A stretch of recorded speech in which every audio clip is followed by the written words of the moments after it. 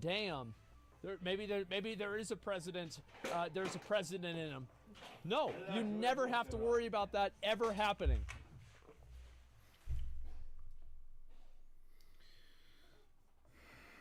S.W.Frost 1 is now live.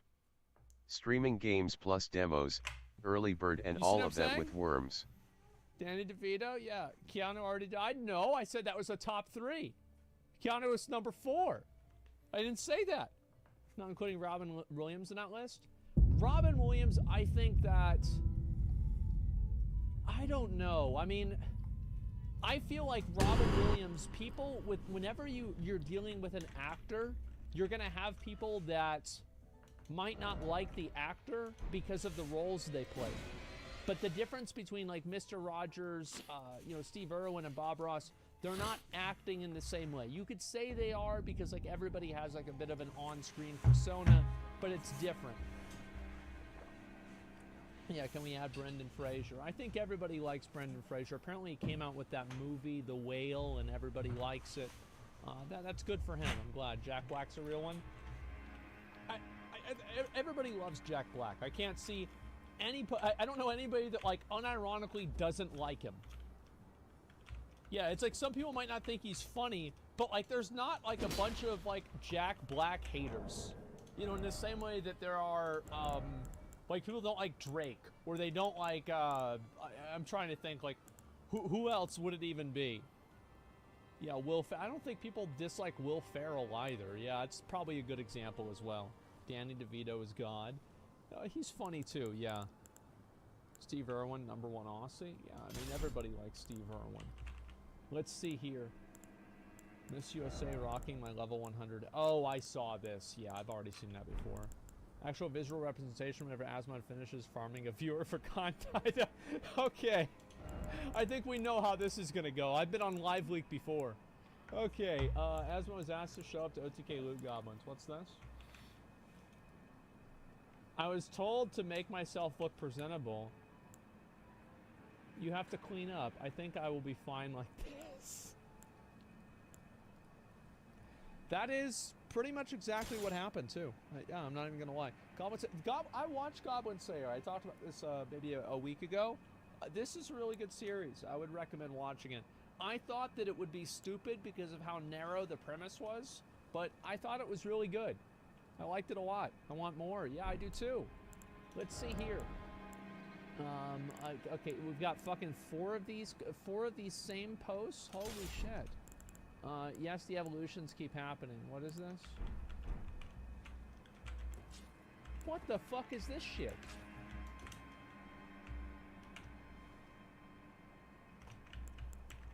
This is awful.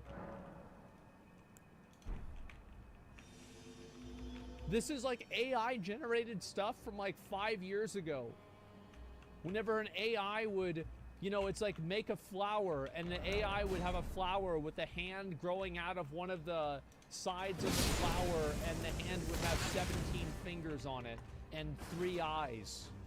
It would look like a fucking Elden Ring boss. Yeah, unrealistic too much. Okay, let's see here. 343 will no longer make Halo games, but will oversee outside development. It's finished. It's finished.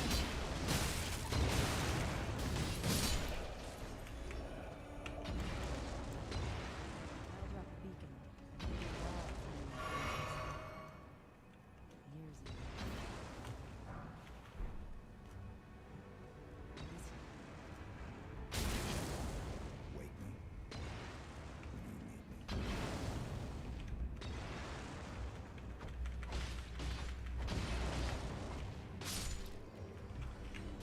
Master Chief was so cool. He was such a fucking badass, man. Yeah, wasn't it? He was so cool. And like, he doesn't even really say a whole lot. It's just a couple of lines, a couple of words, that's it. Yeah, overrated character. That's why he's good. It's saying, you know, less is more.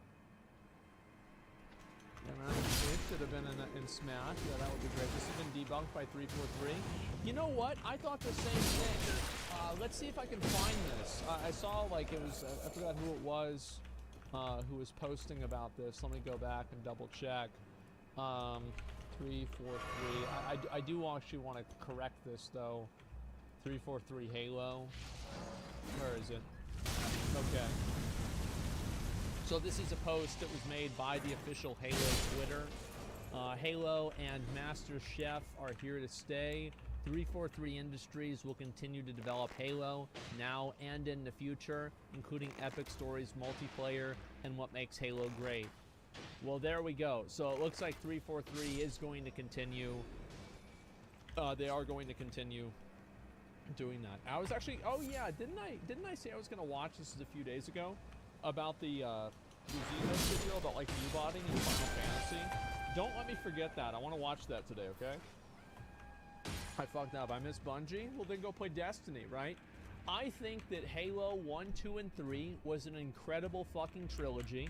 In the same way that I don't think we need Bloodborne 2. We don't need to keep making more Halos. Let them make something new, and it's fine. Yeah, it's like before Halo, they had Marathon. And then after Halo, they did, you know, Destiny. Yes, we do need more Halo. I don't know. I think that they should, if they're going to do more Halo, I think that they should move away from having Master Chief be the main character. Maybe that's like a bad take, but I think they should do more things that are set maybe in the Halo universe, but like stop using the same character over and over and over. Make new stuff, yeah, like ODST, yeah, kinda. And like even, I mean, Reach wasn't really like this because it was more of a prequel, but like try to explore a different perspective of the story. So a new game, well, a new main characters in the same universe. Like, I mean, think about The Mandalorian. Like, I haven't watched the series, but I mean, it's not all about Jedi and Sith. It's more than that. Or Rogue One. Rogue One is another great example. Yeah.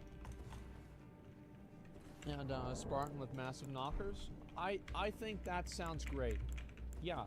Let's see. It says City Heroes released at the same time as WoW and didn't do as well. Oh yeah, I've heard from a number of people this game was amazing. I remember hearing people talk about it when I was a freshman in high school, and I just never really played it myself.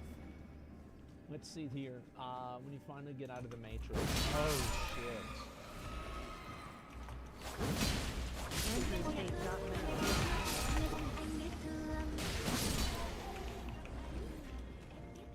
That's not him. That's another bald guy that looks like him. I can tell. I can tell that's not him. It's another bald guy. That's him? No way.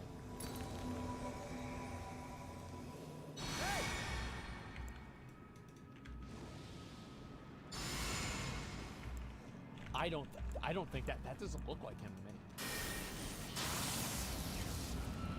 I think that's, I mean, it's pretty good. It's a deep fake? Yeah, I don't know what it is, man.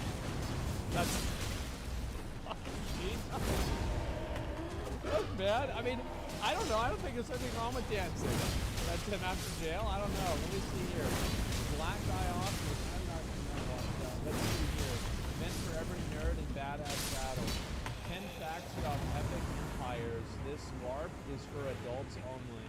Is it for the reason I think it is? I was gonna watch this. It's a 26-minute video, isn't it? Yeah, I saw Welcome this to my channel. For me. I'm not going to watch it on stream because it's just going to be super long, and I'm going to talk about like an hour, and I also never played Demon Souls. But you know, I love Demon Souls. I played through it like 6 times or something like that, 7 times. I really had a lot of fun playing the game. The truth is, though, the game was rudimentary. Not a lot to it. It was very easy, and I pretty much beat the game, and that's about it. Let's see here. Owner disavows disobedient dog. Knows only Spanish commands. This is America, all right? You gotta speak American here. Demon Souls remake is so good. People hate it for noticing it. Yeah, I really like it. Let's see here. Be amazed. Amazing video game setup. What's this? I'll take a look at it. Okay, Kona Baguette. Some French comedians made a video about what it's like to be American. Okay, that's fine. Let's see here. Why did it remove? There's nothing wrong with this video, is it?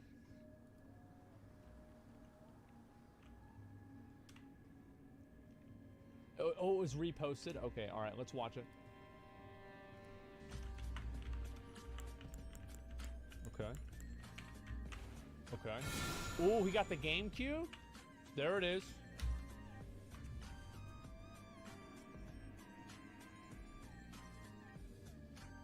That's cool as fuck. Holy shit.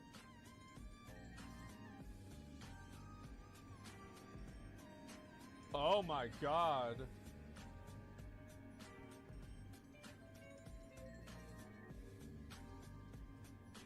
The subtle flex that he actually does have a girlfriend or a wife. Because, like, you know, if he didn't show that, everybody would be like, wow, this is what it would be like if I was 40 and a virgin. 100 fucking %. So he had to put that in there. I'm gonna be honest, guys. This is really cool. But you know what would be even cooler?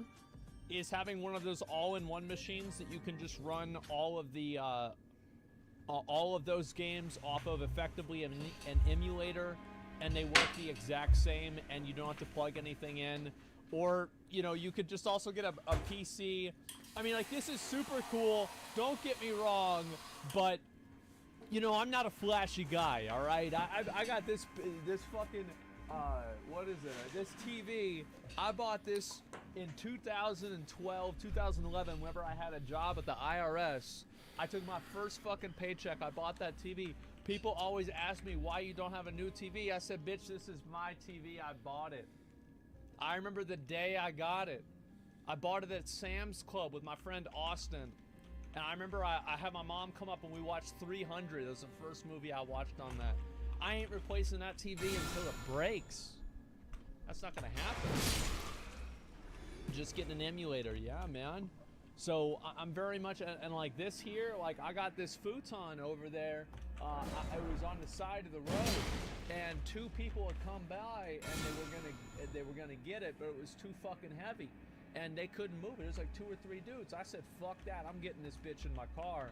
I did, and I remember carrying that motherfucker up those stairs, king size futon mattress. I almost died, but it's fucking up there, and it's not going anywhere. I don't care if it's really hard to sleep in. Izzy would complain every fucking day about that futon. Alicidra, welcome to my channel. Futon. 01 Ella, It's gonna welcome stay to my channel. But stay, yeah, you goddamn right. Did you wash it? She didn't put a sheet on it because it was like, she was like, because I told her a story about how like Eric threw up on it, and then she's like, "Did you ever clean it off?" I'm like, "Yeah, kinda." And then she's like, "Did you use sheet for it?" I'm like, "No." And she's like, "You need to put a sheet on it." No. So here's what happened, right? Is like Eric and like a few of my friends, like we came over and we were like chilling, and like Eric was using Hawaiian Punch as a mixer for vodka, and he was up here. And he was chilling on my futon, and the next thing you know, Eric threw up on the futon. So then I said, "Eric, get the fuck off the futon." And he's like, "Okay, fine, I'm gonna go to the bathroom." And so then what happened? I was passed out in my bathtub, and then I couldn't brush my teeth, couldn't use the bathroom, and you know, I had to use my mom's bathroom instead. And finally, you know, everybody goes home at like, you know, 6 a.m., right? And 2 hours later, Eric wakes me up. Wakes me back up from sleeping. He says, "Zach, can you drive me to work? I got orientation today. I'm too drunk. I can't drive." Okay. Refresh? Wait. Is that good? Oh, is it messed up? Missed the story? Is it fucked up? Well, anyway, so he wakes my ass up, and he tries to get me to drive him. This is after puking on my fucking futon. Then after he threw up on my fucking futon, then he passes out in my bathroom, my bathtub. I can't use it. Then he wakes me up 2 hours later, whenever I'm trying to sleep, 8 a.m. He's like, can you drive me to work? I'm too drunk. I'm hungover. I can't drive to work. Because the reason why we had the party is because Eric got a new job. And it was his first day at the job the next day. So I had to drive his ass all the way up there because he was fucking drunk. He worked there for like fucking 5 years, and it was Best Buy. He paid me back though. Like I have a Super Mario Maker. I have all the Best Buy stuff that was like the store promotional stuff. He fucking took all of it home and gave it to me, and so it's right there behind my TV. So we chilling. Yeah, I'm in a sweater already. Yeah. That didn't happen, but it was called drunk first day at work. It was a drunk second day at work and third day at work and subsequent days at work for Eric too. But yes, he was also drunk on his first day at work too. And absolutely, show Super Mario stuff. I don't know if y'all can see it. Let me see if you can. Let's see. Yeah, it's right. It's like that one, and then that one. And I kept that. That's my TV. It's underneath. And that's where we're at. How bad does my room smell? My room is totally fucking fine.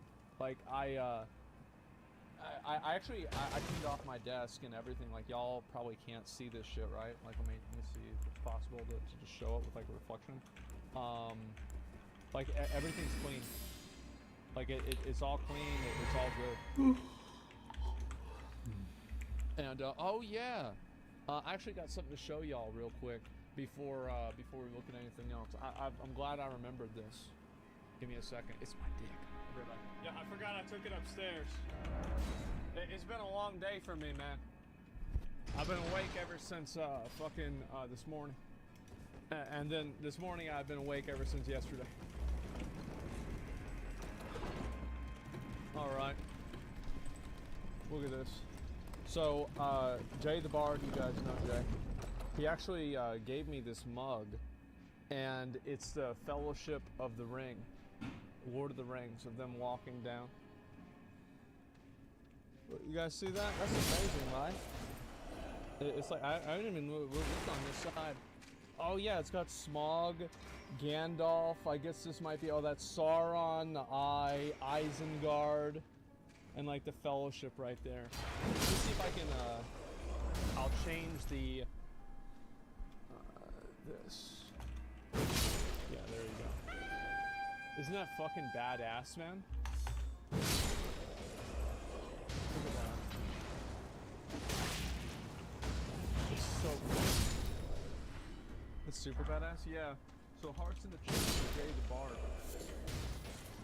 It was the last time I saw him while he was in Austin, and he just gave that to me. And you guys might not know this, but I may pretty much assume Lord of the Rings is like my favorite movie. It's like one of his favorites too.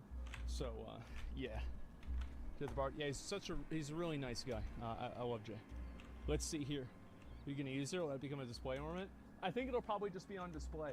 Usually I don't really drink out of a lot of cups like that because then I have to I have to wash them.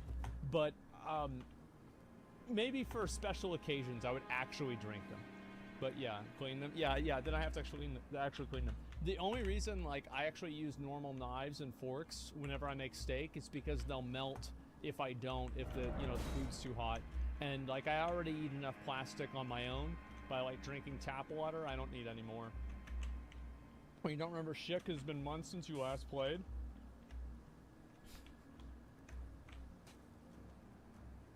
I don't know why. I feel like the Elden Ring memes are actually really good. Let's see this here.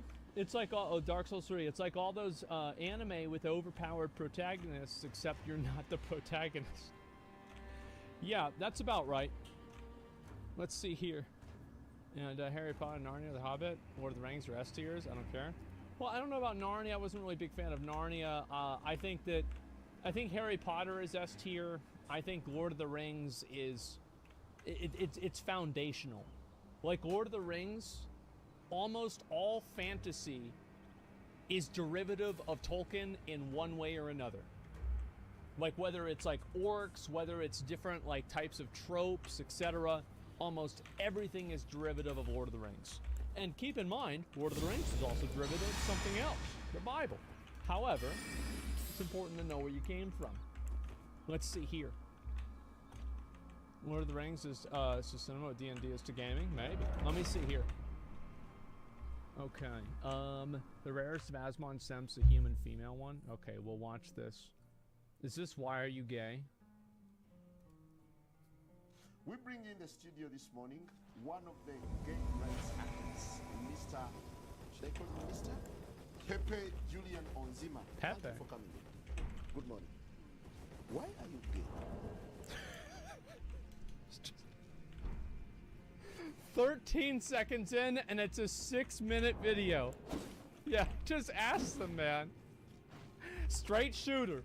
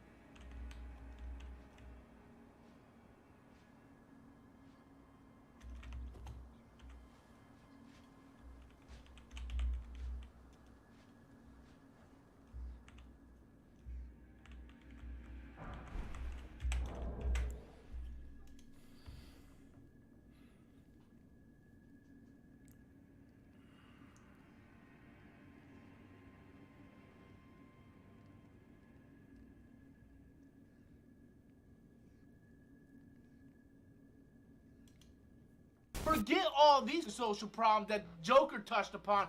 Let's have a better woke agenda, and let's go full woke, and let's give Parasite. From Marvel to Ghostbusters, there has never been a bigger time in history for family entertainment, with Hollywood releasing film after film. But somewhere along the way, the internet decided to start arguing about the politics of what are essentially children's movies. So where did we all go wrong? Well, today I'll tell the story of the movie wars. The original Ghostbusters movie, which was released in 1984, is widely regarded by film scholars and general audiences alike as one of the greatest and most iconic comedies of its era. The film's groundbreaking special effects, catchy theme song, and effortless chemistry between the main cast to turn the story about a group of scientists starting a ghost extermination business into a juggernaut of popular culture for years to come. A sequel was released in 1989, which, while still being a big hit at the box office, failed to live up to the quality of the first movie in the eyes of most fans. Many agreed that the success of Ghostbusters was lightning in a bottle, and the magic simply could not be replicated. Nevertheless, fans still held out hope for a third film in the franchise. Potential scripts for Ghostbusters 3, some of which even written by series co-star Dan Aykroyd, were passed around for years, but were rejected time and time again by director Ivan Reitman and star Bill Murray.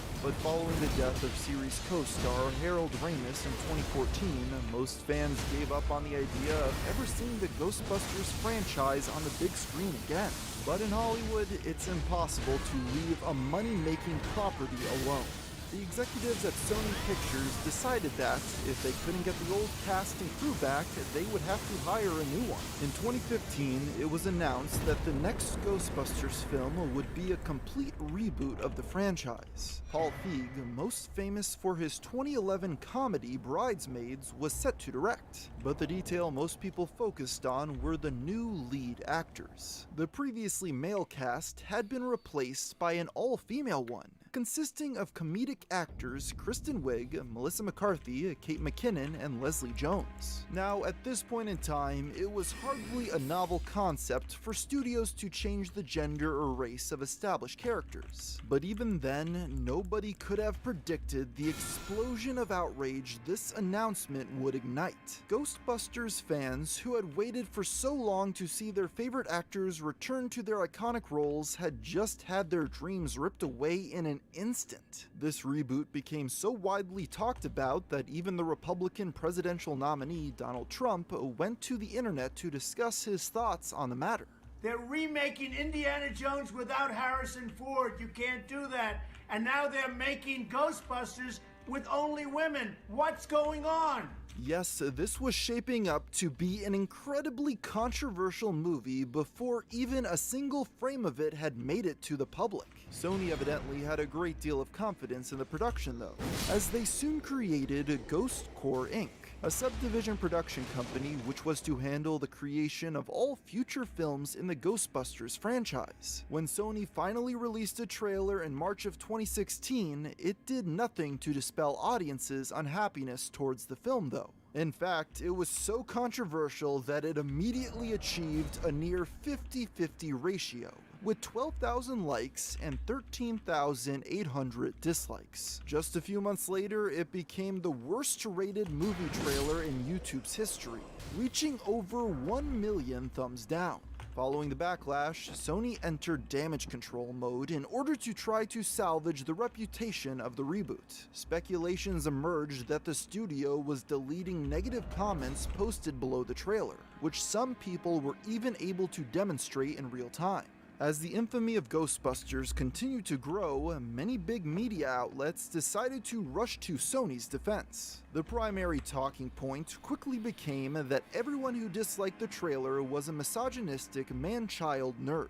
For the next few months, a stream of articles were published lambasting those who were not excited for the upcoming reboot. They all repeated the same talking points about how the backlash was completely overblown and the only reason anybody may have disliked the trailer was because they hated women. On May 17th, the YouTuber James Rolfe, best known for his character, the Angry Video Game Nerd, posted a video saying that he would not be making a review of the Ghostbusters reboot when it was released, essentially turning him into the poster child for an angry man-baby Ghostbusters fan in the eye of many journalists. So instead of doing what everybody else is going to do, go see the movie and then talk about how bad it is, I'm going to do something different, something unheard of. I'm not going to see it. Wow. What a novel concept, right? If you already know you're going to hate it, why give them your money? One of the higher profile people to join in was comedian Patton Oswalt, who went to Twitter and mocked the internet critic. This response provoked hordes of angry Ghostbusters fans to descend upon the actor, who were up in arms about his flippant response to Rolfe's video. Some of these people chose to make things personal. They photoshopped pictures of Oswalt's late wife, who had passed away only a month prior, onto the face of Slimer, with others asking if she was playing a ghost in the movie. Even the cast of the film got in on the action, joking in interviews about how detractors of their upcoming film were all neckbeards living in their mother's basements. Even the cast of the original movie came to the defense of the reboot. Bill Murray, who had famously been the main reason as to why there had never been a Ghostbusters 3, expressed his confidence in the actresses who had taken his place. Why was this idea appealing to you? It was only because I knew these girls were funny. Many people were skeptical of his reasoning here, as a leaked email from the head of Sony's legal department in 2014 showed that the studio had considered aggressive litigation against the actor in the past if he refused to play ball on future Ghostbusters projects. With all the discourse surrounding it, one might have expected the reboot to become the biggest movie of the summer, with half the audience going to experience what they expected to be a train wreck and the other half going to support the women who had been targeted by trolls. However, upon its release, Ghostbusters only managed to rake in $229 million worldwide, not even reaching the $300 million that Sony had previously stated they would need to break even. Critics of the film lambasted its bland special effects, drawn-out scenes of improvised comedy, and overly saturated colors. Once it became clear that Ghostbusters 2016 would not become the cinematic universe starter Sony had hoped it would be, a few members of the cast from the original movie began speaking out on their thoughts as to where the studio went wrong. Dan Aykroyd placed blame on the director, Paul Feig, for not taking his advice on filming important scenes, and thus costing the studio millions in reshoots when it became clear that those shots were necessary for the plot. It's too bad. The director, he spent too much on it, and he didn't shoot scenes we suggested to him. Several scenes that were going to be needed, and he said, no, we don't need them, and then we tested the movie, and they needed them, and he had to go back, and about 30 to 40 million in reshoots, so... Yeah. Wow. So he will not be back on the Sony line anytime soon. However, Aykroyd would later walk back this statement. In the aftermath, the film's co-lead, Leslie Jones, began receiving a barrage of hateful comments on Twitter, many of which targeted her based on race. The most aggressive of these posts would compare the actress to the original Ghostbusters TV show from 1975, in which one of the team members was a gorilla. Among those taunting her was the infamous right-wing provocateur Milo Yiannopoulos. He would join in on making fun of her appearance, and even fabricated fake tweets by the comedian to make it seem like she was anti-Semitic.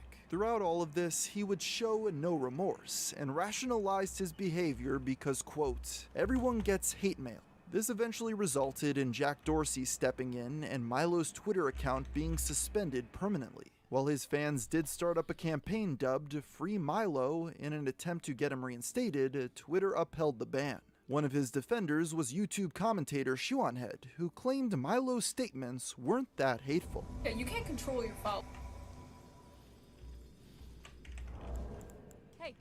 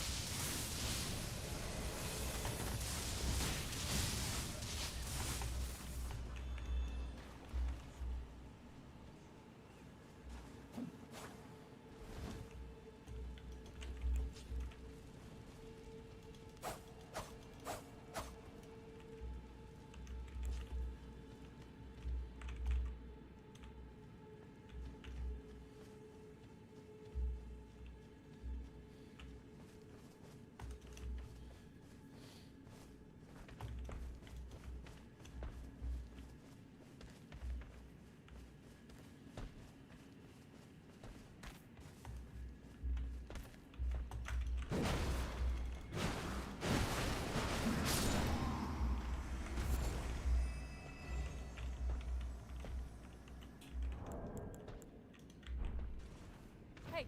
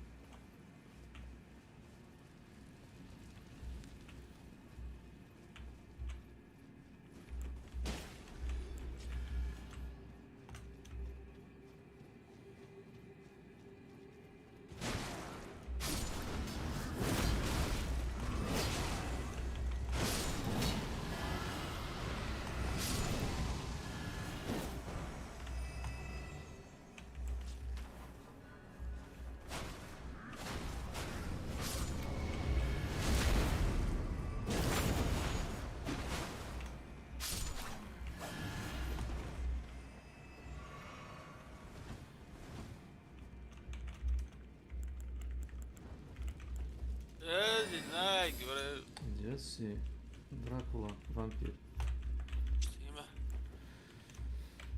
O, igram tu s nekim, kako kažeš, strangerima. Ali igram s ovim karakterom regularnim. Koji su danas 24. A, ne, misliš na Left 4 Dead, ne. Pa jok, bre. Na Elden Ring, bre. A, to je 240 i neki level. Znaš, to ti je, 300 sati sam ja Ono imao. smo juče igrali, brate, nikad više, majke. Ona je Left 4 Dead, Bolest. a ono se ne može preći. Kaže, ono. Bolje, ti si pravo, bolje igramo na T5 u Dark Tideu nego ovo, brate.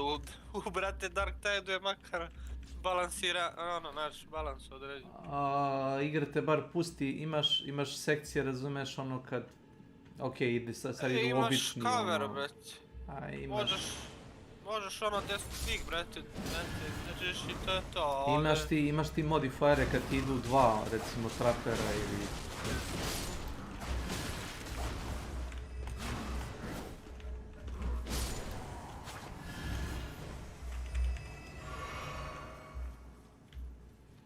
Ali ono je bilo... Jedva sam ustao, evo te. Su 4 sam, brate, da spam. Šta reći, a ne zaplakati?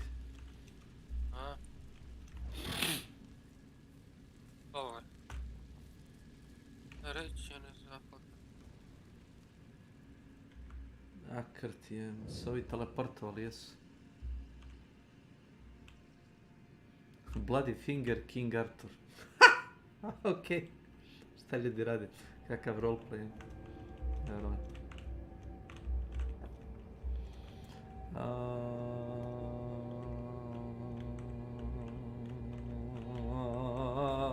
Ne mogu da uđem ovdje.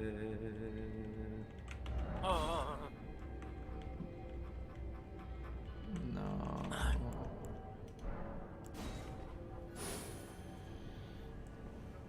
Nažalost. Evo te ušao sam u Dark Tide, lik, Psyker, level 1, a ima premium skin. A dobro, ima ljudi koji vole da kupe kozmetike.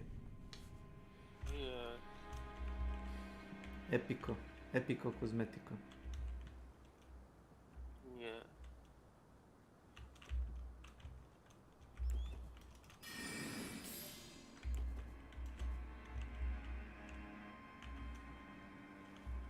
Kad će Kešću da stignem ploču?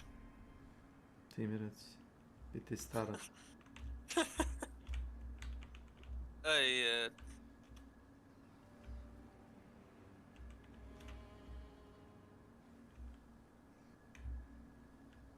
Bez starca nema udarca.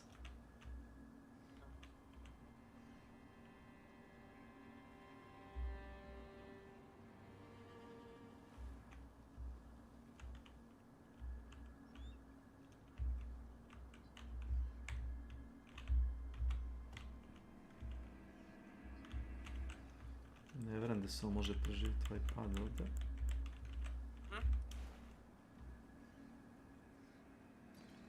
Može. Jedva.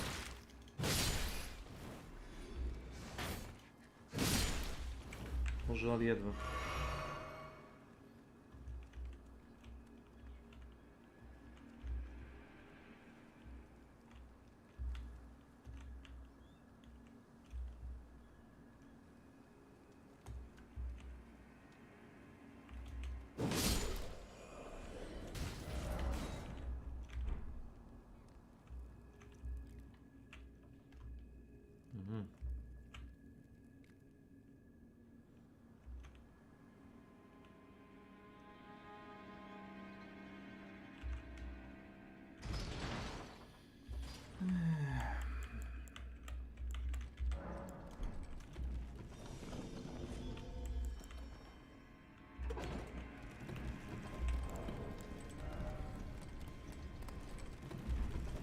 Ovo je moj isti Guzman.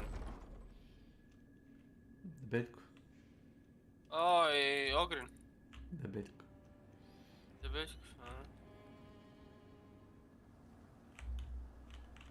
Eto, znaš ti da mi radi bolje igra kad stavim default, da mi sam, brate, kompjuter optimizuje grafiku, da stavi kako on. I, brate, stavi do jaja, ono, lepše i super, brate, radi. Kao da zna koje opcije treba da ono budu, znaš, isključene, a koje ne, da bi to radilo smooth. Smooth kriminal. Smooth criminal.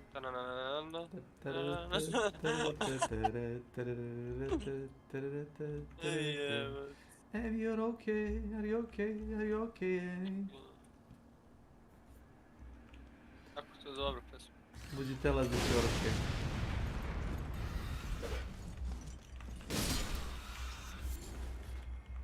Prokleta čurina. Prokleta je Amerika i zlato što sija.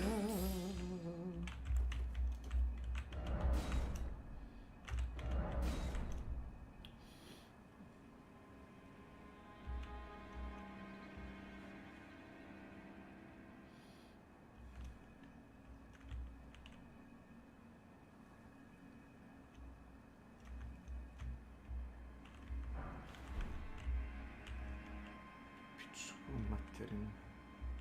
Vezem vrta od ovog zamka. Svaki korak smrt.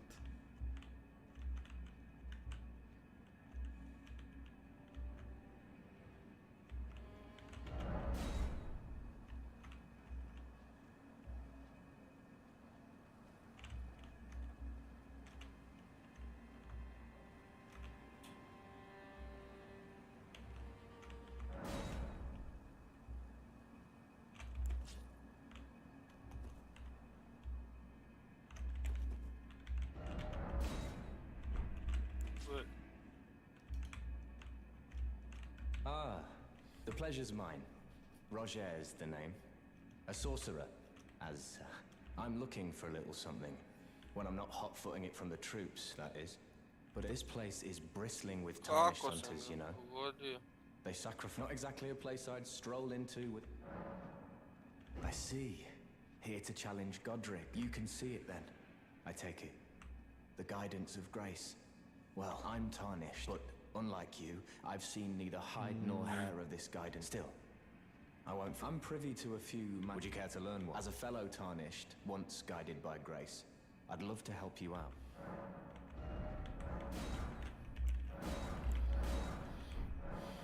The battle art you've learned is of the... They were conceived at the Great Academy of Rea Lucaria, to the north. In the past, they obeyed laws which contravened the Golden Order. Fascinating that the Golden Order was pliable enough to absorb practices that contradicted itself with the Order broken, twisted. Such adaptability is more...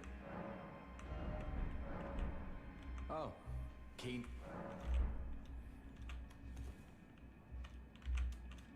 Rogue 1 RL. Welcome to my channel.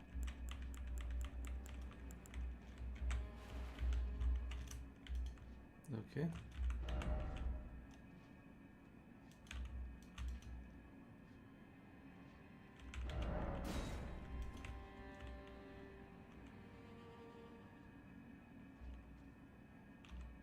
Oh yeah.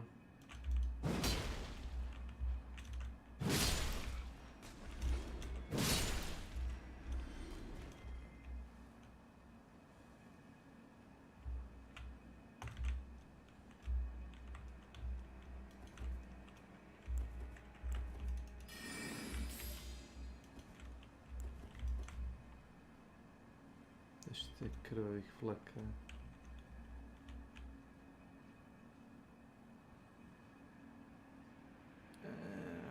Da se ne može stići, šanse nema.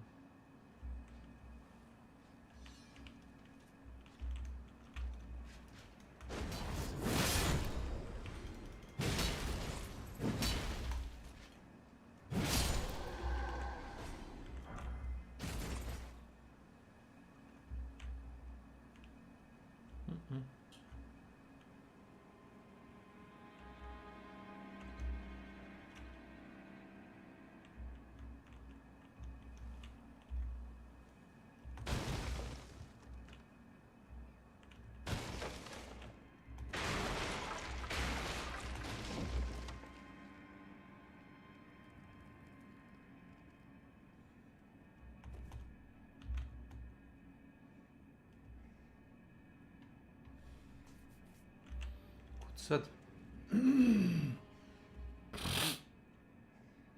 Drudo_o. Welcome to my channel.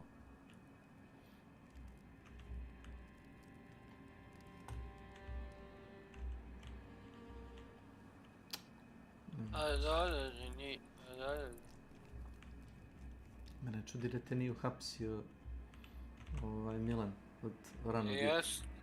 Ne znam da me hapsi od ranog jutra. Pa šta znam, ovo je njegovo doba otprilike. De, pa ja idem u 11 sati. Zašto da me hapsi? Znam ja otprilike kad ti ideš. Znači mi si rekao da radiš u 12, tako? A.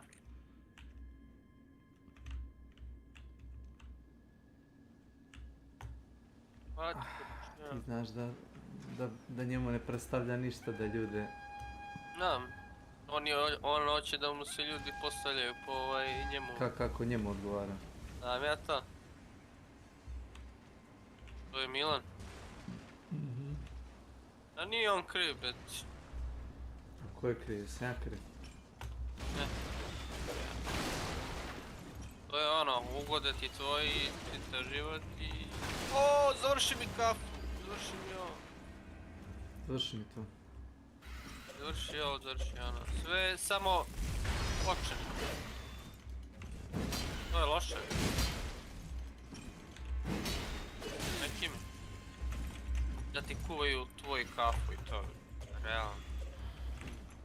Ok, ovako razumem, znaš, umoran si s puta, s nečega, znaš, ok, onda to počne svaki dan da ovo je to.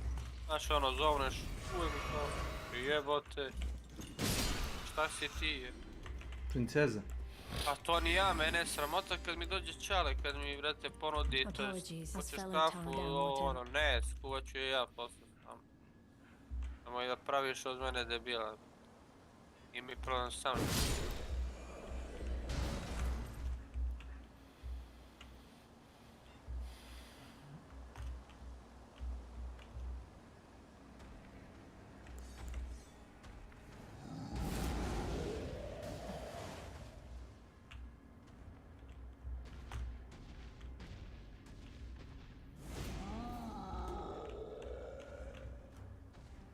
Ne znam kako ja ti kažem, to se zovu magareći usluge.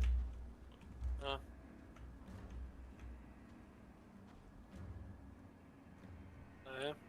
Kažem, ovaj kum razmaženi ste i onda znaš i jedan i drugi, onda se javno kao opjevaš.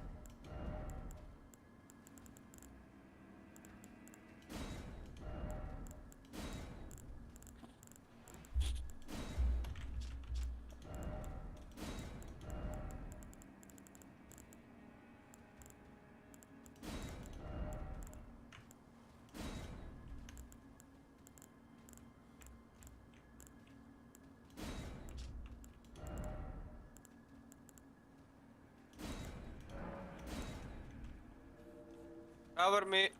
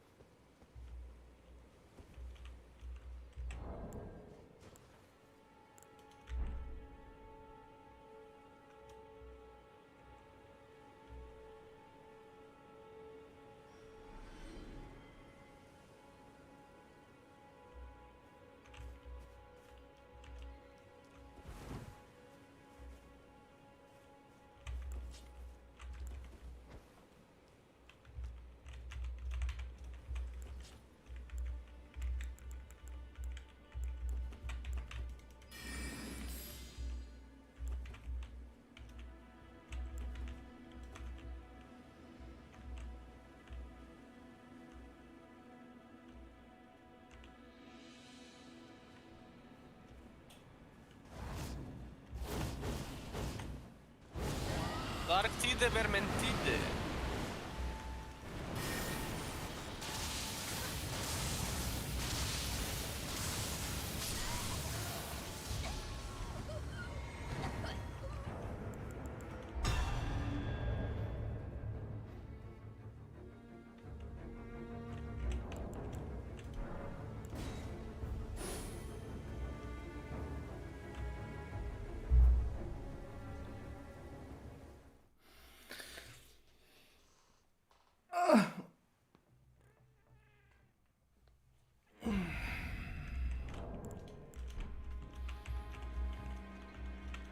Nekim ljudima je stvarno dosadno.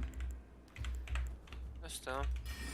Pa stavio sam svoj taj samo znak za prizivanje na raspolaganje kome treba pomoć. I ljudi me zovu, znaš, ono, imaš kao tu arenu. Obično ljudi uzmu neku oblast je relativno prazna i tu te prizovu, razumeš, da... Namerno, ne. Da radiš PvP, razumeš, i onda ono kao okej, radim, sad sam odradio jedan fight i ono kao vaš izašao. Kaži mi, je li tu ima ono ko ima bolji gear, brate, to? Pa da, to... Ima. Pa ima, treba da nađeš dobar gear. Treba da se grinda, znači tu onaj koji igra rate najduže je jači. A sve možeš da nađeš, nema pay to win i tako to. Jedino što neki artefakti recimo imaju low kao taj drop rate. Tipa da bi dobio neku sekiru, neki mač, neka ti je recimo drop rate mu je 1% ili 0,5 ili 4%. 4% se smatra dobar drop rate. 0,5 je teško, ali može.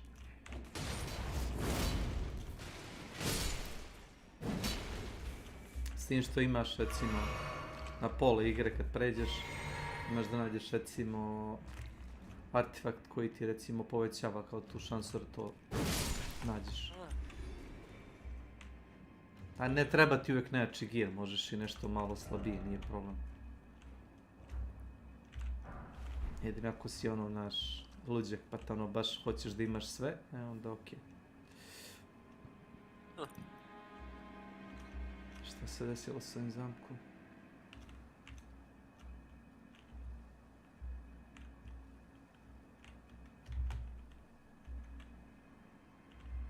Iz igra baš to jebate, dođi mi da kupim i sad u pičku materina.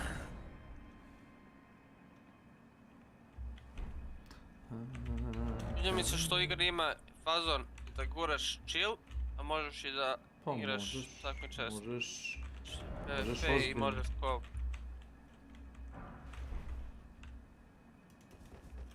A svet u toj igri je lepši nego, brate, Dark Souls, realno.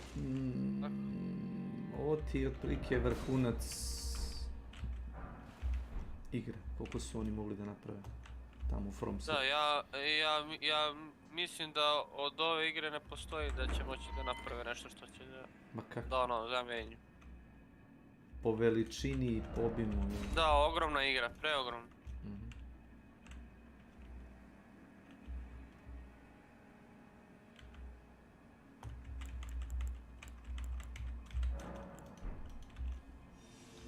Vrševenti materi keru. Skočio na leđe. Baš ker iznabadao me.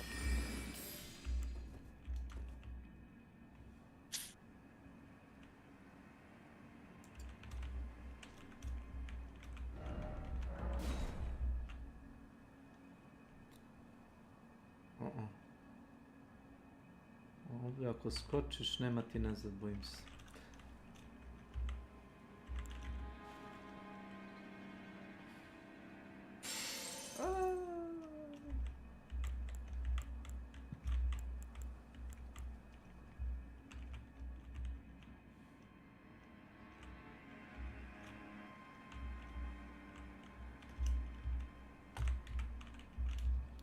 Ova.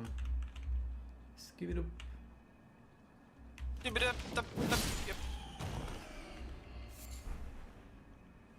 Koji smo danas, 24. Dobro, taman 27. kad mi legne prevoz 3000, to ću da platim. To je faz. Opus ne moram šta da čekam, realno za 30 evra je okej uzeti, Ja sam uzeo 2 za 60. Znači, toliko je dobra igra, čim si uzeo. Ko ja Dark Tide, što sam... Znači, kvalitetne igre, brete, to se vidi.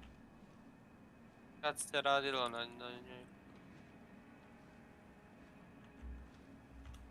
Jep. Evo, brate, Dark Tide, ja mislim da nigde nisam čuo bolji soundtrack nego, brate, Dark Tide.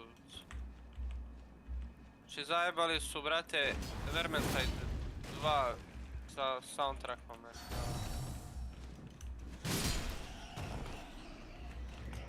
A i u Killing Floor je dobar soundtrack, serem. Ali ovdje baš ono, volio sam. Dobar je, ali je ono kao, sad ćete reći ono kao default heavy metal. No. Tako ga ja vidim.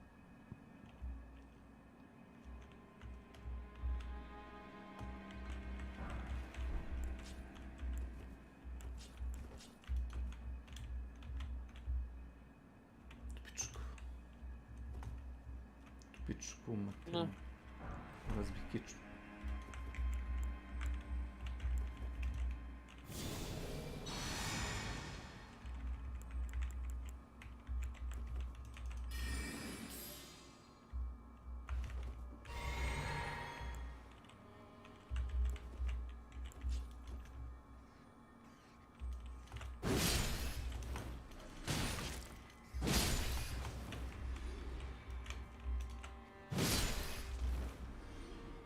Marš.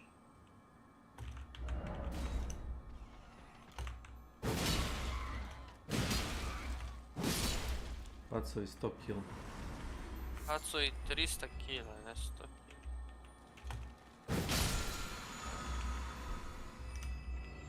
Ha, Rancor Call. Same old.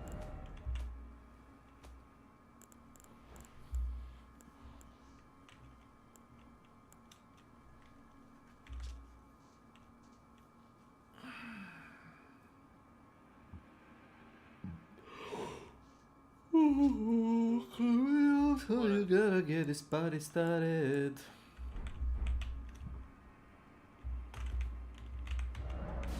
Behold the bug.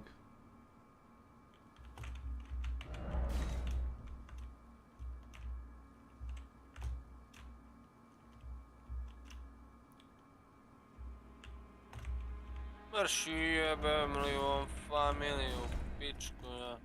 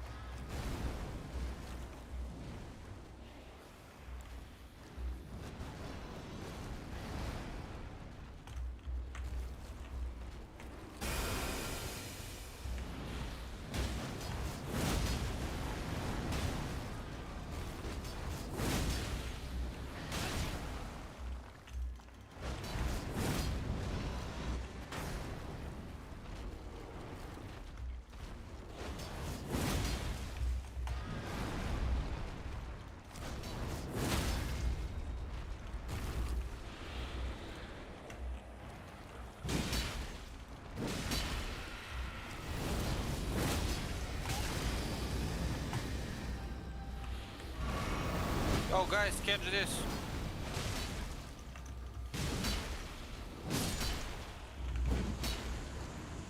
Elodin. Elodin, catch this.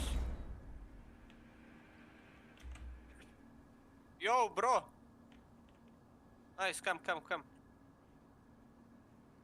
Thank you. Nice.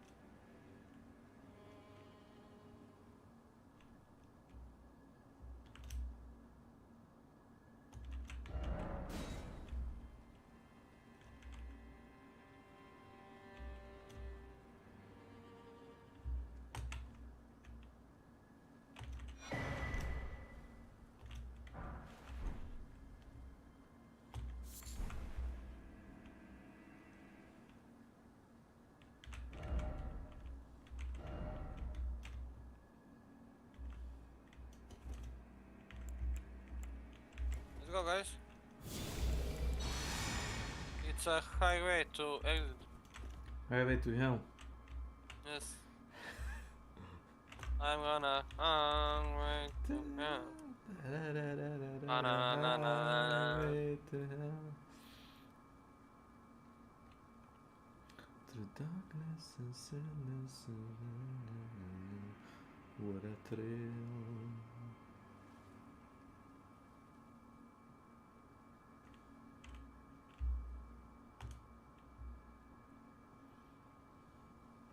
What's your mom?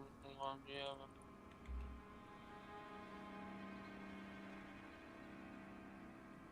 Dun, dun, dun, dun, dun, dun.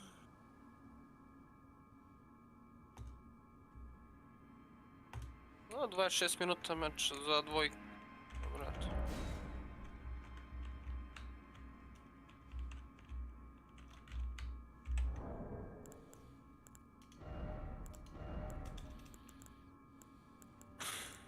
Hoću da naguram ovog Guzmana na 30. Kad mogu da mu kupim shield onaj što s tim? A ne treba ti veliki level. Ne treba, to da bi demon hosta karali.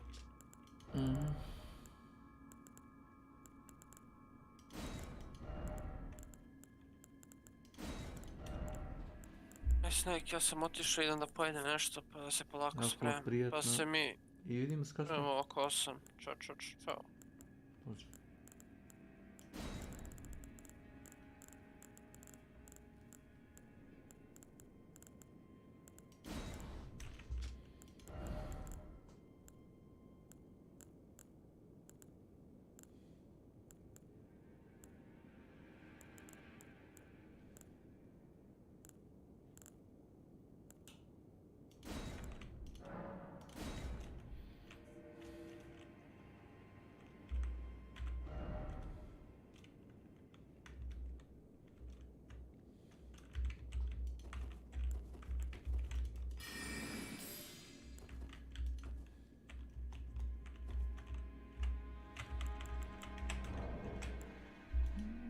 And his tweets weren't hateful at all, really. They were just... Oh, he did imply that she was a man, but... She looks like a man. She looks... That's she's not ugly. racist. She's just ugly. Following this, Joan's website was hacked and defaced with photos of her driver's license and nude images, which had been stolen from her iCloud account. It's not clear if the hackers did this in response to Milo's ban from Twitter, but given the timing, most people believe the two events were connected. It was at this point that the vitriol surrounding Ghostbusters 2016 hit its peak and began to die down somewhat. Both those who loved and hated the films seemed to agree that things had gone too far. While this may have been the end of the story for female Ghostbusters, it wouldn't be long until the internet found a whole new target to get outraged at.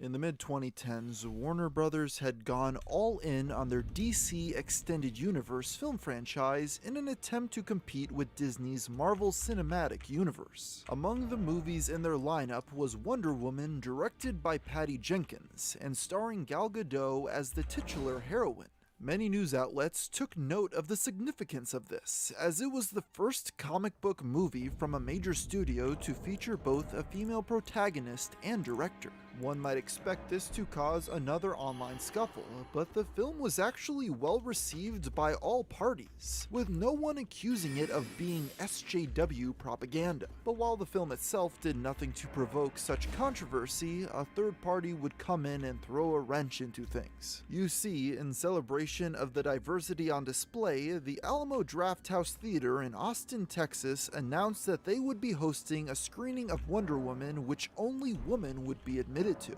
Other Alamo Drafthouse locations across the country soon followed suit, with the Brooklyn Theater writing on their social media, "Apologies, gentlemen, but we're embracing our girl power and saying no guys allowed for several special shows at the Alamo downtown Brooklyn. And when we say women and people who identify as women only, we mean it. So lasso your geeky girlfriends together and grab your tickets to this celebration of one of the most enduring and inspiring characters ever created." As can be expected, this announcement caused quite a stir online. The news quickly spread like wildfire as people from all corners of the web chimed in with their opinions. Supporters of the idea claimed that it wasn't a big deal. It was simply one screening of a movie that would be shown thousands of times across every theater in the country. Meanwhile, detractors claimed that the supporters were being hypocritical. As if it had been an all-male screening of the film, surely everyone would have been crying discrimination. Unlike with Ghostbusters, it seemed like this controversy was good for business, as many of these screenings were selling out. At least, that's how it started. It wasn't long until two people, including law professor Stephen Clark, came along and filed formal complaints to the city of Austin against the theater chain. Alamo Drafthouse had apparently not taken into account that Austin's equality laws did not allow businesses to refuse service based on race, gender, or sexual orientation. The theater chain was forced to make a statement claiming that, despite their advertising, they would not have actually turned away men who showed up for the screenings. The case was later settled out of court, with the men who filed complaints receiving free copies of Wonder Woman on DVD. Unrelated, Alamo Drafthouse would later file for bankruptcy in 2021 in the midst of the COVID-19 pandemic, with the Austin location closing its doors permanently. In 2012, the Walt Disney Company purchased Lucasfilms, owners of the uber-popular Star Wars franchise, for over $4 billion. Clearly, Disney hoped to make an enormous profit with this new acquisition as they quickly set to work announcing a tidal wave of new Star Wars content.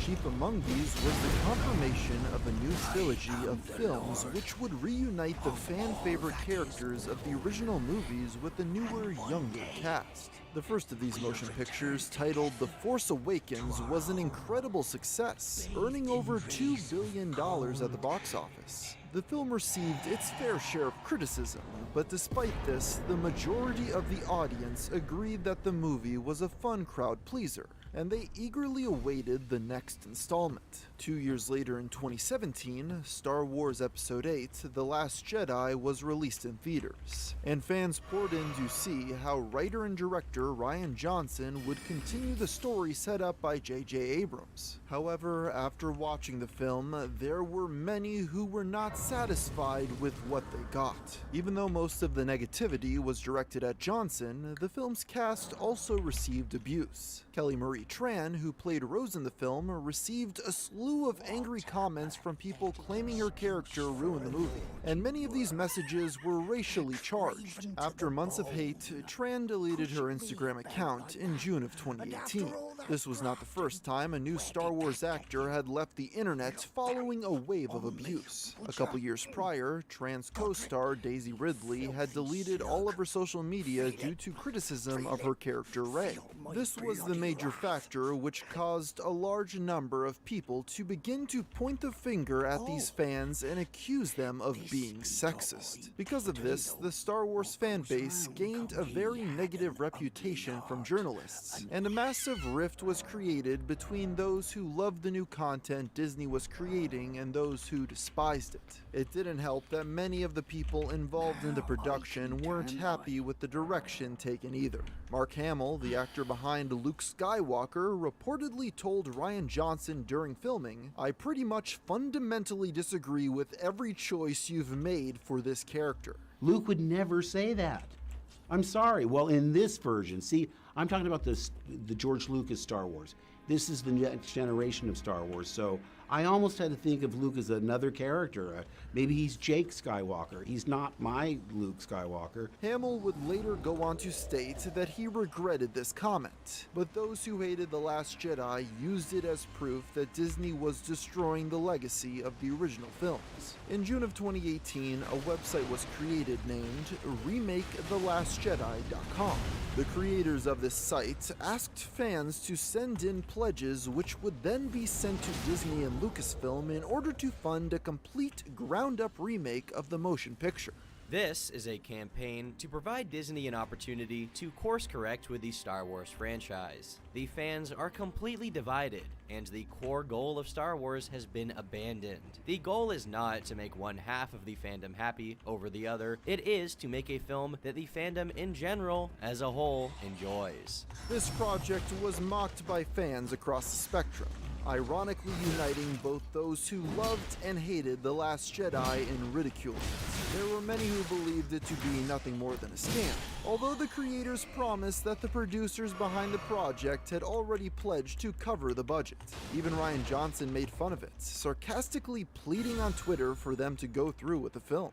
Not surprisingly, the remake never ended up happening. The website has since been deleted, and the Twitter account has been inactive since March of 2021. Although even in their final tweet, they were claiming to still be moving forward with the project. All of the divisiveness surrounding The Last Jedi caused public interest in the Star Wars franchise to dip. Their next movie, Solo: A Star Wars Story, performed well below expectations, reportedly losing Disney around $77 million. This was not the only reason Solo failed, but the reception to The Last Jedi certainly didn't help. The character of Black Panther first appeared in the pages of Fantastic Four number 52 in 1966, created by comic book legends Stan Lee and Jack Kirby. The titular character went on to make history by becoming the first black character from a major comic publisher to star in his own solo title starting in 1977. Given Black Panther's relevance to the legacy of diversity at Marvel Comics, for years fans hotly anticipated the day he would receive his own feature film. Following the character's big screen debut in Captain America: Civil War in 2016, plans for a solo Black Panther movie were quickly set into motion over at Marvel Studios. Continuing in the legacy of the comics it was based on, Black Panther made history as the first big-budget comic book movie with both a black director and a predominantly black cast. As audiences purchased their tickets and crowded into theaters in February of 2018, there were some online who claimed white people should not see the film on opening weekend, as it was an experience only for African Americans. In response, trolls saw an opportunity to stir up panic at their expense. They went to Twitter and began posting pictures of injured individuals, usually white women, and claimed that they had been attacked by black people while going to see. Claimed yourself a great room. Looks like we both. Well done.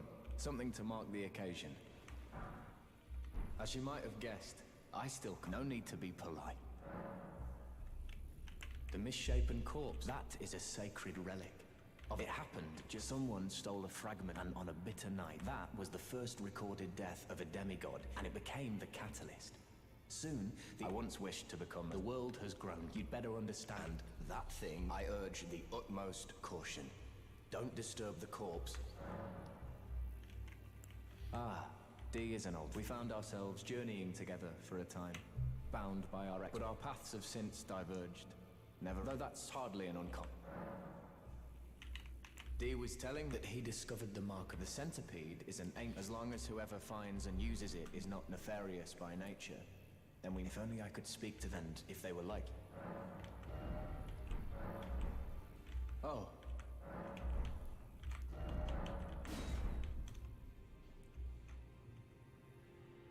Did you need? Are you acquainted with, the piteous fellow hiding away? He was a formidable. Don't let his easy air deceive you.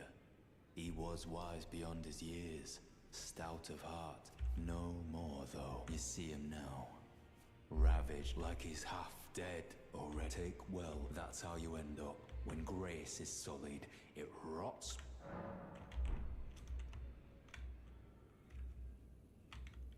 Oh.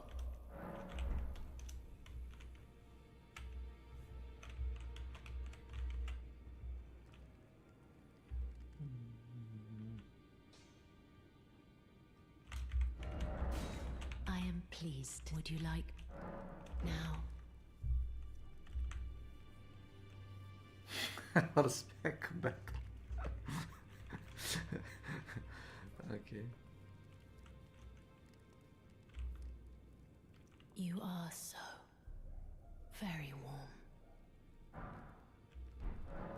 My dear, have you ever heard of Black Deer Roger and the ancient plot? The Black Knives wield along with the these grand affairs are hard, dear Roger. In truth, about the Black Knife Prince that but it wouldn't be right to give this to him, stuck as he is. Perhaps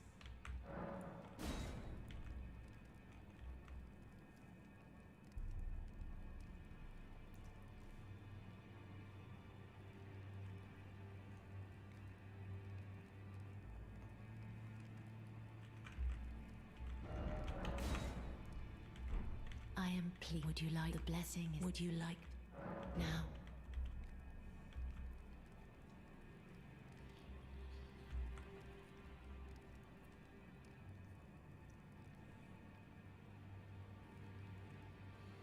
You ask, dear Roger, the ancient plot, the Black Knight, along with the... Then good day to you.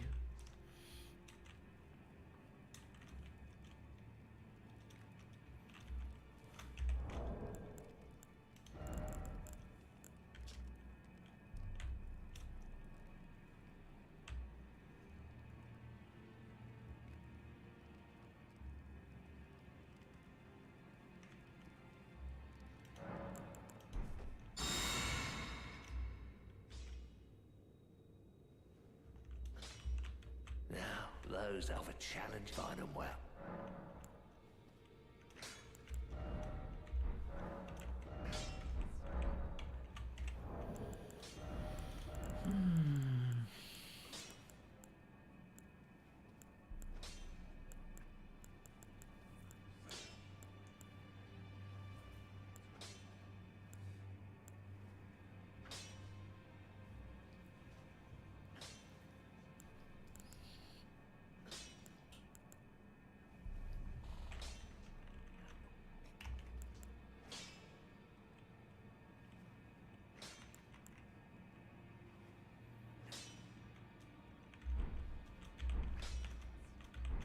Back already, no matter.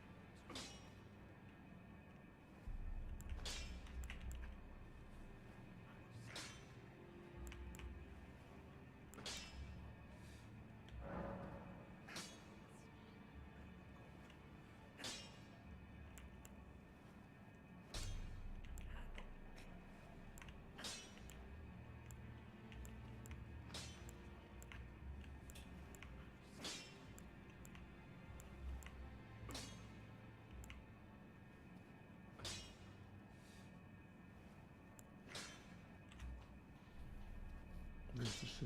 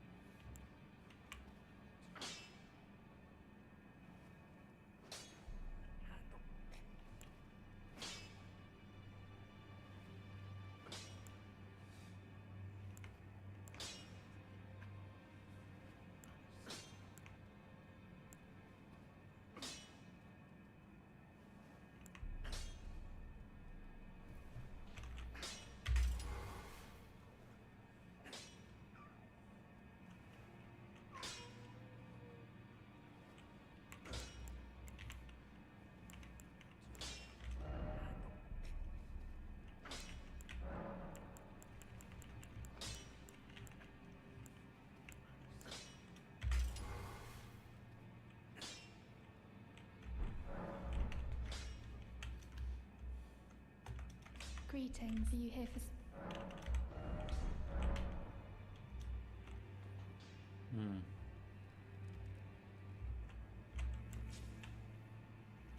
Oh.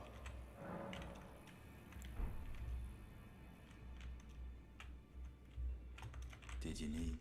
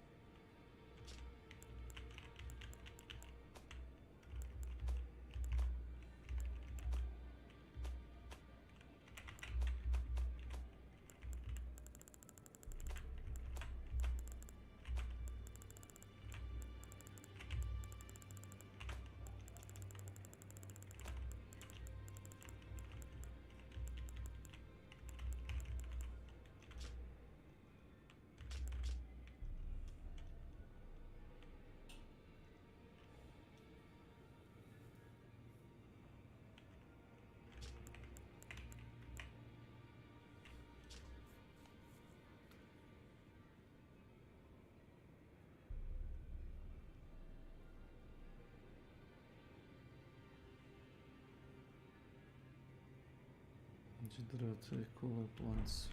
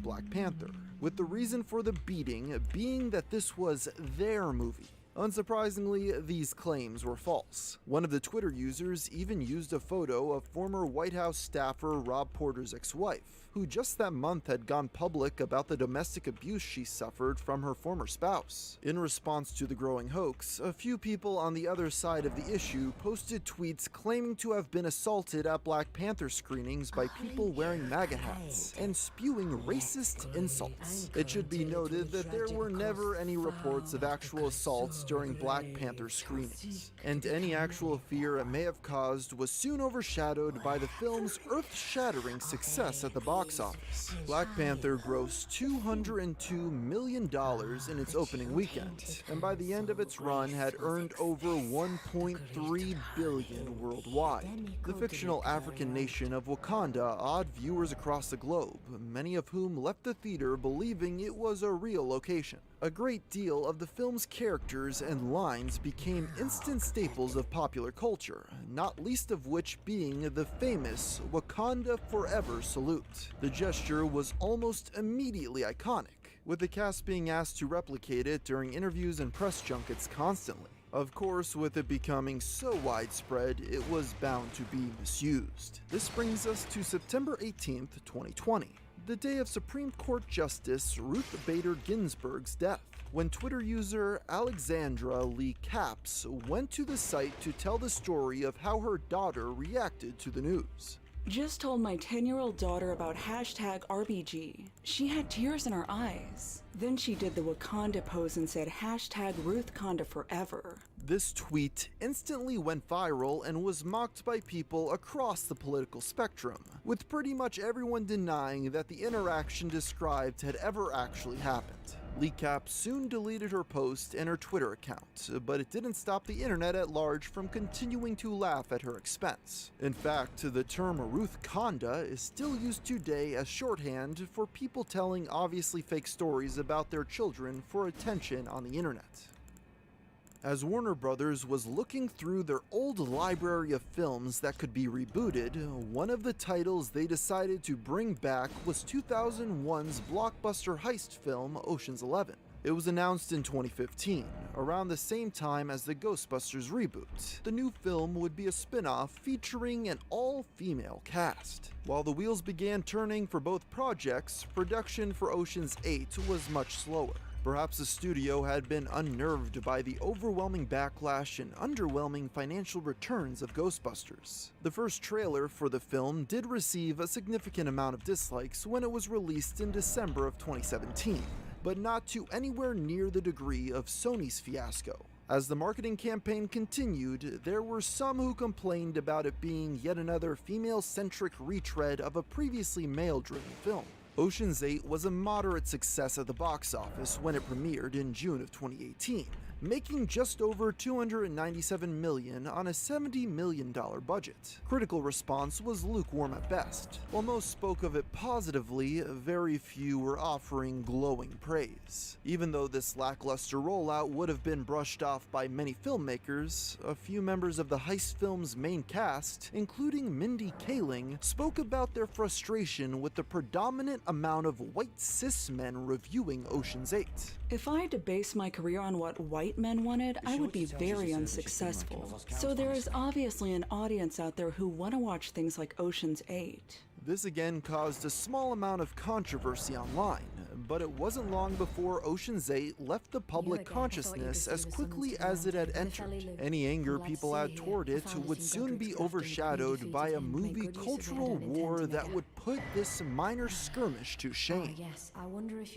In December of 2018, Disney released the trailer for Captain Marvel, the first MCU film to feature a woman in the lead role. People had mixed opinions on the character of Captain Marvel long before her movie was ever announced. After being debuted in the comics in 2012, she had become one of the prime examples used by those who disliked Marvel's increasing push for diversity in the 2010s. On the other hand, though, there was also a large contingent of fans who loved the character. Needless to say, there was a lot of buzz surrounding the movie for various reasons. It didn't help that the first trailer seemed to put special emphasis on the gender of the title character, adding fuel to the fire in the detractors' case against the film. And most of this ire was focused on Captain Marvel's star, Brie Larson. This drama began back in June of 2018 during Larson's speech at the Women in Film Awards. She spoke about the recent critical failure of A Wrinkle in Time and her frustration about the lack of diversity amongst reviewers. Am I saying that I hate white dudes? No, I'm not. But what I am saying is that you make a movie that is a love letter to women of color. There is an insanely low chance a woman of color will have a chance to see your movie and review your movie. This quote exploded online, with Larson's critics using it as absolute proof that she hated men and didn't want them seeing Captain Marvel. This expanded something of a new internet subculture, with YouTubers dedicating entire videos to discussing everything the actress did or said. Rumors were spread about how Larson's fellow Marvel cast members all hated her behind the scenes, and how Disney was allegedly already looking to recast her, although it should be noted that none of these claims have ever been confirmed. The most prominent of these channels was The Quartering, who has gone on to put Brie Larson in the title and thumbnail of over 100 uploads. Yes, people who hated Captain Marvel were proving to be an incredibly profitable demographic before the movie had even been released. In the time between Larson's speech and the motion picture's premiere, Captain Marvel's page on Rotten Tomatoes became a heated battleground. People bombarded the audience want-to-see rating, dropping it all the way down to a staggering 27%. In response, the review aggregate website chose to remove the want-to-see score altogether. As can be expected, this provoked outrage, but Rotten Tomatoes stood their ground. Around this time, another female-led action movie was being marketed titled Alita: Battle Angel. The film was a longtime passion project for director Robert Rodriguez, who was a fan of the original anime it was based on. More importantly for our purposes, Alita's release date was only a month separated from Captain Marvel's. Because of this, those who despised the upcoming Disney film decided to rally behind Robert's project, in the hopes of teaching Disney a lesson about not using gender identity politics to market a film, as well as hopefully curbing the mainstream narrative that they only hated Captain Marvel because they were sexist. When Alita: Battle Angel premiered in February of 2019, it made an impressive $405 million at the box office. Just as its supporters were celebrating victory, though, Captain Marvel debuted a month later and grossed over $1 billion. However, the detractors did not consider this a defeat. They once again turned to Rotten Tomatoes, citing the disparate audience scores as proof that Alita had triumphed. It received 92% positive ratings, as opposed to Captain Marvel's score, which hovered around the mid-40 to low 60 range. But the real winner of all this was actually Disney. That month, they had purchased 20th Century Fox, the studio behind Alita: Battle Angel, meaning that they collected the money for both films and ended up laughing all the way to the bank. In 2008, Christopher Nolan released his critically acclaimed adaptation of Batman, The Dark Knight. The film was a massive success, basically redefining the way superhero movies were viewed by the general public overnight. The true breakout star of the movie, though, ended up being Heath Ledger's portrayal of the Joker. In the years that followed, the public perception of the character would evolve from a cheesy comic book villain to a symbol of those of us who are fed up with society. As popularity of the Joker continued to grow as an ironic meme representing unhinged gamers in the 2010s, Warner Bros. Decided to greenlight a motion picture for the Clown Prince of Crime. Todd Phillips, best known for the Hangover trilogy, was chosen to write and direct. Phillips' idea was to take heavy influence from the work of Martin Scorsese and treat the film as an exploration of the Joker's place in modern pop culture, as a symbol for those of us who feel society has left behind. Of course, making a film with a sympathetic look at a mentally unwell white man seemed to be too much for many in the media to handle. Without even a trailer released yet, there were some who worried that the film was being made to appeal to far-right incels on the internet. These critics accused the movie of sympathizing with and glorifying violent killers, and would only serve to inspire more angry young men to become mass shooters. This backlash sparked a second backlash of those who like the character of the Joker. They claim these journalists were missing the whole point. The movie was meant to shine a mirror on the societal problems that drive people to violence in the first place. As these two parties argued back and forth for months, things had heated up significantly by the time the film was set to premiere in October of 2019. Articles started to be written, stirring up fear that screenings would turn violent, as gun-wielding incels would turn out. It got so bad, in fact, that mere days before the premiere, the FBI released an alert, warning theatergoers to be aware of potential shootings at Joker screenings. While they had received no credible threats, they stated that some troubling social media posts gave cause for alarm. In preparation, a few theaters banned attendees from wearing Joker costumes, while others chose to simply not show the film at all. One of these theaters was the Century 16 in Aurora, Colorado, where in 2012 a gunman opened fire in a crowded showing of The Dark Knight Rises, killing 12 people. With all of the fears surrounding Joker from the mainstream media, one might assume that general audiences would be scared off from the theater upon its release. However, the opposite turned out to be true, as the film grossed a record $39 million in its opening weekend, going on to gross over $1 billion, making it the highest grossing R-rated film of all time. Joker was even nominated for Best Picture at that year's Academy Awards, although it ended up losing to the South Korean film Parasite. This was followed by a minor controversy when YouTuber Robert Storms uploaded a video ranting about how Joker should have won the award, and believed Parasite only beat it due to Hollywood's quote-unquote woke agenda. Let's talk about Joker, okay? Look at United States of America right now. What is more important to our culture than the Joker? About a movie that talks about mental illness not being taken seriously, about how people in high places look down and frown upon the poor, the poverty, and people with mental illness, and how we need to take this more serious. But no, forget all these social problems that Joker touched upon.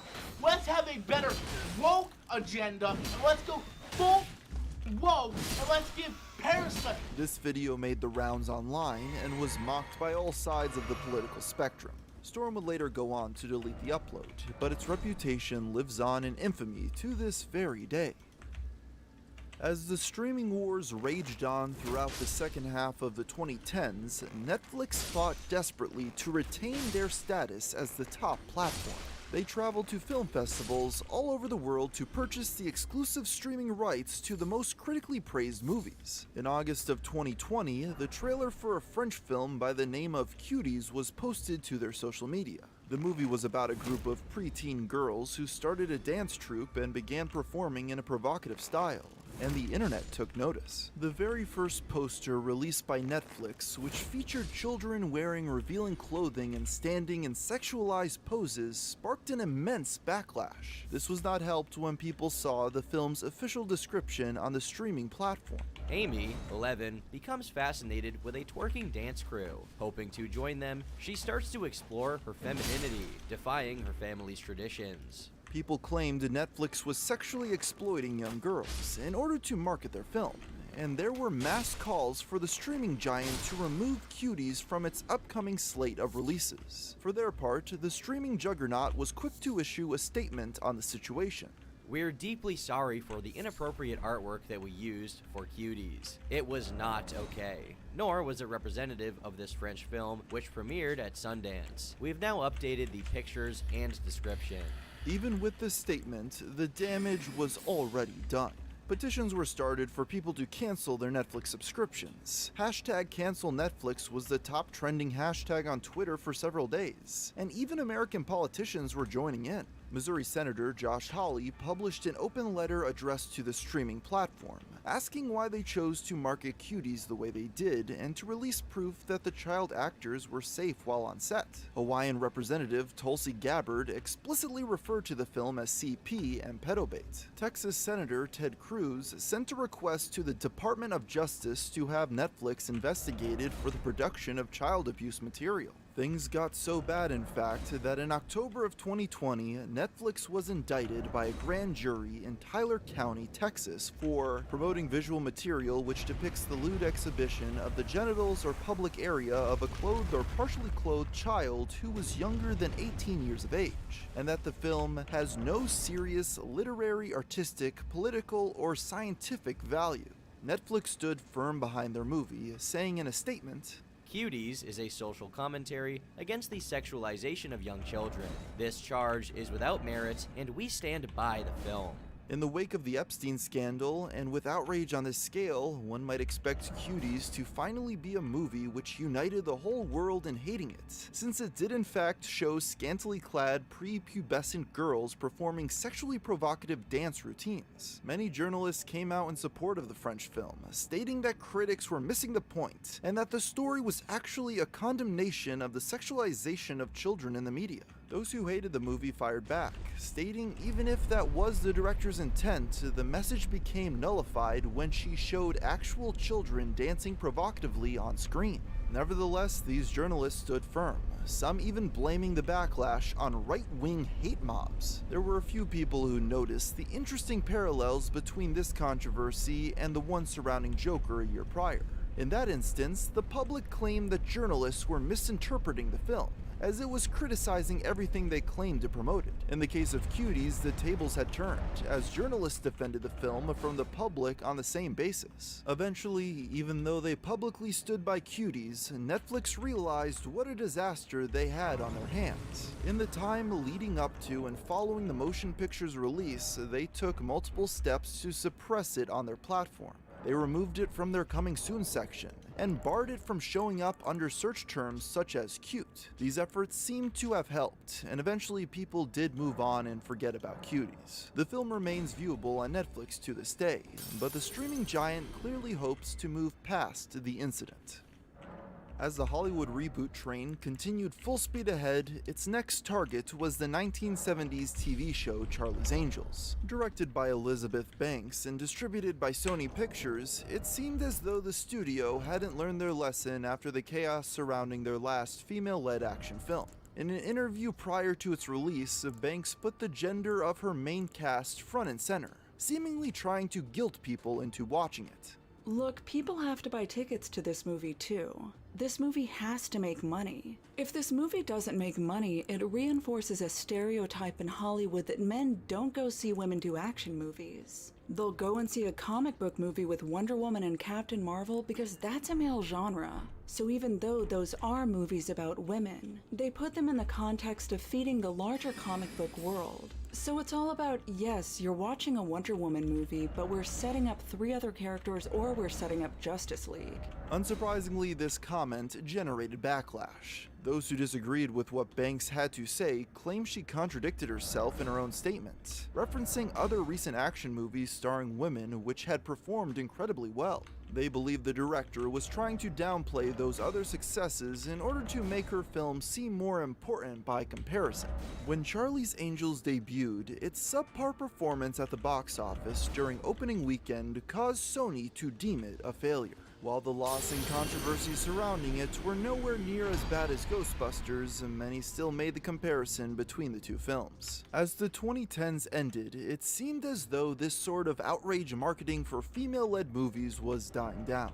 Around the same time, the film Black Christmas was trying something similar, advertising itself as a Me Too era reboot of another property from the 1970s. But in that case, the bait had not been taken because no one cared. Following the massive success of The Jungle Book in 2016, the Walt Disney Company began a binge of remaking their entire catalog of old cartoons in live action. This strategy was already controversial amongst critics and audiences, many of whom believed them to just be hollow and soulless retreads of the original classics. But one would end up sparking a greater firestorm than all the rest: the remake of 1998's Mulan. This all began amidst the protests in Hong Kong due to concerns that the region's independence from the Chinese government would soon erode. As time went on and clashes between police and demonstrators became increasingly violent, the protests became international news. Many onlookers in the West sympathized with those fighting to keep their freedom, and it was around this time that they took notice of the reluctance of many American corporations to speak out against the Chinese Communist Party. Ire became directed at Disney when it was discovered that Liu Yifei, the star of the upcoming Mulan remake, had publicly spoken out in favor of the police in Hong Kong. I also support Hong Kong police. You can beat me up now. What a shame for Hong Kong. This statement enraged both protesters in Hong Kong and their supporters overseas, who all called for a mass boycott. Disney, for the most part, tried their best to avoid addressing the situation altogether, as they did not want to disturb the massive Chinese film market or risk their relationship with the Chinese government. Jason T. Reed, a producer on the movie, gave a public statement in an attempt to calm things down. It's a very complicated situation for performers who live in China and work in China. Obviously, the tensions between the two entities is very complicated. I feel badly for her that the conversation inevitably turns to this, and I hope that when audiences see the movie, that the conversation turns back to what an amazing performance she brought in and how much she had to do in order to bring that character to life. Needless to say, this did not quell the discourse, but Disney stood their ground and did not release the actress from the project. However, Mulan was still facing problems behind the scenes as the COVID-19 pandemic forced them to delay its release in theaters. Eventually, though, they realized they had another option.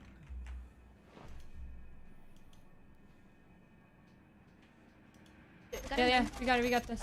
He's going for it. He's on it. Dead. Dead. Let's go. Let's go. Yes, let's go. Oh my god. Oh my god. Let's go.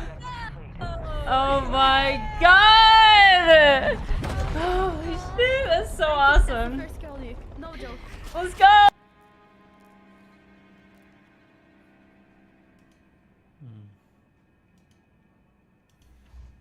Yeah, thanks. Fun stuff.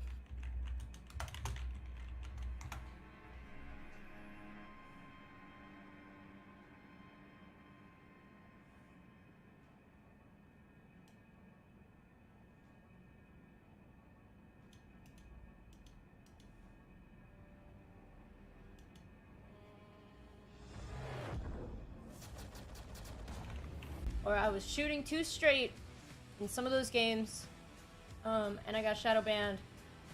This was like a week ago, whatever.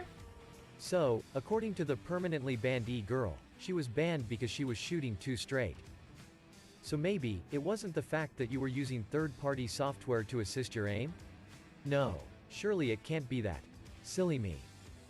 And then a couple days later, I saw my account was permabanned. And I'm like, excuse me? Like, I have nothing on my computer that would ever get me permabanned. Like, you guys know, like, I don't have shit on my computer. So I told them, I'm like, this is, like, obviously a mistake. That's because trace files were found on your computer. It really is that simple. This is a mistake. Like, I literally will have my PC checked 100 times. I don't have anything on there. And then Activision pretty much told me that they've never reversed a ban, and they're not going to reverse a ban. Even if sometimes Ricochet will detect programs that aren't cheats, but it like doesn't, the system doesn't like it or something. Permabanned. Like, what the hell? I have nothing on my computer except for the overclocking thing. So I started to think like maybe it's the overclocking thing for my controller. But everybody in the community uses that, so because you guys know my PC crashes all the time, my game dev errors all the time. I was thinking like maybe something's corrupt, maybe one of the files are corrupt or something like that, that maybe like came up weird from Ricochet. I don't know, but either way, I can't get my account back. I tried everything. I've talked to, I literally can't get it back. They've pretty much told me like, I'm sorry, like it's gone. So it sucks, but I've had time to process it. I'm sure the hacker hunters are gonna have a field day with this, which sucks, but I have nothing to hide. Yeah, you guys know I have nothing to hide. Like, there's nothing on my computer. Well, Ricochet think different. Oh, by the way, engine owning send their condolences. That my account, like I'll be, as soon as the shadow ban lifts, then I'll be able to start again on a new account, whatever. I don't think you understand. You have been permanently banned. I am not sure what part of permanently banned confuses you. We don't want cheaters making new accounts and starting again. It completely defeats the purpose of a permanent ban. Which sucks ass, but... You were invited to play Modern Warfare 2 early. However, while you were shopping in LA, you were caught attempting to purchase a Cronus Zen cheating device. Let's not forget that. And yeah, I'm gonna have to start over, which sucks, but at least I'll have a really high KD. I'm gonna get someone to PC check my computer and everything because I have nothing to hide. A PC check will reveal nothing. You can literally have any PC checked and no one will be any wiser. You can also swap hard drives within 30 seconds. A PC check is completely and utterly useless. It's just a very unfortunate fucking... Facts leave no room for doubt. Fact. You have been permanently banned. Fact. Activision will not restore your account. Fact. Ricochet found something on your computer after you were shadow banned. And facts leave no room for doubt. You have been caught cheating.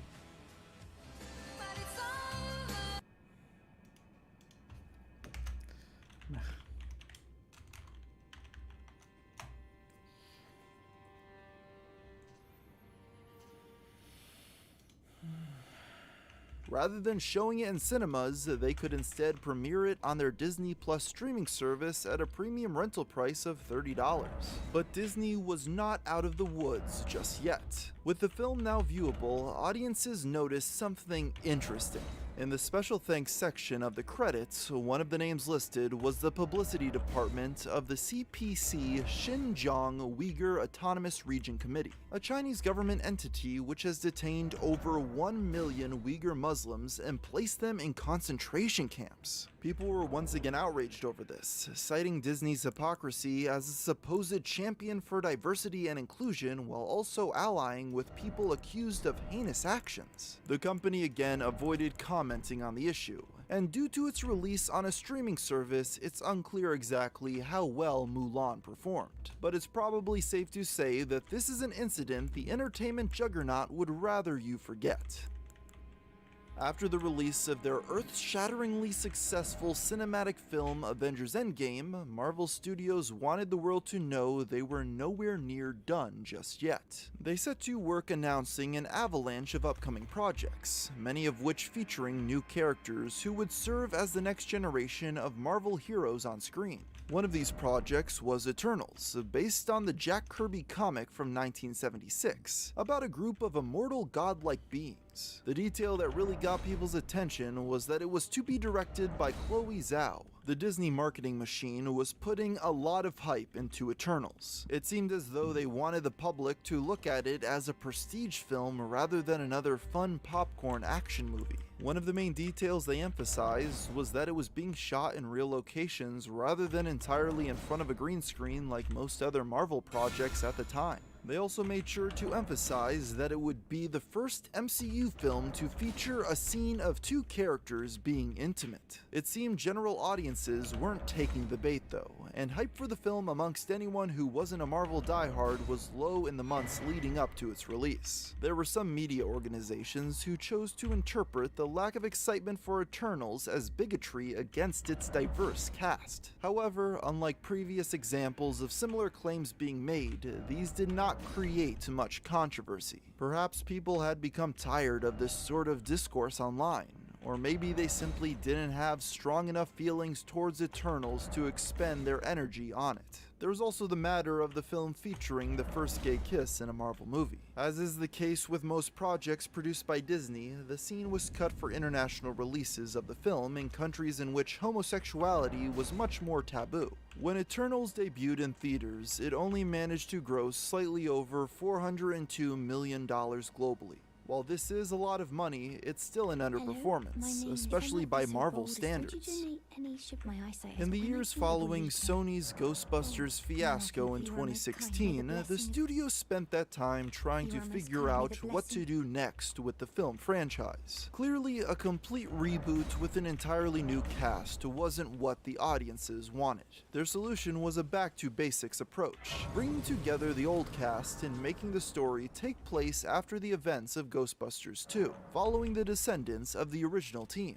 The film was officially announced in July of 2019, with Jason Reitman, the son of the original movie's director Ivan Reitman, set to direct. As with most movies around this time, its production and release experienced multiple delays due to the COVID-19 pandemic. With this extra time, there were some who expressed outrage, accusing Sony of bending the knee to sexists and racists who raged against the 2016 film. Some news outlets set their sight on Jason Reitman after he did a podcast where he promised to quote-unquote hand the movie back to the fans. They argued that the people who hated Paul Feig's Ghostbusters were no fans at all, and were just bigots who didn't want to see minorities enter their spaces. The online world braced itself, waiting for the typhoon of anger to begin all over again.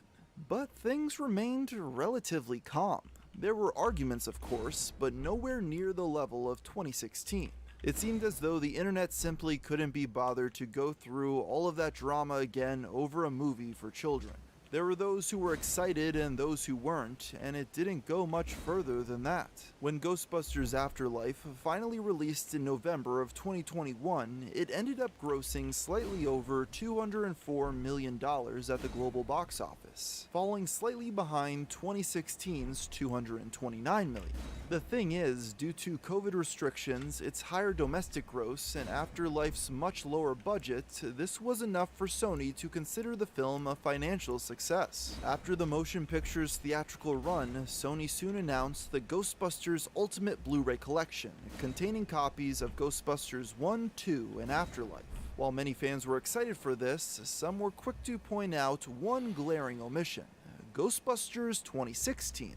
Chief among them was none other than Paul Feig himself, who went to Twitter to ask Sony why his film wasn't included in the collection, despite the answer being obvious to onlookers. Eventually, the studio caved, and added a digital copy of the movie to the box set to appease the feminist comedy director. So there you have a half-decade of time that I think perfectly encapsulates the modern-day movie wars. And if there's a moral to any of this, it's that if there's something to be fought about on the internet, it will probably be fought about on the internet. And with that, I think I'll end the video here. So until next time, thanks for watching.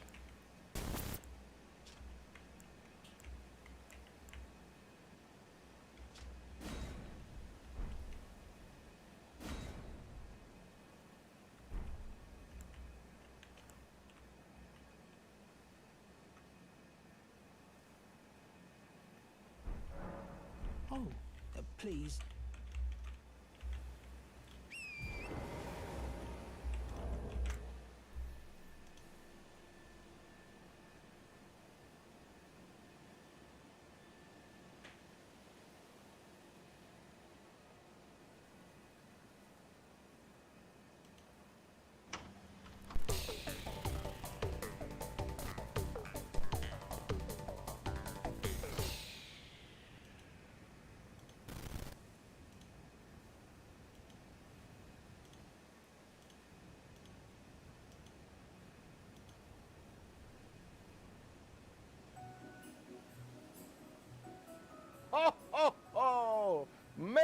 Christmas, Rich. That's right, Mike. It's Christmas time, one of the most important Best of the Worst episodes of the year.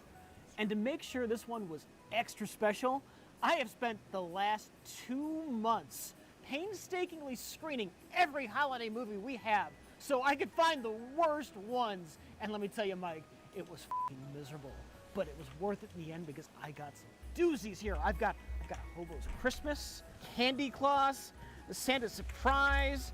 I watched Christmas Train, The Kudzu Christmas. I've got Jack Frost 2. You watched all of these? I watched all these. I even watched Hercules Rectek das Weihnachtsfest. You can't tell what they're saying because it's in German, and that makes it funny. We're not doing any Christmas films this year. What? We're just doing 3 canon movies.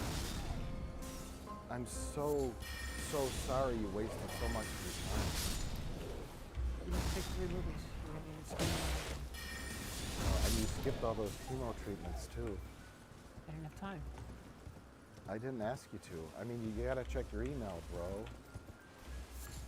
Oh. That was our only copy of Elf Bowling.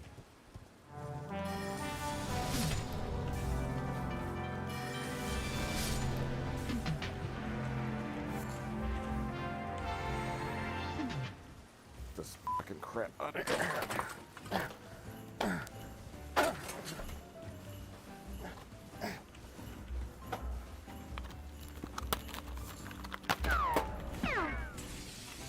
All right. Now that we've got all that crap out of the way, we can start reading the boxes of the movies we're actually gonna watch. You get to pick? This stocking's for me. I wonder which of the 3 movies we know we're gonna watch Mike is gonna get. It's just like some holiday. Why, it's Avenging Force starring Michael Dudikoff. This isn't Christmas, this is Fakemas. What dirt did Michael Dudikoff have on canon films? Because they kept trying to push him as like an action star. And he's just Michael Dudikoff. He knew the secret, the dark secret behind their business. They made cheap movies to turn a profit. Michael Dudikoff's style is reminiscent of a young Clint Eastwood. The New York Times. Uh-huh. A deadly conspiracy of right-wing lunatic fringe killers slaughtered his friends and family. Oh my God, friends and family. A whole bunch of people. Couldn't they just slaughter him? Well, maybe he wasn't there. Now, there's only one way for Michael Dudikoff, American Ninja, to survive. He must unleash the power, cunning, and fury of the Avenging Force. So the fact that there's a "the" makes it sound like it's a team of people, right? Yeah, like the Avengers, the Avenging Force. Or it's like a power he has within him to avenge? Right? Like a spiritual power, like, yeah. That, I mean, it does just show him, like, all by himself with a crossbow. It's probably just gonna be him running around in the woods, killing people randomly. Matt Hunter, Dudikoff, that's his character's name, Matt Hunter, is an ex-Secret Service agent trying to protect his best friend. Wait, he's trying to protect his best friend, not a... Wait. They didn't get all of his friends and They didn't family. get all of his friends? His best friend survived! He has so many friends. He's a very likable man. Very affable. Look at this handsome man. He's so likable, why would somebody want to kill all of his friends and family? His best friend from a super secret, so many secrets, band of political terrorists known as the Pentagle. Pentagle? The ruthless organization torches his ranch and kidnaps his little sister. They didn't get all the family, and they had to do a couple of passes, you know? So it's like a process. It's a process. He has so many friends and family that they have to do many passes before they kill them all, just because. Hunter is forced into the Pentangle's barbaric manhunt, played out in the remote swamplands of Louisiana. So we got a little most dangerous game situation going here. Hard target, a little bit of hard target. It's the ultimate game of cat and mouse as Hunter employs an awesome array of martial arts skills in his desperate fight for survival and revenge. This sounds like the ultimate action movie, whatever. It's just all the... He killed his family, friends, and also he's got to protect his best friend, and I kidnapped his sister! hunting him down in Louisiana, dangerous game style, CIA crime. Hitler was right. Man was a visionary. It's like bingo, you know. What do we got? What do we got? Pull it all out of a hat. The shotgun approach to action movie writing. Yeah. Well, it's a canon film and it's directed by Sam Furstenberg, so there's two pluses right there. And has Michael Dudikoff in it. This is Lastenberg movie. And here's a little fancy dinner party. So we're not just in the woods. These are bad guys. There's going to be some kind of bad boss that he's going to go to his mansion at the end and throw him off the roof of the mansion. Right? Roof of the mansion or full body experience? I'm out of here. Okay. Should I go too?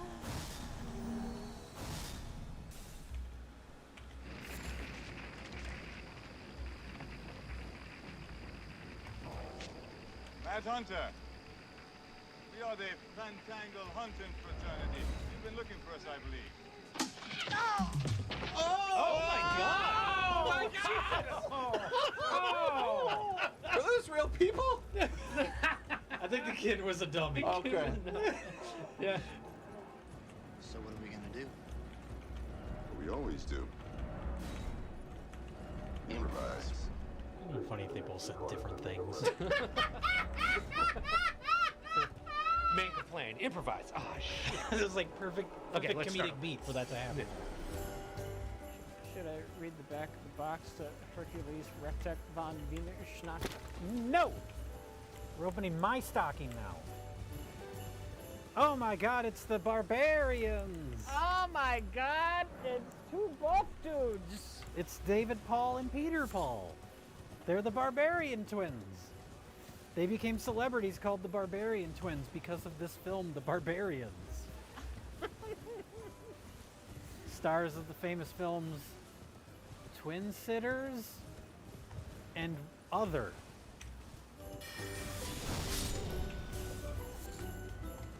Starring Michael Berryman. Oh! Yeah. We can tell Michael Berryman story. It's the Christmas tradition now. Gather around the fireplace and listen to Mike awkwardly try to remember something that happened to him. The Unstoppable Barbarian Brothers, seen recently in The Flamingo Kid and DC Cab, pit their awesome brawn and their equally unbelievable sense of humor against the fantastic perils of a violent, primeval world steeped in magic and ruled by the sword. Captured as youths, the identical twins Gore and Kuchek are transformed into bestial, gladiatorial fighting machines. Escaping the putrid death pits of the evil tyrant Kadar, the twins set off on a fabulous quest to rescue their ravishing queen, vanquish a mythical bog dragon, and recover the magical ruby of life. A wild, double-bladed romp into a fantasy adventure so outrageous, it takes two heroes to handle it. Oh God, that's them.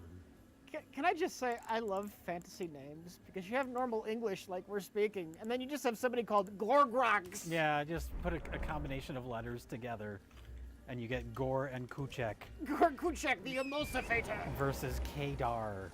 All right, let's watch it. It says on the front, the tagline is warriors, conquerors, heroes. Here should be with like a question mark. Welcome to my channel. Oh, dude. Hey, laughing face. What's up? Thanks for the video. What do you think about Ghost Recon Breakpoint? Perhaps you could spare some runes. I don't know. I heard it was previously just on Epic Games / Ubisoft. But it's on Steam now. Laughing face. I don't know. Thank you for learning more. I never imagined It gets funny reviews LOL regarding Epic and Ubisoft. Apologies. Funny reviews. All right, I can tell you, you've seen that structure. That's the only it knows after they declare the academy, as you might have guessed, making entry to the and so on. When they come, why not without one? And you'll never. And if you want, would you consider? I know it, but still. You've taken. Well, that is Selen was. I followed her, but Selen was accused of. I still the illustrious. Yeah, like GigaChat ASCII painting and them saying nice of Epic Games PPL and Ubisoft PPL to beta test the game for us 3 years LUL and stuff. Yeah, well, you know, nobody played it before, so I guess you could call it beta testing. Oh, yeah.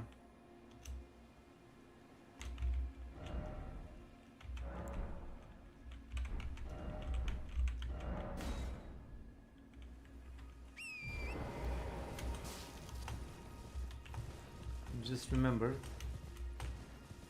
that is a thing that I want to try. They were mocking the exclusivity bullshit yap.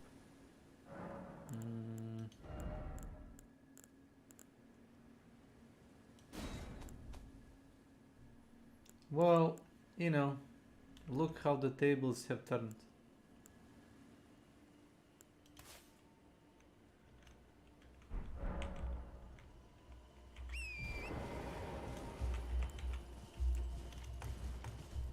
Anyway, I should probably play hard. They got the Punisher actor LOL. Really? Now I know what they meant in reviews by, it's got the Punisher.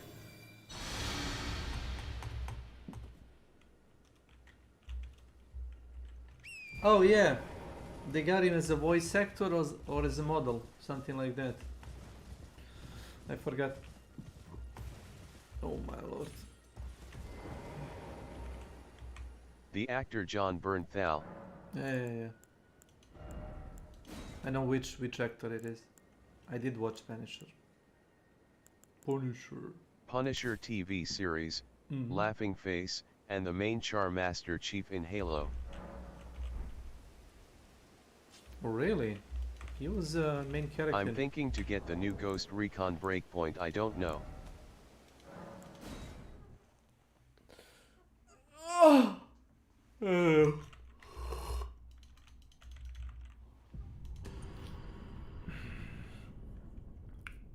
Maybe yeah, let me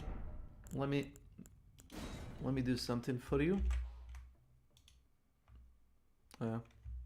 NetShadeX 3 years ago, Kratos and the Punisher doing a battle royale on a Far Cry island. Count me in. Just a second. Funny comment LOL. I'm gonna send you a free demo of the game.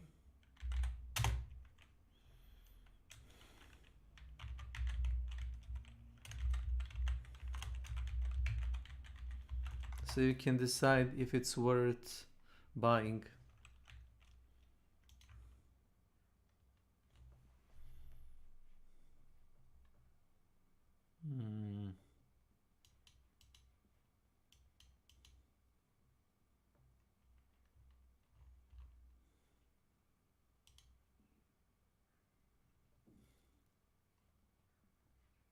https://www.youtube.com/watch?mark v=SYKX_CMTYXQ. Oh. Snowdrop engine? Wow.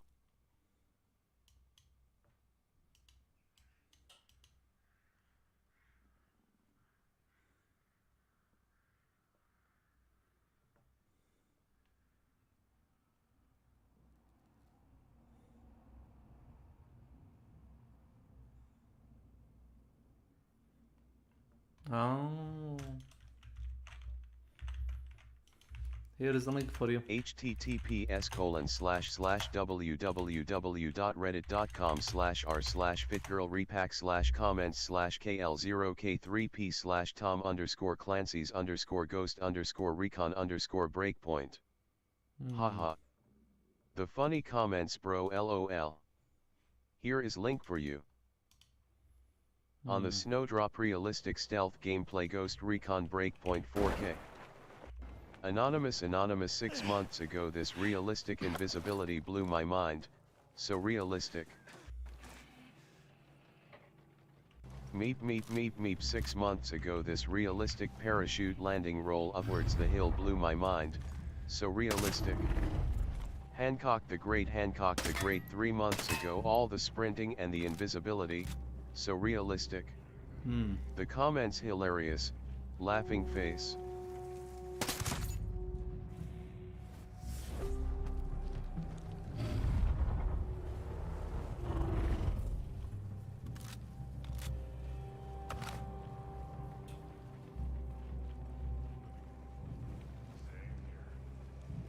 So how are you stealthy again?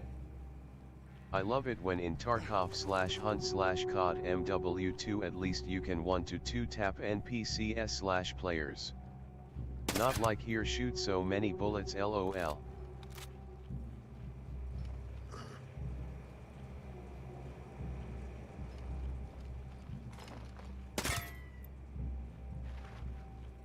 I mean, he's using MP5.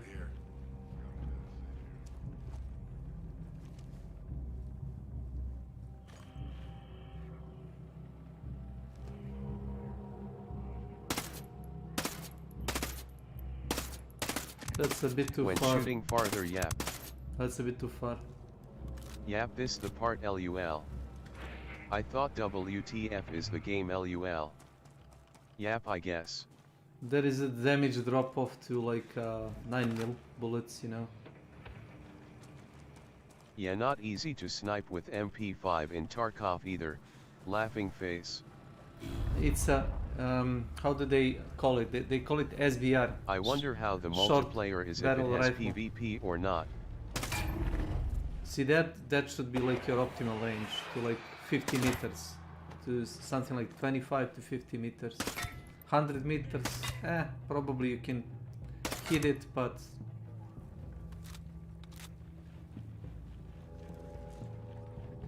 my question is, how doesn't the bot see the laser pointer in front of his face?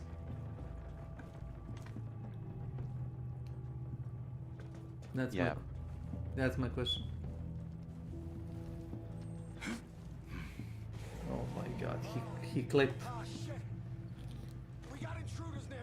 Maybe it's night vision 1 LUL in the lore. https://www.youtube.com/watch?v=v3 TaijiQ68 yo.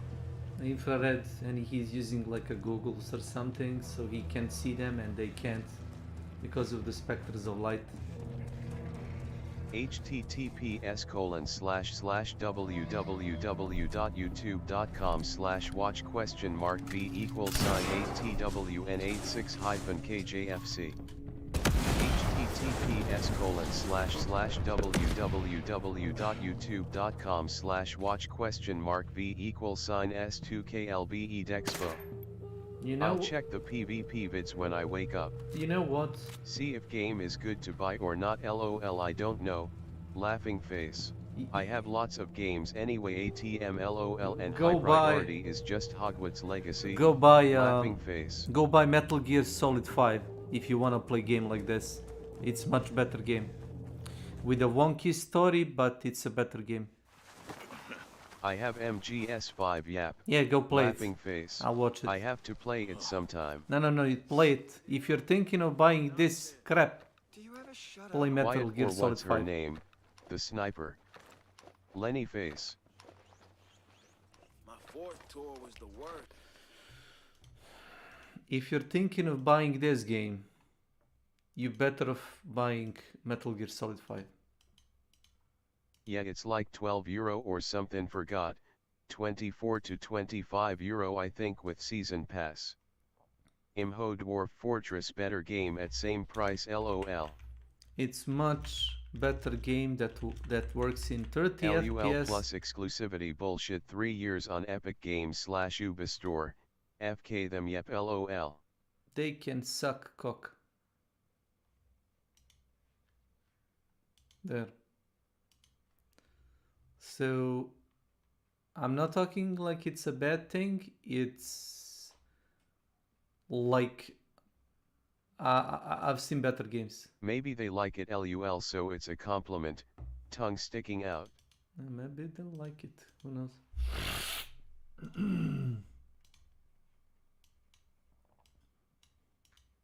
Yete exclusivity BS is bad for us gamers.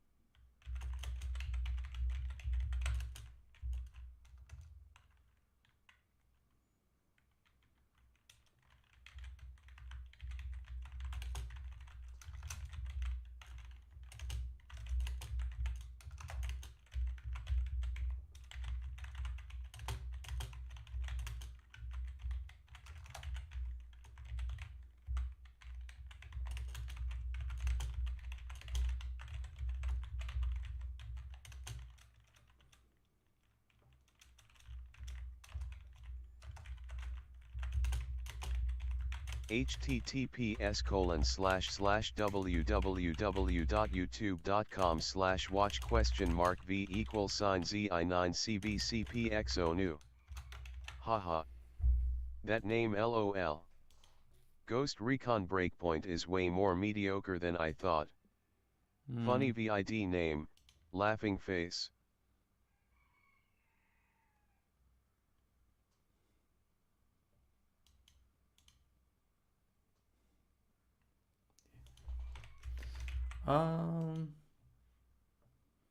Let me see.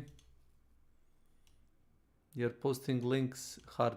Ultimate Edition money, 24 to 25 euro, or something. I think 24. Copy. Better spent on Dwarf Fortress. That one is like 26 to 28. Yap. Laughing face. If you wanna have I'll like, go sleep some more. GL. Laughing face. well, don't ever do it. Not with sleeping, you know, with playing. Yeah, I could try older version of DF. No, don't go. Or other versions free from their site. Yap. Laughing face. No. Don't try that. They're clunky. The new version. I'm busy with Tarkov wipe and stuff anyway.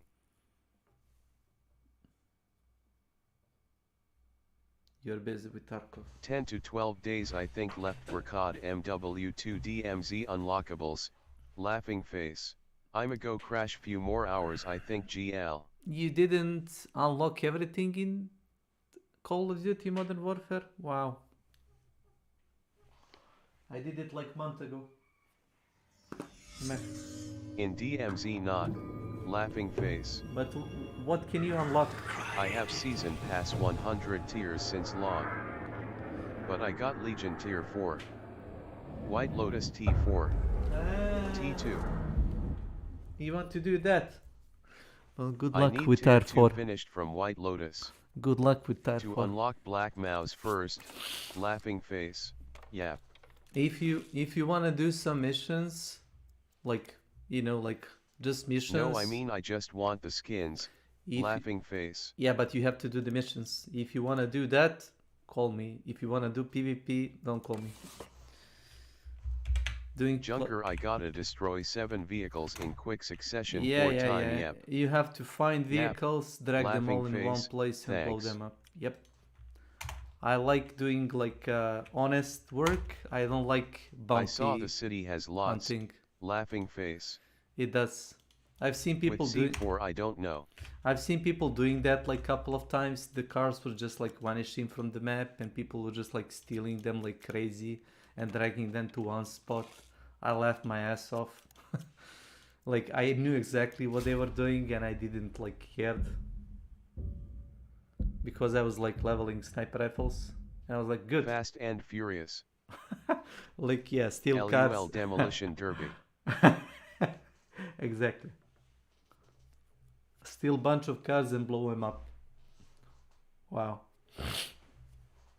Roman Pierce in Fast and Furious 2.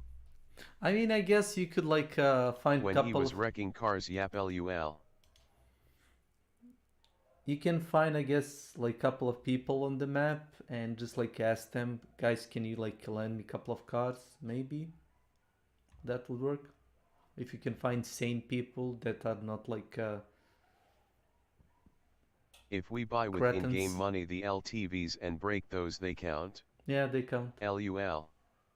Since helicopters and boats count for the challenge.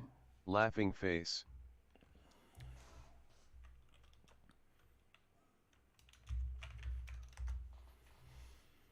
Ghost Recon Breakpoint. Ubisoft knows how to make a good-looking trailer, because I remember playing the heck out of Ghost Recon Wildlands just hunt. because of this trailer Laughing alone. face. Massive, beautiful open world, but focused around chaotic car chases, stealth missions, flying dirt bikes off cliffs. It was Grand Commandeer Auto. But that was 2017, folks. We're talking Ubisoft 2019 knows how here, to which make a good Division looking 2 was trailer. fun for a couple What an weeks, but, insult, you know, it GG, was LOL. more of the Division. But wait, how? Breakpoint, however, was the year-end Tom Clancy game. You know, you gotta make sure people don't forget Ubisoft's Tom Clancy original by the end of the year sort of mindset. But once again, was more Wildlands, but segregation. And it appears that in their efforts, they segregated us from a good time. Now, the reviews weren't great. Nobody really seemed to bite this one as hard as Wildlands, and even John Bernthal, master of rogue military soldier extraordinaire, couldn't save the story, which Jurassic World Dominion then later decided, ah yes, a quality story, and replaced drones with dinosaurs. But there are jeeps, and there are guns, so at least there's that.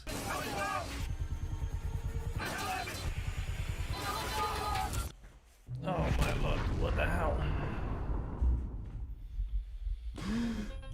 Yep, that's me. Now you might be wondering how I got into this situation. I was on my way to TwitchCon 2022, and I guess I just got on the wrong flight.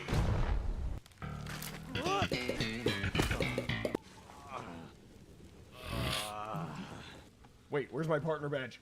Without my partner badge, I can't get into the VIP lounge. I think I'm officially at my...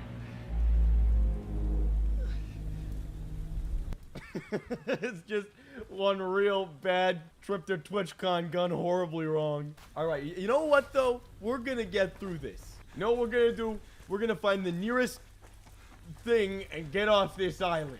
And that's exactly where my game decided it hated my recording software, so it completely ruined, the government tried to eradicate this evidence of what truly went on that day. Yeah, well, luckily Philip and I decided to visit the island again, so not all the footage got messed up. The government! So to not force you to watch too much of this terrible footage, this is what truly went on that day. We started our infiltration as if it were a speedrun, which inevitably led to the death of our entire down platoon, but it was worth it to shave off that extra 0.5 seconds. They met the Punisher.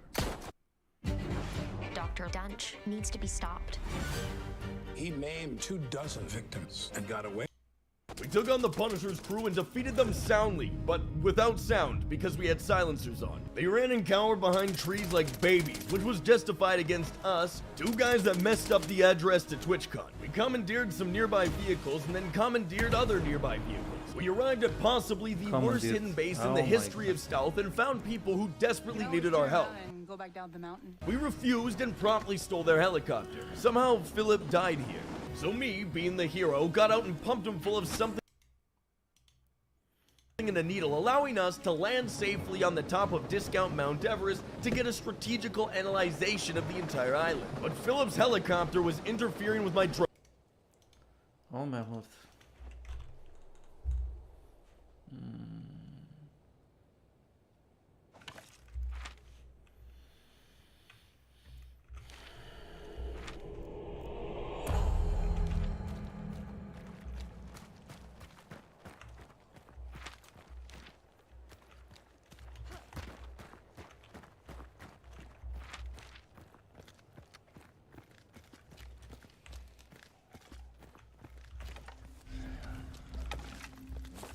This is apparently the best hiding spot you can find on this map. Two of my friends ran past that rock and they didn't see the guy hiding behind it. And he just like blasted them.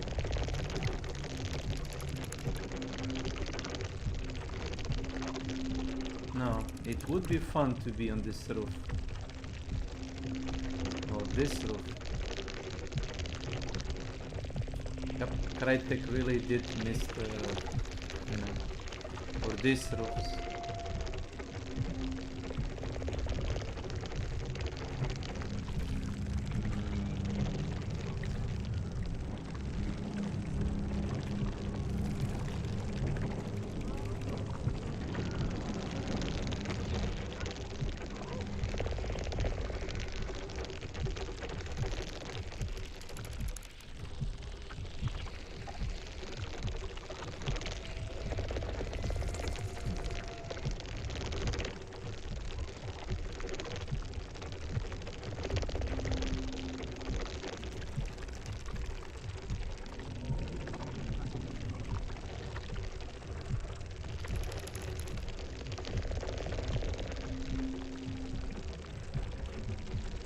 How do I get out?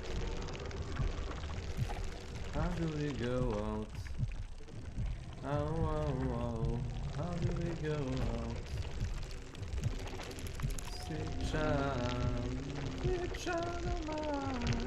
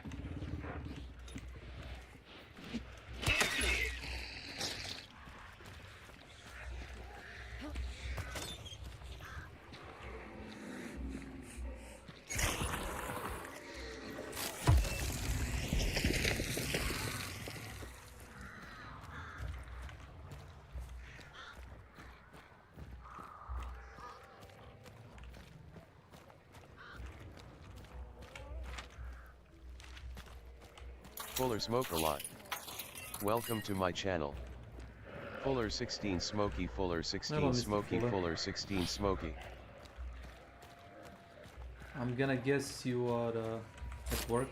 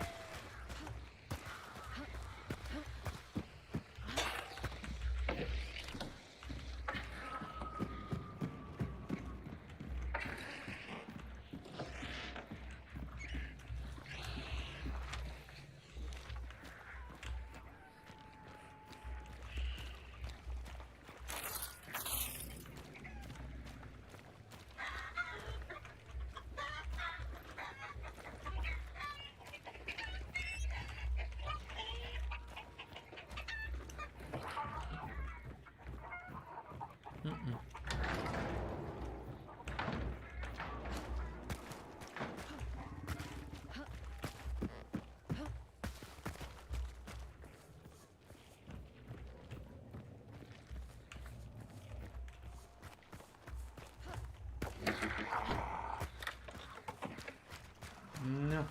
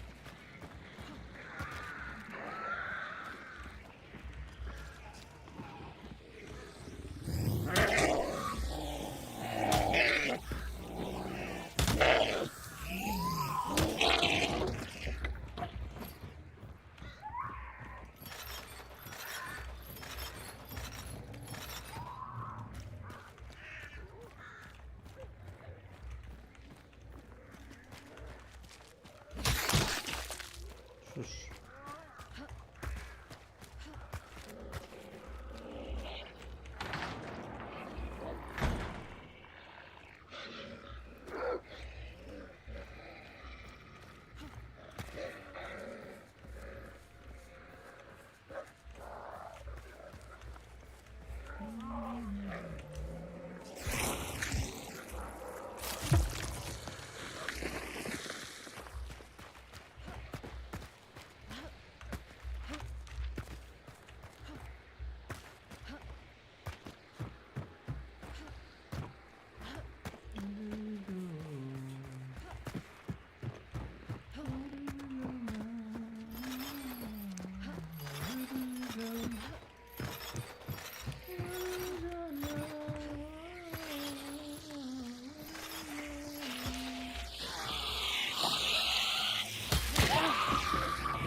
Don't touch it.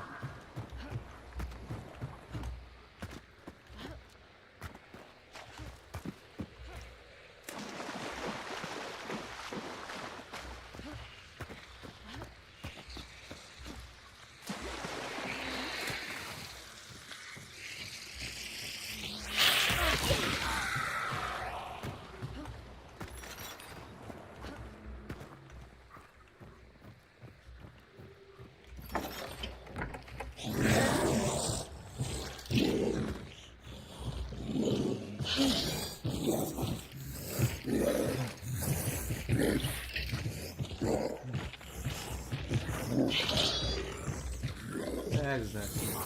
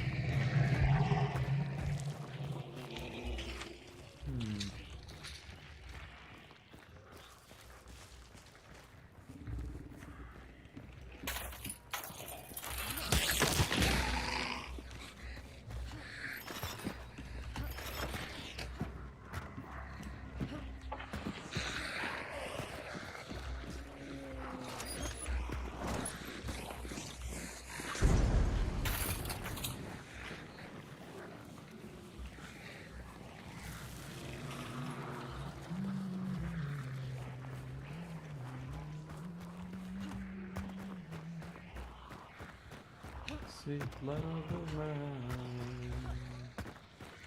What are we gonna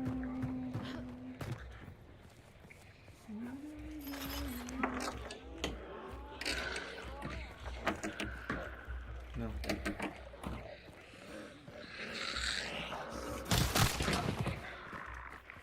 Shush, shush, shush, shush.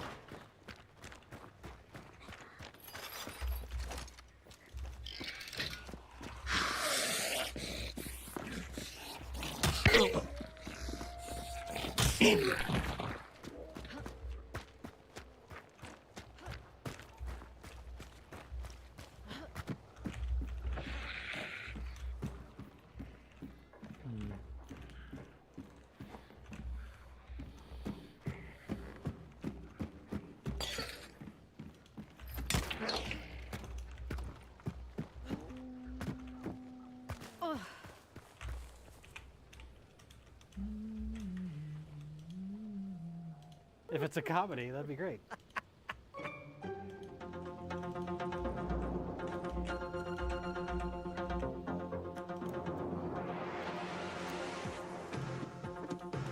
Their helmets are gonna fall off. They're gonna look into each other's eyes Yeah, and say, yeah. "We're brothers.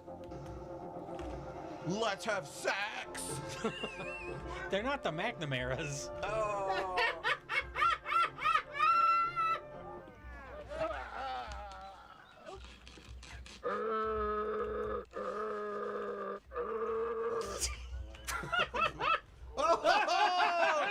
He broke the nose with his neck muscles.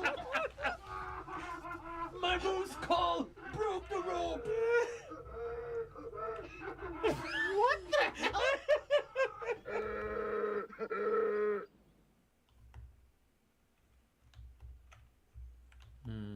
Where's my stocking? Threw it out. Hey, mine. Breaking and Breaking 2 Electric Boogaloo? Let's just do the Breaking 2. We're skipping Breaking 1? We're gonna skip Breaking 1, just go to Breaking 2. Sure, why not?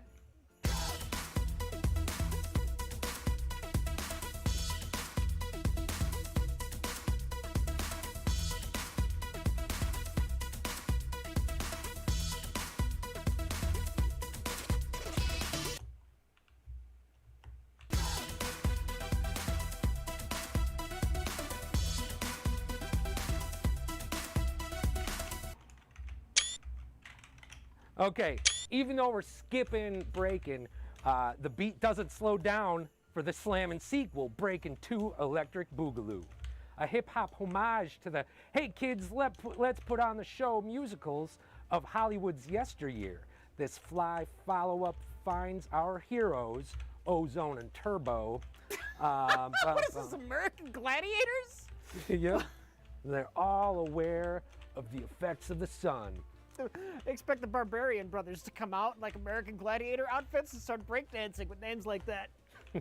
Well, they come out in rescue of a community center facing demolition at the hands of a greedy real estate developer, featuring even more fancy footwork than the original film. Breaking 2 Electric Boogaloo is unquestionably the greatest film title of all time. In the history of film and storytelling, has there ever been a heroic property developer? Anybody who builds a McDonald's. I guess. I don't know, that shit's delicious. Electric Boogaloo!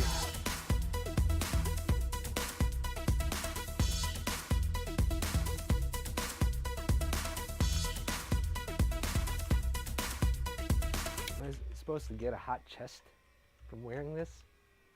Might be wired wrong. You lost your edge. You're the loser, punk.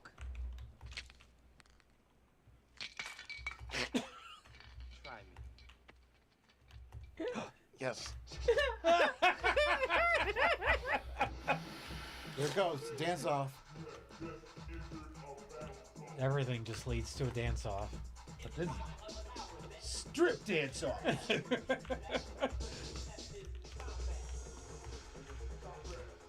Who decides who wins the dance-off?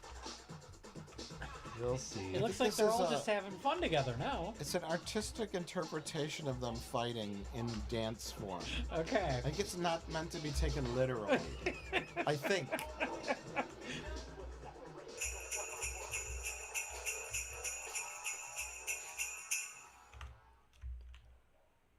Merry Christmas, everybody! Oh, what a wonderful Christmas this year will be. Nothing puts me in the Christmas spirit more than gross, drizzly rain. Mm-hmm. We're filming this on a very rainy day. Windy, blustery. It's gross. It's Yeah. gross. Not like magical snow.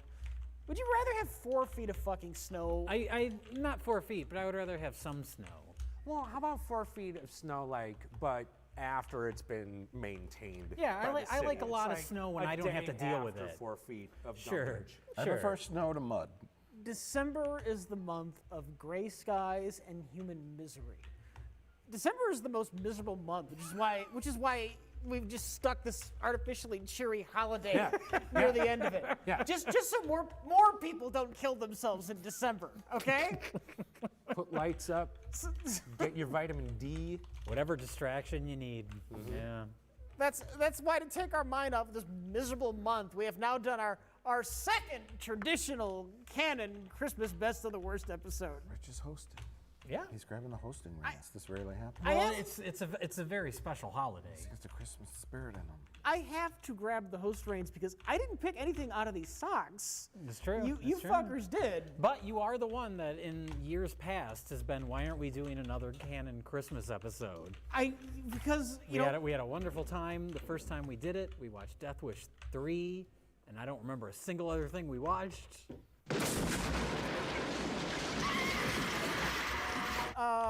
Our first movie today is Avenging Force, and Mike, you didn't pick this out of the stocking. So Yeah, I did. We had a couple. Our first of 2 Sam Furstenberg movies. First of He was first and last tonight. what do we call the second one? Middleburger, directed by someone else. Secondberg? I don't know. Well, we had the choice between a couple of different canon action films that were placed inside my stocking. I went with this because the premise sounded a little more out there than the other action movies. And you know what's funny about tonight? What? Is that all 3 movies were adequately good for what they were. They were easily talked through. I mean, you could pay attention, Yes. but carry on conversation. Yeah, you and perk up just when thought something you're- exciting happens. Yeah. Thin on plot. This one stars Michael Dudikoff. American Ninja. He's got the personality of a ream of paper. Yet he starred in multiple canon action films. Canon was really trying to push him. I think it was a case of like they'd look at their scripts and be like, well, we can't put Charles Bronson in everything. And Charles Bronson cannot do kicking.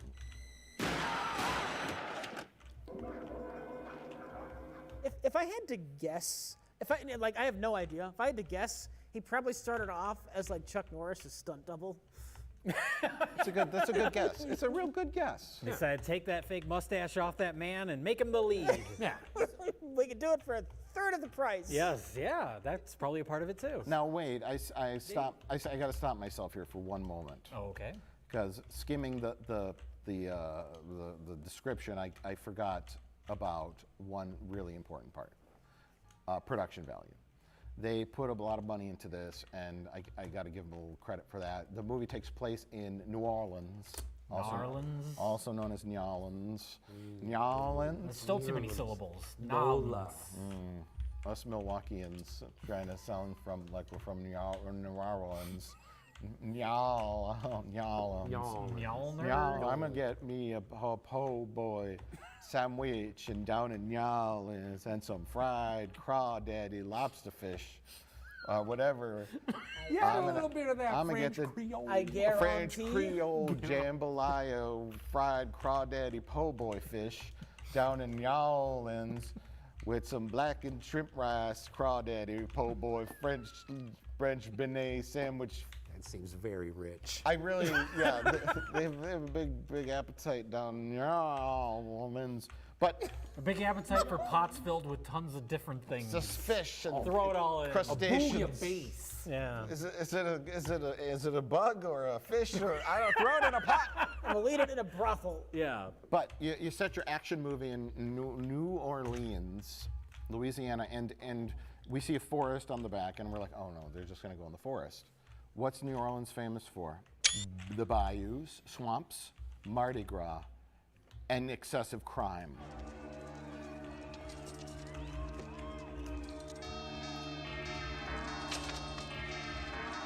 Oh no, look at all these babies. Baby pickup time. Everybody grab your babies. Something bad's gonna happen. Oh my god. Oh my god. Oh my god. They shot Bubba.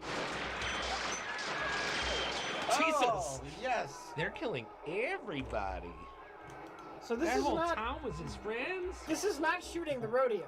Yeah, they filmed the rodeo, they shot the rodeo, they filmed some stuff, got some cutaways, and then kind of recreated a chunk of it for their shootout. Sure, I mean, and that we makes were sense. we were like, whoa, extras, squibs, you know, they did a lot with this. We watch a lot of low budget movies that are just, wannabe Hollywood movies. And like, I think the thing that defines a canon movie is just, they transcend that a bit. The effort. Yeah. It's the same kind of B-movie schlock, but goddamn, they give it their all to make these B-movies feel like A-movies. We're not just gonna have characters shoot at each other for 15 minutes and that's our action scene. They're gonna shoot at each other, then run to a new location and shoot at each other some more, and then run up a ladder and shoot at each other some more, and then someone's fallen off that building. Go flying off the thing. Somebody's gonna get knocked off a roof, possibly both of them. Look, he's right on the edge. Come on. Yeah! Oh. I'm a little disappointed it wasn't a dummy. Ooh. Oh, That's a fun shot.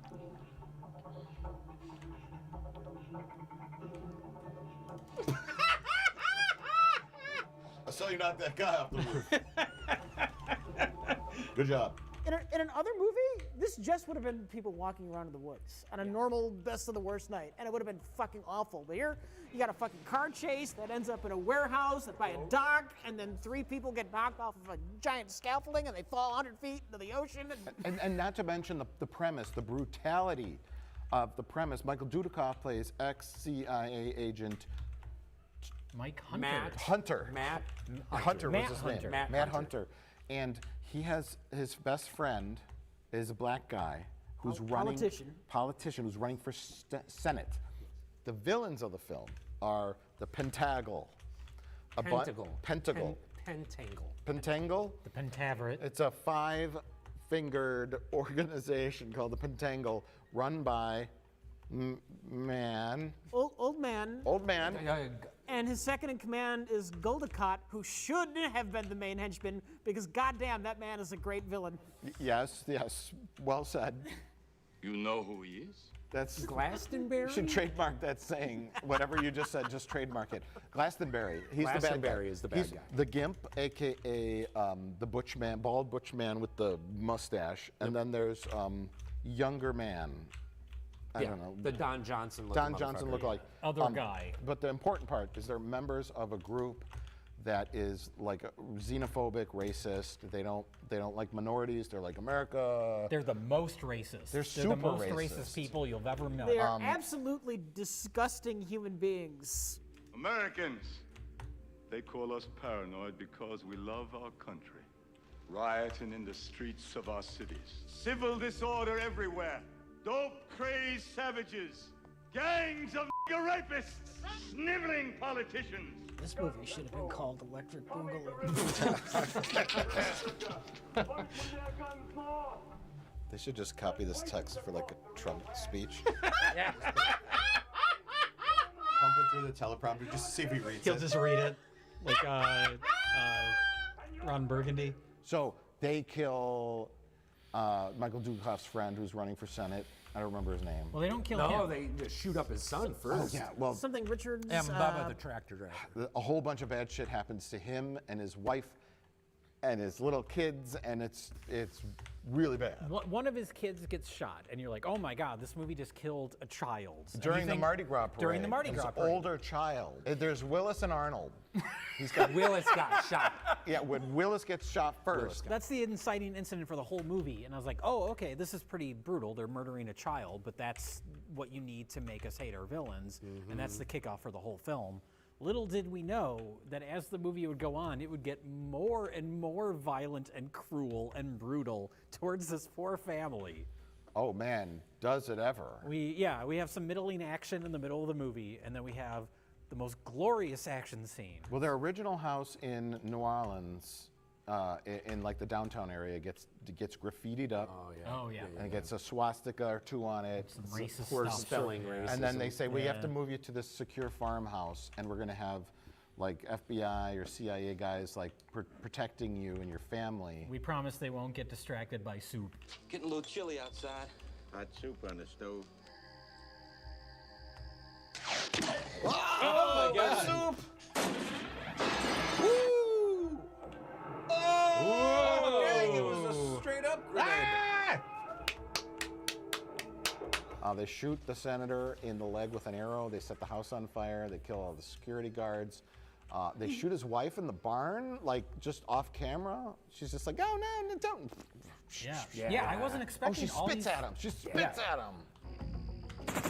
Oh, damn! Jesus! Whoa! The most heroic death of all time, even though it doesn't work out in the end. When he goes back into the house, he's shot with a fucking arrow in his back, and he still goes in to save his child. His child is up on like the 3rd floor, so he gets to the 2nd floor, and then the stairs collapse. I can't go any further. It's now on you, Michael Dudikoff. Yeah. And then Michael Dudikoff just my God. fucks up. Oh my God! Oh my God! Oh! Yeah. And that kid. He's somehow Oh my God! Jesus Christ! But at least his boring sister is alive. Yeah. So they did kill his family and friends. Yeah, it happened. Well, he goes outside, he's on the roof, and then him and a dummy version of that child just fall off that goddamn roof.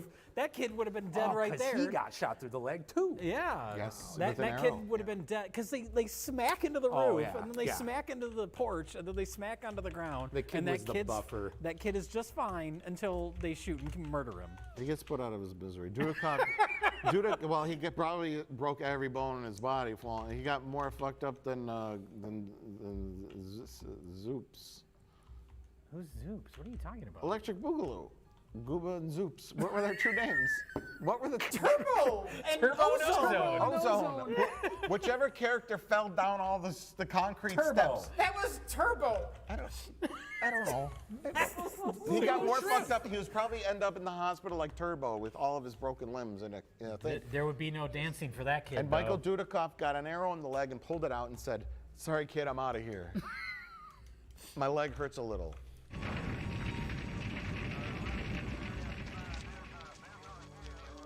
Oh my God! Jesus Christ! Shit got dark. Too far. There's a daughter, a sister. His younger sister. So Dudikoff. His sister daughter. It His should sister have been daughter. his daughter. Yeah. Or his wife. I'm looking for a girl, 12 years old. But she loves making coffee, and then That she's old like, man tells her to make coffee in the car. Now pull my give me some coffee. right when we go over those railroad tracks.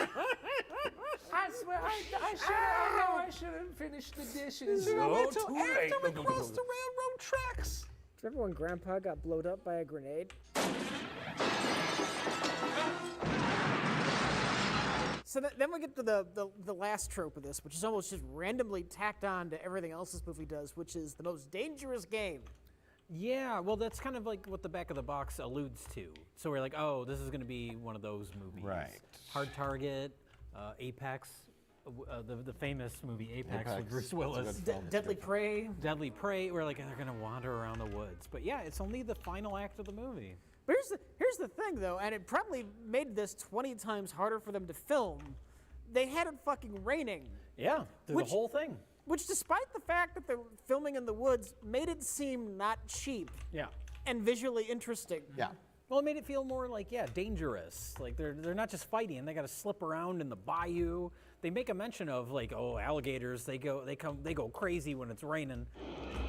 Looks like a storm's brewing, boys. Rain brings the gators out. Which they don't really pay off because there's never an alligator. Yeah, I thought one was going to come out of the water. I was waiting for Michael Dudikoff to get into a fist fight with an alligator. Yeah. Given this movie, given the production company and the budget, I don't know if they had a rain machine or if it was really raining out, but... It's raining for a good majority of it, where I think they would have to have a rain machine because I was filming over like days. This is like suck up the water on the ground and shoot it up in the air? Like, I don't know. Because everyone's up to their like knees in water. You just put one end of the hose into the swamp, Mike. That's what I'm saying. That's just it. It's like, then you gotta, it's like, okay, every living thing in this swamp is gonna be raining down on you. But get sucked up in that motor and get chopped up. You're just gonna get covered in alligator feces. Just imagine, just go under the water. If you feel like you just take that punch, go into the rinse off, come back up, get more fecal matter on you. Like, and they're really fighting in a swamp. I mean, there's legitimate dangers of snakes and leeches and crawdaddies and the pea fish, the insects. Like it's that. That's maybe an Amazon thing. This is canon. If it's badass, they're gonna do it. The Star Trek actor? Yeah. Impalement. Oh, look at his legs. They're going crazy. It's also visually kind of interesting because all the villains, all the Pentangle have their own little costume. Mm-hmm. One looks like the Gimp. One looks like a member of the Eyes Wide Shut orgy party. Oh, yes. So yeah, they all have their own little like shtick. I wish there was more of that throughout the movie because it starts that way and it ends that way. And the middle is when the movie kind of sags a bit. But then the dude's voice was like, I killed you and I... Mr. Jack King, late of the United States Secret Service. Said he sounds like Snagglepuss or something. There's some sort of Hanna-Barbera character. Whiplash. I'll get you next time, Dudikoff. They're and bad. if you're gonna have a far right like community, have a salute. Like they sort of did. They did, but it's like there was like this, and then some people were like that. No, and they then were like they were like they didn't do the full like Nazi salute. They were like, yeah. But main dude was like hitting his arm like fuck you kinda. Yeah. And then some people are like, oh my armpits. They didn't know like what they were this. supposed to do. Yeah. They were like, are we Nazis? Uniform. Sort of if Nazis? only Kanye were there to show them how to do it properly. I know the goddamn liberals scream fascist, but the simple truth is, Hitler was right. Man was a visionary. I see good things about Hitler also. What weird times we live in. Yeah, who would have thought? Who would have thought?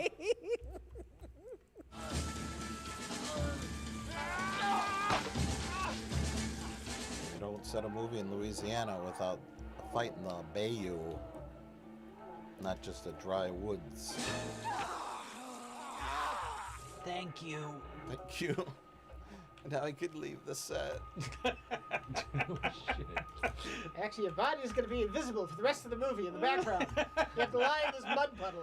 No, we can talk about the final fight because it's an interesting idea for a fight. Yeah, they don't execute it perfectly. Oh, when he goes to his house? Yeah. When they go into specifically the ancient weapons room. Yes, I loved it. Well, Dudikoff interrupts the fancy dinner where I guess they're just hanging out with a bunch of other racists and a little cat. And they just talk about their plans for world domination. Yeah, they're talking. Well, they're talking about how much they love Hitler. This is where they specifically are referencing Hitler for the first time in the film. Still covered in blood. He didn't even go home and change his clothes. Well, he whitened his shirt a little bit. I think like if his shirt would have dried with all the swamp on it, it wouldn't be just like blood. It'd be some dirt. Okay. Some like just Have you ever rolled around in swamp water and then had it dry out? Probably found some crawdaddies in his underwear, a po' boy in between his butt cheeks. What the hell happened to New Orleans? There's all sorts of stuff floating around in the water. Oh, just po' boys? Just nothing but po' boys. Some Mardi Gras beads in his discarded crotch. bras. Yeah. He's just like pulling it all out of his clothes. Oh, gross. Oh, God. Dry off. Go to his house. I thought he was going to kill that whole room of people. They missed a Welcome trick to with my this, channel. Because when the bad guy gets up to meet Dudikoff at the dinner, he says, "I'll be back." I will return. And God, did they miss an opportunity for Dudikoff to just like throw his body into the room Right into the middle of the table. before stepping in and telling all the dinner parties there, "I'm out to get you guys next." You're next. They really missed a trick. Make some better choices or you're next. Spreading all over this country like a brush fire on a hot summer day. I'm going to put this suit of armor on now. Give me a few moments. That would be funny. I know you're here to kill me. You can barely move for the final fight. Dudikoff just can't defeat him. He just keeps hitting him with like a club and it just does nothing. It's just like the ultimate draw. Just never stops. Both get tired and fall asleep. The next day They wake up, they start again. They start again.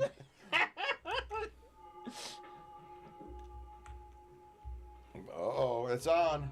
Quarterstaff. Oh. This movie is the ultimate like of peaks and valleys of boredom and excitement. Woo! Shows he knows. They're just gonna use all the weapons. Yeah!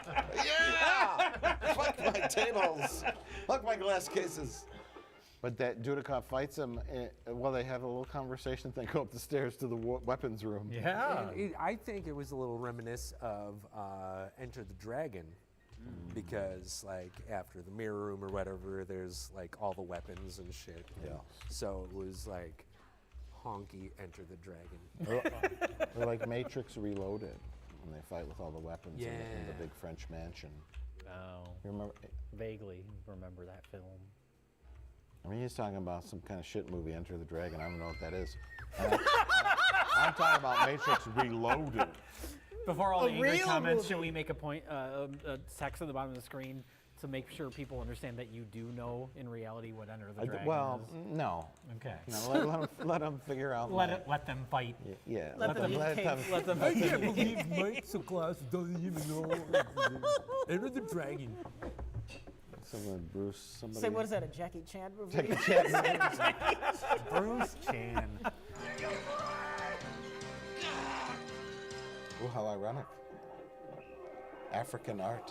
Oh. Right? Oh, I get it.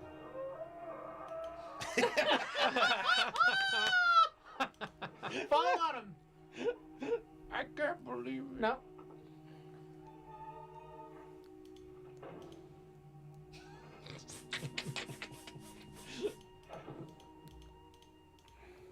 It's a quality death. Got a little tough on his knees after 12 takes, but. She's through the crisis. She's coming round. She'll be traumatized for the rest of her life, but... Let me recommend a good therapist. Oh, hi. But you said Canon eventually pushed themselves to the brink where they ran out of money. They tried to take on bigger properties like Masters of the Universe and Superman 4. Yeah. And then, do you think this one was, which phase was this right before? This was right in the prime period where they were at the top of their game. We're spending more and more and more and more. This money train is never gonna end. With that fucking rain, if it was a rain machine. I was impressed with the production They used value. the rain machine, yeah. In terms of like all three of these movies, the production value in all three of these movies was pretty darn good. Yeah, I think all three of these are kind of in the the height of Cannon's power, whatever you want to call it. Success. They were in full bloom. Yes, yes. And this movie is like, this is what built the company. They had some more successful movies, the kind of more famous ones that we joke about, like Death Wish 3, but kind of C-grade action schlock. It's not too memorable, but is kind of fun. That was their bread and butter, and Avenging Force is like right in there.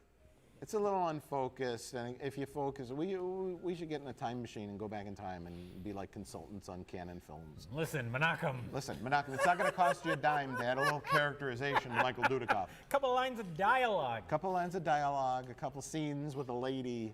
They did the breakdown. It would have taken like 4 months of having him work with an acting coach in order to give him his character arc, and that was just too costly.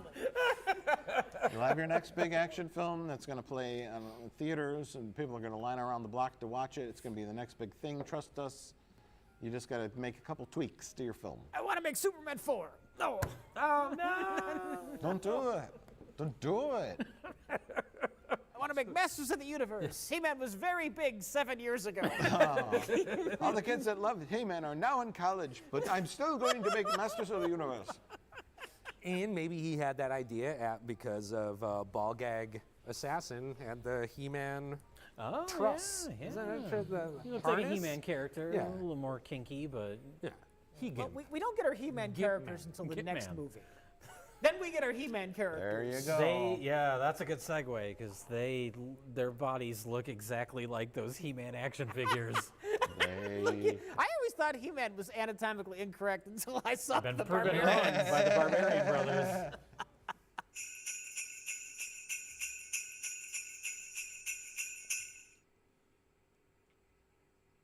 Our next film of the evening was The Barbarians, and I believe, Jay, you picked this one? I did. I pulled this my out of my God. stocking. It was such a shock. I didn't know what film I was getting, and there was The Barbarians. It was completely fakely, randomly chosen out of the three options Peter that we Paul watched and three David of. Paul, the Barbarian brothers. There's nobody. No music. No colors. Nothing. So they were hired for their acting. Right. Should have called this movie The Acting Brothers.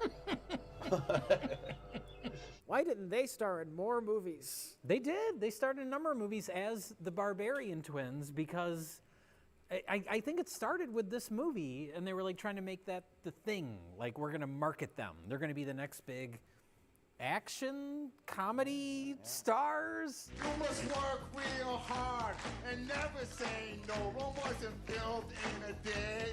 It went real slow. Like the pyramid oh, I wonder how they grew. Schwarzenegger's huge, both physically and successfully. Yeah, and these guys are twice as huge physically because there's two of them. What could go wrong? What could go wrong? You mean you wanna arm wrestle? They need Austrian accents is the problem. I don't know. I think they are what save this movie, or what make this movie, I should say. The movie itself is fine, but it starts as a very like typical kind of mid-'80s sword and sorcery movie, barbarian movie. Richard Lynch? Richard right? Lynch, yeah. He actually thinks he's in a real fantasy movie. Everyone thinks they're in a real fantasy movie except for the Barbarian twins and their little and girl that follows them on their adventure. Gee, thanks. But yeah, no, and that's the interesting thing where it makes me wonder if like this was conceived to be just a generic barbarian movie, and then for whatever reason, Golan and Globus got in their heads like these guys, these meatheads we met at the gym are going to be the next big action star. Put them in your movie. Are you kidding? Oh, look at us. We're huge. They're fun to watch. It doesn't make for a good movie, but they seem to be just having a good time, and I think that rubs off on your viewing of it, where you're like, you know what, they're having fun. Hey, buddy. Nice eye. By the way, you know where we can buy any weapons? Hey, got an idea. What if I said this in the scene? I'll just Nice say it. eye. Hey, yo. Say whatever you want, sir. Just don't hit me. They need the comedy dial was at like 2.5. They needed to turn it up to like 8. Like my rewrite of them being like New Jersey gym rats who are working out late at night that get sucked into a time vortex because they're arguing with each other like, yeah, no, You bonehead. what do we do? What are we gonna do them? And they sound like they're from the East Coast. They don't sound like they're from like some mystical land of whatever. Yeah.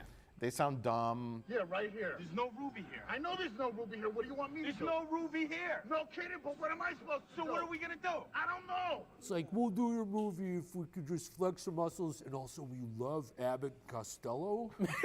So if we could do our version of Abbott Costello jokes. Look, I just want to lift someone above my head every once in a while. Yeah. Like Bill and Ted, like our stupid California surfer guys. Yeah. If Bill and Ted were bodybuilders. If Bill and Ted were bodybuilders, equally intelligent, got thrown into some historical context. You make them so stupid, they think they're at the Renaissance Fair. Sure. They're never aware They're of... never aware. Well, that's kind of the first that half it's a of fantasy world. like Galaxy Quest, right? Where they don't think any of this is real, right? And that's where the comedy comes from. Yeah. Here, it is a straightforward kind of sword and sorcery barbarian movie, with the only joke really being the anachronistic qualities of their performances. Yes. And the girl. who Fourth seems wall like, breaking joke. Yeah, very like, the girl is very like Valley Girl. Look at the size of you two. She looks like a young Britney Spears, and she just sounds like the girl at the mall. Yeah. I think she took her cues though from the Barbarian Brothers, and that's the kind of movie. Okay, Sure. that's how they're acting. That's the tone of this movie. I'm gonna give her the benefit of the doubt, and she thought, well, that's what I need to do. And I'm going to place a high value bet on the fact that the director didn't give a fuck. Sam Furstenberg. No, this isn't Sam Furstenberg. This is Sam Furstenberg. The middle one is, this is like an Italian co-production because the director is Ruggero Deodato, famously directed the classic children's film Cannibal Holocaust. Okay. A miracle. A miracle. The Ragniks can choose another queen. Hurry! Bring all the virgins. We're all gonna get laid. Claudio Di Bergargo. Claudio Fragasso? Claudio Fragasso. He had no idea what was going on. He didn't It's know possible. that their performance was goofy. He just was like, what's going on? Where's the camera pointing? What's going on? Where's the camera pointing? The big muscle man to say the things you hit me, baby, one more time. And he had no idea what they were doing. Are you saying the barbarians were acting out a scene, and he's facing another way, looking at the crew, thinking Yes. the crew?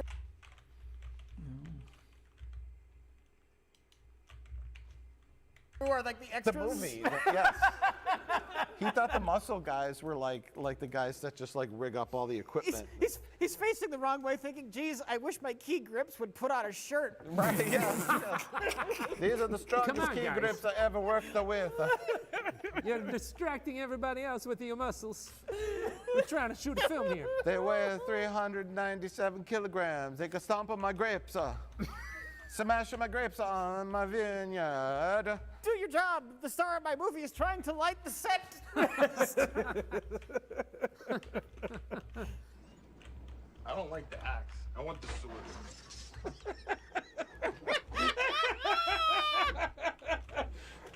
Never mind, I want it back. I want the axe.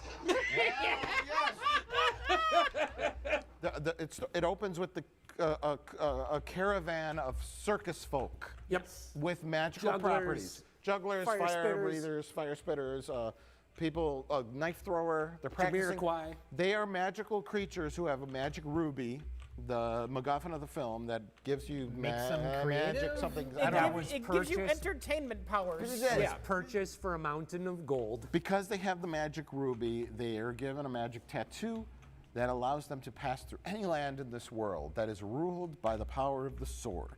So they're basically immune to any warring factions all over the world. They're happy entertainers that are given a free pass by anyone to travel around the world except when Richard Lynch shows up and says, bastard. I'm a bad guy. They fight them, there's a battle scene. And to the movie's credit, all these circus folk use all their talents to fight the bad guys. Yes, that is a fun sequence. It would have been a better movie if it were just about the circus troupe having to fight against this force. I enjoyed that. Yeah. We had Paul Rubens wearing the Queen Amidala headdress. Yes.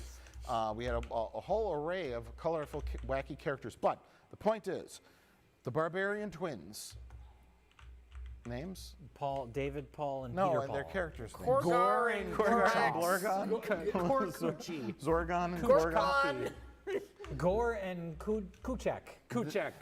They are mere 7-8-year-old boys. Yes. That then get sold off into slavery by Richard Lynch. He promises not to kill them, which is why the queen submits to him. Yes, but their entire lives, from age 8 to age 25, is spent carrying rocks, breaking rocks in a slave mine or a work camp, being whipped by Michael Berryman. The Dirt Master. And then Dirt Master. They come out of this situation not grizzled and angry and bitter and dark, but happy-go-lucky gym rats from New Jersey. That's the joke of the movie. Our villain, who has promised not to kill these boys, neither him nor anybody under his rule is allowed to kill these children.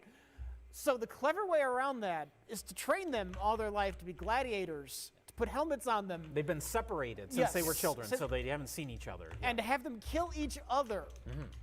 It doesn't go so well. The subversion is they take off each other's helmets and they're just, hey! Oh, it's you. It's you! Hey, we're gonna buddy you right! Hey, we're big dumb guys. Get your arms out of the way. Yeah, no shit. Your leg. That would be fucking great if they're chopping off arms. They don't give a fuck. Give it. Oh. Hey! It's a Christmas miracle. So happy. Oh. Oh, they're conveniently knocking each other's helmets off. These are my You piece. look like me. Stop it, please! Stop it, please! Stop! Canary, she's alive. That's right, Bonehead. And we gotta get out of here. Bonehead. I wish they established that a little bit more. Oh, they're knocking everything as down. children. That they're goofy? That they fucking want. It's like, cut it out, Bonehead. I just want to play with the scorpion. He's hamming it up. Now, I'm surprised that the dude didn't want to kill these kids after one of the kids bit off dude's fingers. Because the queen promised to surrender to him if he wouldn't kill them. Man, He if said- my fingers bit off, I probably would just be like, I don't know what happened. I'm in pain. It was an accident. I snapped this child's neck. Also, I live in this horrible world where everybody's a monster. Who cares if I break my word or not? Without getting crass, what did the Queen provide Richard Lynch? Nothing. This movie is not fully thought through. Because She was the second of his harem. He called it his harem. But unlike the other women in his harem that just kind of laid around in a big pile and slept on each other, she was specifically kept in a cage. But it was like It wasn't there was as blatant with the rape as most barbarian movies are. Yes. That's true. It was kind of like a PG barbarian movie. But he didn't. I guess today they were like press her about the ruby, like. We'll teach you to defy the sorceress. Where is the magic ruby? Oh, it's been 10 years. You're now just getting around to asking her. They do this every day for 10 years.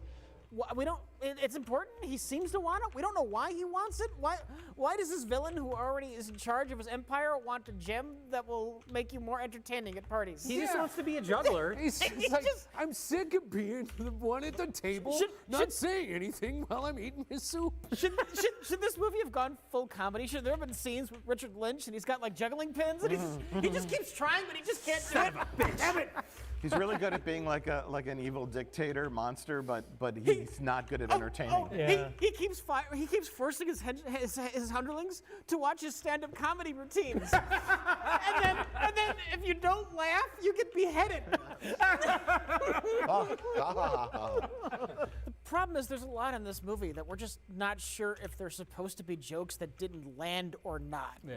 So if they're going for comedy, they missed the mark. Because there's when they go into the lair to get the gem, we keep seeing glimpses of this monster that's following them. Oh, yeah. It's lurking in the background, and we see its eyes. Keep and building it's a build up to this, what you think is going to be an epic encounter with this wolf monster. Oh my God. It's a wolf man. Oh.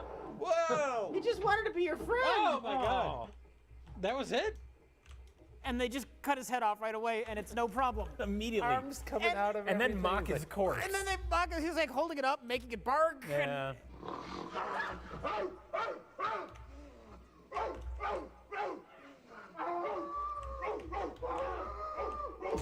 Jesus. Let's let this go on for 10 minutes. She was smiling, like that was just like an outtake. They're just goofing around. Yeah. Was that a poorly executed joke where the confrontation they've been building up to was an anticlimax? Maybe? Maybe the red ruby Yes. was put inside the eye of like a stone snake sculpture. Yes. That was protected by the dragon. Yes. And in order for them to go get the ruby, they had to get weapons. Remember? So they go to that like disgusting bar thing where all the people. Medieval strip club. The medieval strip club Yeah. where there was a contortionist dancing on a stage covered with fur.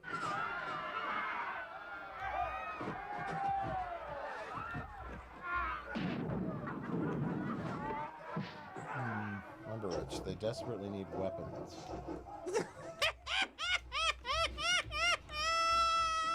They beat up some people, and then they find magic weapons somewhere, and then the bad guys beat them too.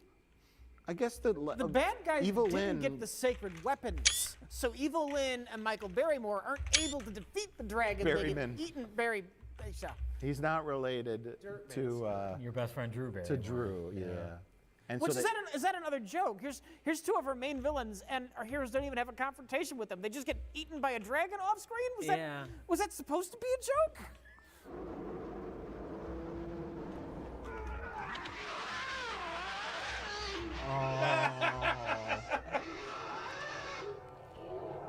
Poor dragon. Guest director Sam Raimi. They're going inside.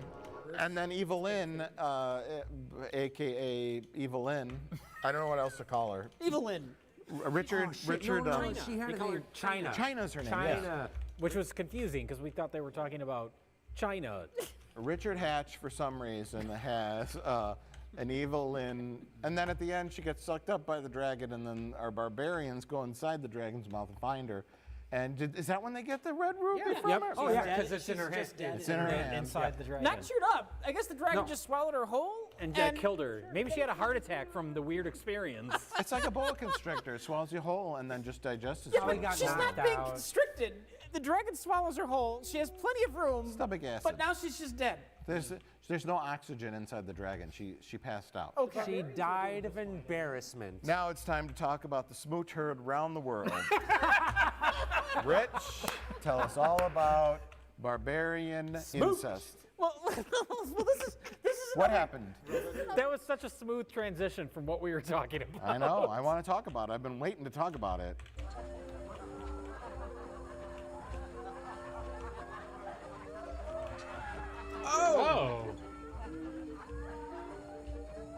Oh. I guess you were kind of right. Yeah. That's very unfortunate. No, we're only supposed to suck dick. Can we do that again in a different situation? Nope. We knew these guys wanted to kiss each other from the get-go. I mean, they're living out the McNamara brothers' biggest fantasy, really, because there's a bit in the movie. To fuck yourself? It's yes, it's the ultimate in narcissism. These guys are who the McNamara brothers wish they were. These guys are bigger, Yes. they're funnier, and they go full force and kiss each other on the mouth. They're younger, they're stronger, they're handsomer, and they're not Canadian. They are the McNamara's dream come true. Yeah. And they actually can fuck each other. The McNamara's can't due to a contractual obligation. Who made this contract? They did. Their mother did. Rich, tell us all about the kiss heard around the world. Well, it's a trope in movies that when like the guy and girl who don't necessarily like each other are forced to work together, but they don't want to get noticed by the guards because their faces are recognizable. So the guards walk by and they start kissing, and the guards won't see our faces. And so the joke is the two brothers are standing next to each other when the guards come by. It's, oh no, we have to kiss each other, and that was done as a joke, but I think they got uncomfortable about being seen as gay. So immediately after this, there's like 5 not gay scenes where they just oogle boobs. They just run into the bad guy's harem and just ravish his girls all night long. Right after. But even before that, it's not even the next scene. It's not even the next scene. Second. Yeah. Because they kiss each other, and then there's just a tent of naked women for no reason. Oh, you're right. Yeah. You're right. And they just oogle boobies, so they're not, so that they confirm It's like that they're not gay. And then they actually looked at the camera and said, "We're not gay. Yeah. Look, boobies." So the ultimate climax of the film, the showdown between the Barbarians and Richard Lynch.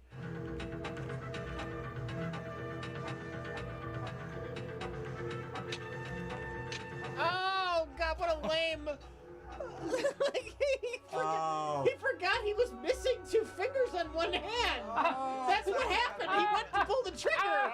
And he couldn't pull the trigger. That's Seriously? Yes, seriously, that's what happened. Oh my God, that's amazing. That's a wonderful. That didn't even register with me. I forgot about the fingers. That's the perfect combination of clever and stupid.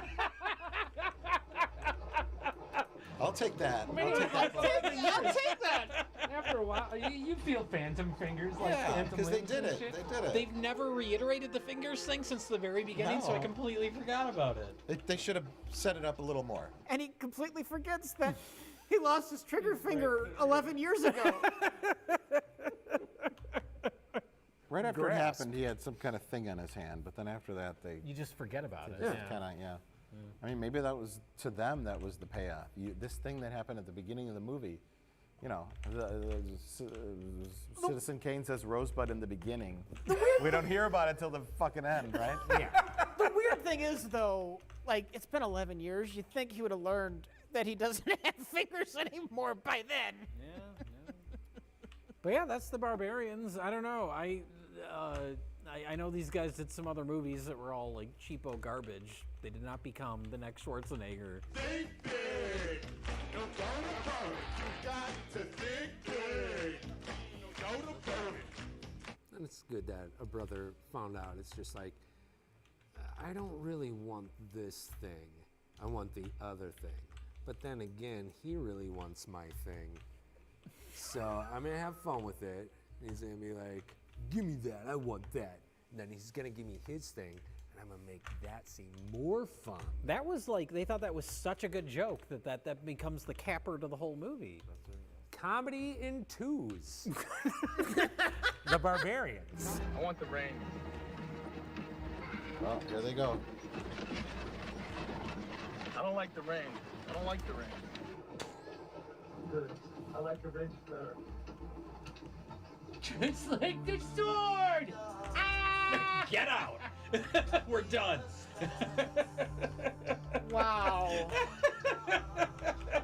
Wow. That's it. We're done. Wow. The movie stopped.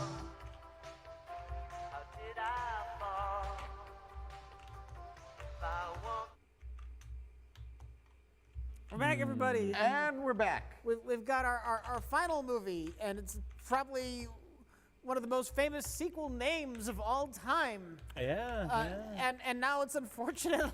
It was unfortunately co-opted by extremists. By extremists, so please... How does anyone expect to be taken seriously when they wear Hawaiian shirts? I don't know. There's a reason Weird Al doesn't write serious music. But fuck those guys. Tim, tell us about Breakin' 2, Electric Boogaloo. Boy, it's Electric Boogaloo.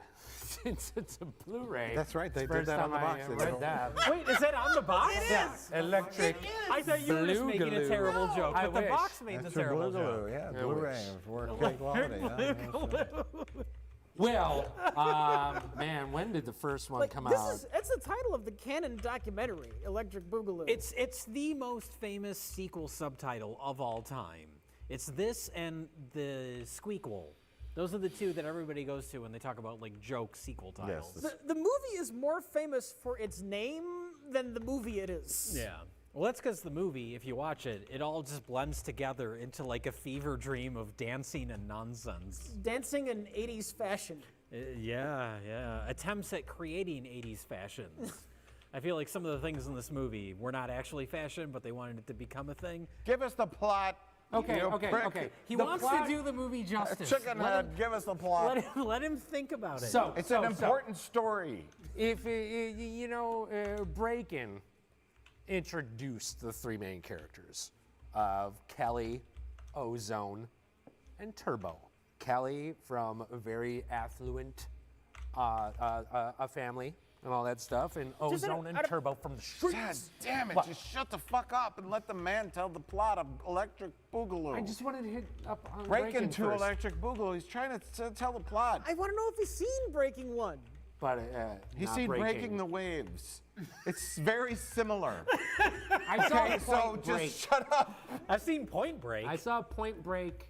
Point Breakin'. It's bad, unlike Breaking Bad, which is good. It's bad. I've seen Breakin' Bad. Breaking the Waves 2 Electric Boogaloo. Okay, it's a good film. Tim, tell us all about. Okay, Rich wants to know if you've seen Breaking 1. Nope. Okay. So, Breaking 2 Electric Boogaloo. Yeah, tell us all about it. I wanted to watch it because it's like Boogaloo is a fun word to say when you're a child. And electric, anything better is plugged in. It's electric. Boogie, oogie, oogie. But anyway, this is the follow-up story. It's like at the end of Breakin', they're just like, wow, Kelly and Ozone and Turbo overcame so many like hurdles. You're and assuming. They're friends. Yeah. I'm assuming. What happens in Breaking 1? They break? I haven't seen Breaking 1, but I'm going to tell you what happens in Breaking 1. Oh. She's an uptight, preppy, rich girl whose parents have her life plotted out for her. Who does fancy dancing? She sees people fancy dancing on the street, and her parents scoff at it, but she's secretly intrigued by it. And then No. She does fancy dancing. She That's does high traditional brow. dancing. not in Breaking 1. In Breaking 1, she's Oh on the my God, outside. he doesn't know what fancy dancing He's so is. fucking dense. Rich, Fancy dancing is traditional dancing. She does. Breakin' is the cool dancing. You're right. Fancy as in highbrow, upper crust, snooty. Yes. She does pirouetting. She does ballet. Oh, ballet. How does she definitively meet Turbo and Ozone in this movie that we have not seen? She falls out of her parents' limo when they take a turn that's just too sharp of a turn. Oh, it's kind of like Overboard. Yes. Overboard. She is Goldie Hawn, falls off into Kurt Russell's or Ozone's Did she hit her head house. and lose her memory? She rolls on the ground and hits her head on a fire hydrant. Instead of calling. I remember that. I remember that happening in this movie. She wakes up in a warehouse where everyone's breaking, and she's like, I don't have dance. I don't know who I am, but I know how to dance. Are you Dr. Death? And she's like, no, I'm Turbo. And then at the end, they defeat the bad dance troupe. Because we can't introduce the soulless She corporate really male gets into the yet. dancing culture, but then she starts to remember who she is, and she has to make the choice between what her parents want her to do and the dancing that she has learned to love so much. Oh, so kind of like Breakin' 2 Electric Boogaloo. Yeah, well, this is a typical sequel where they just do the same It's just thing, bigger, but bigger. Yeah. Yes. Yeah. Hi. Yeah, I really missed you. Looks like showbiz been treating you good. Yeah, actually, I'm pretty burnt out. What's he sweeping? Hustling for pennies. Hi. All right, Kelly's back. All right. Hey, that's Fred. Jesus. She's well liked. Everybody loves her.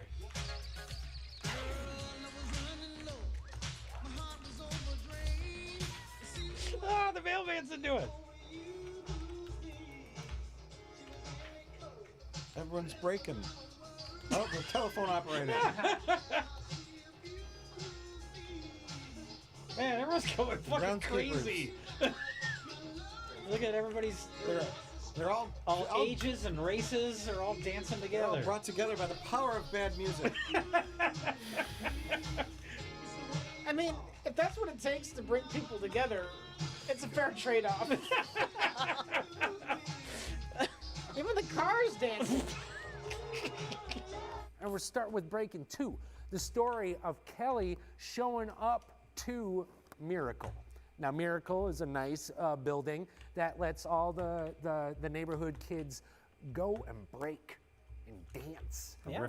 And riff-raff and like They love the dancing. tag, It's like they a community center. Yes, it's a community center. Miracles is a place that it's like, this is street. It's like, all these kids on this street, there's no way that they are going to be able to get together and be happy and like not cause problems. That would be a miracle.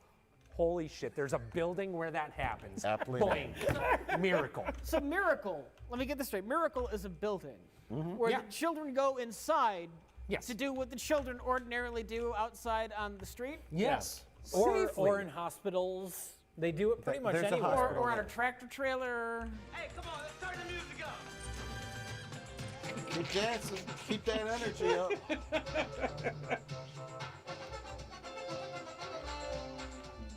Why isn't you dancing? Why isn't you dancing? Come on now. Do you need to ask that question? Feel the beat. Feel the beat. He's into it. Ow, my back! Miracle is a building that's owned by the city, but the caretaker is our elderly black man named. I don't know his name. I just am very proud of myself for recognizing him from Ghetto Blaster, a movie we watched 26 years ago. Whoever you are, you ain't got no business coming around here with that equipment. This is a deep pull, but I think that old guy might have been in. Do you remember Ghetto Blaster? Of course. That we did on the show a million years ago. I still vividly remember the old guy that's like, "What are you doing to my cat?" What are you doing to my cat? I recognized his voice because I always have that in my brain. The "What are you doing to my cat?" What are you doing to my cat? So anyway, Ghetto Blaster runs Miracles. He and does. then Ozone and Turbo are like, we love this place too. And look at him, They welcome all kinds of dancers. Yeah. And little Half kids. mimes. A mime, yes, a mime with a half. He only did the mouth. You know they're tolerant when they accept mimes. Right. And they do all sorts of dancing, but they do have a rival dance gang. Electro. Okay, which one's Neutron and which one's Rage! Proton? Electro Rage! Electro Rage. Electro Rage. Which one's against. Neutron and Proton? Hi. Yo, what's up? Ozone is the tall one because he's The so older tall one who's he can be up in the ozone. Okay, that's a good way to remember. And the other one is Turbo because he went really fast when he fell down those stairs. Ozone is in love with Kelly. Yes. I thought they were in a relationship. The movie starts and she shows up and they're immediately smooching. I Yeah. thought they were like, oh, they're a couple. I thought they were the couple that got together at the end of Breaking 1. Yeah, me too. Turns out she has a fiance. I Did thought they introduce- ended in a kiss in Breaking 1. They did, remember? When we watched that film? Yeah. Oh, Breaking 1? Yeah. But Turbo is the younger guy, the one who ends up dancing on the ceiling. Yeah. And he is in love with Latino girl. Yes. Who is part of a different subculture of dancers. Yeah. Who dance on a stage. Remember? Yeah, in front of. And he's like, I don't speak your language. Mike, you can just say there's a stage and we'll know they dance on it. Okay. He's in love. So there's multiple factions, multiple ethnicities, groups, all in Los Angeles. And they all And dance. they all love to dance, and they just want to dance. I'm picturing like the Real World's audio. And someone that far away, it just looks like a bunch of insane people. Oh, this would be a great Shreds? Shreds, yeah.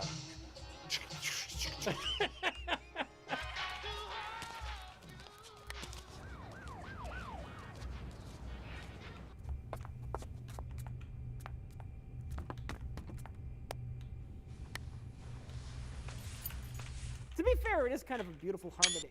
We never really see Earth in Star Trek, but I imagine this is what they're doing. Just nonstop dancing. Just nonstop dancing. And even their gang fight was rather beautiful. It's all this dancing. They just said, you know what? We don't need violence. We're going to settle our differences with dance, whether it's interpretive on us.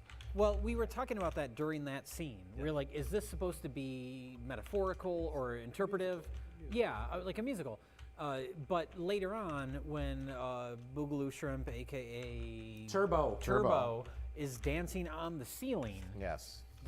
His love interest comes into the room, and she's like, "What the fuck?" So I think all the dancing is literal. It's happening. Oh. He's going to the wall. There it goes. Camera tricks. Let's see it through the Yeah, there's like a hole in the wall, and you can see through it. Oh, are we gonna get a split screen?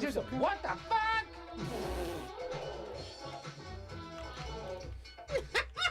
Oh, look at that. What?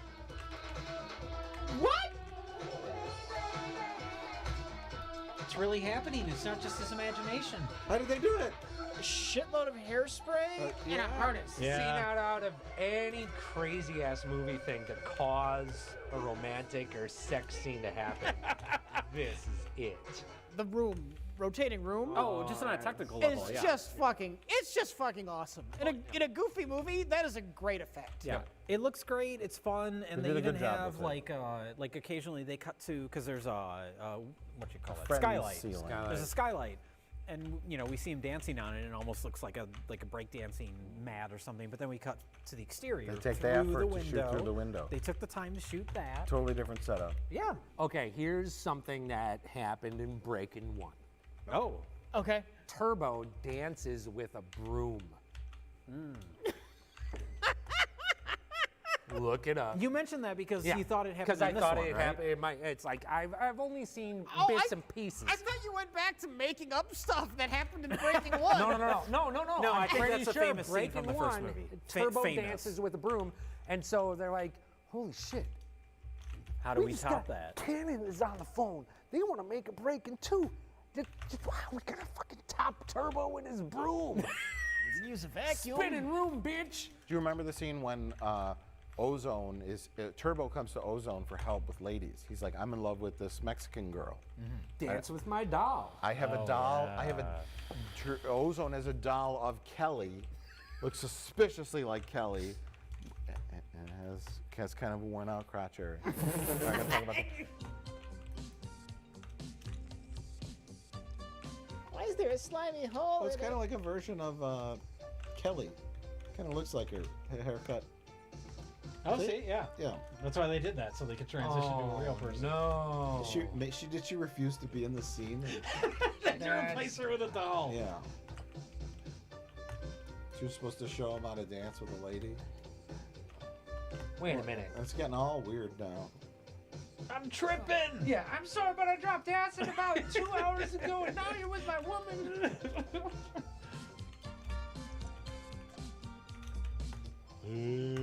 How bizarre. Oh, they broke it! Now if they flash back to the real women, they're bloody. Yeah. Now here they realize they don't need no woman. That's why. Yeah. And then they're dancing, and then it keeps like intercutting to like other real life get characters. jealous. And then Yeah. the doll falls apart. I mean, all bets are off. Reality is bending. It's a musical.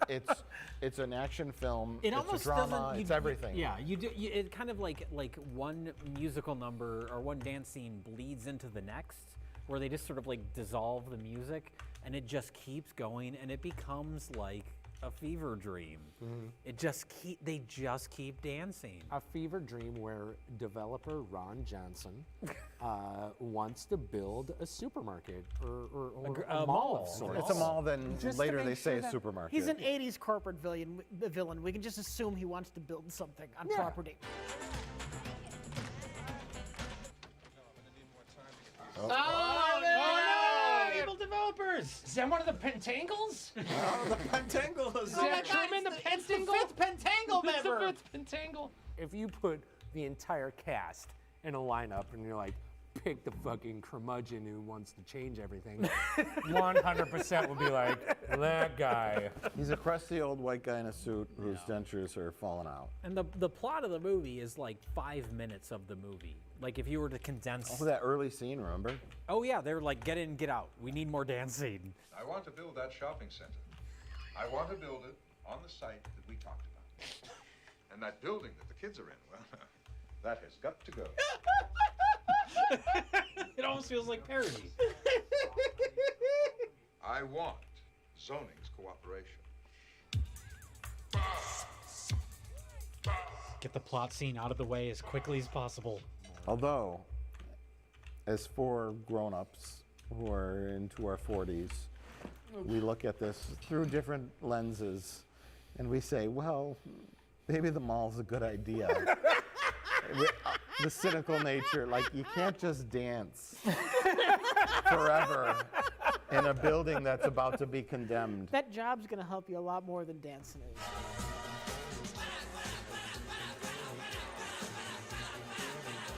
The only sad thing is, Rich, is Yep. I know they're not gonna use like violence or anything. It's not gonna turn into an action movie.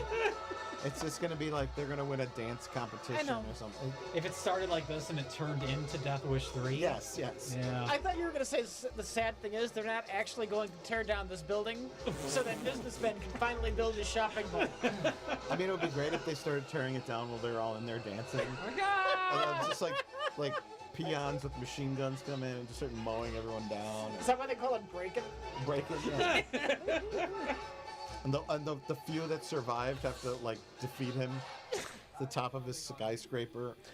Oh god, they have like a dancing kung fu battle. Yeah. Like the girl, she's like, I'm gonna choose between Princeton or hanging out at the abandoned building with my friends who dance. It's about to collapse. The building's about to collapse. I know your dad's supposed to be the villain. I know, but he's right about Princeton. He's kind of right. You should go to Princeton. And Go to Princeton. You have your dream job in Paris, or you can slum it up in the literal slum. But Stanley tells me that you backed out of that Paris deal in order to run off with that street dancer. Yes, my friends badly needed $200,000, so I quit the job you want me to take so I could help them. If only somebody would give them $200,000, I would be able to take that job. I'll bail out miracles. Pay Oh! You thought you were smarter than the movie. You were wrong. Princeton or end up on Skid Row? Tough choice. Not a hard choice. I mean, Miracles is only going so far. Yeah. In the long term. Take care of ourselves. We don't need your money. Yes, Yeah, you you do. You desperately do, or the city will demo the building. I said all those characters, all the way down to the 5-year-olds, they're all gonna end up on Skid Row. Ozone's gonna be cheating on you with that other girl in like 5 months. In 6 months, someone's gonna start doing heroin, where the miracle Is there a new is drug? Is there a new drug that makes you dance? Well, if that exists, they're already taking it and breaking too, because these people are lunatics. Well, that's the reveal we get in Breaking Through. That they're all taking this drug that makes you dance. Dance-a-hall. It's not even a pill, you drink it. Breaking 3, withdrawal. I was going to say this Withdrawal movie in the dance hall. not drug related, but withdrawal in the dance hall. That's good. This movie feels like a virus movie, and the virus is dancing, and it's contagious, and it's like a zombie film, but with dancing. Heals bones within days. There's that too. We should mention the hospital scene, which is the best part That's of the the best film. scene in the film, yeah. Looky for fun_bot_master. Welcome to my channel. Everyone's gonna start dancing in the. Oh my god! The power of dance is healing him. The alien was gonna pop out. Yeah!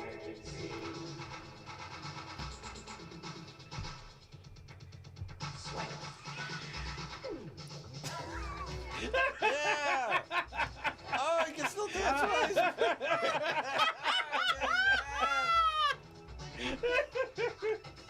The power of dance can't stop him. Oh my god, everybody.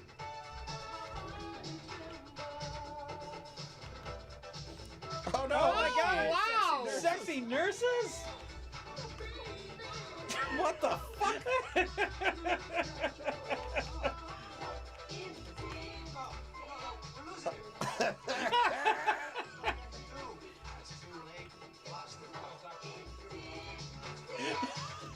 They're gonna cut back to him coming to life, right? Yeah.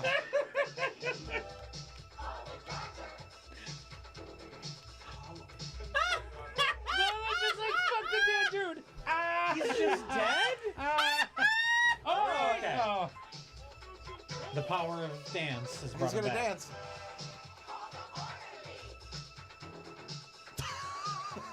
This is amazing. This has gone off the rails.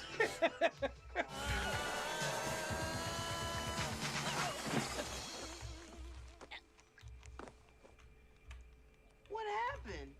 So the ticking clock is they've been given 30 days grace period to come up with $200,000 to make desperately needed structural repairs to the building to make it up to code. Yeah. So the obvious way to do this is to have a dance concert. And then it's like the media shows up and they confront the Black builder Horizon and he's 89. Like, oh, yes, my Welcome to building my company, channel. Douglas Building Company. I'm out. We of the Douglas Construction Company feel we won't disrupt the community. We will withdraw from the project.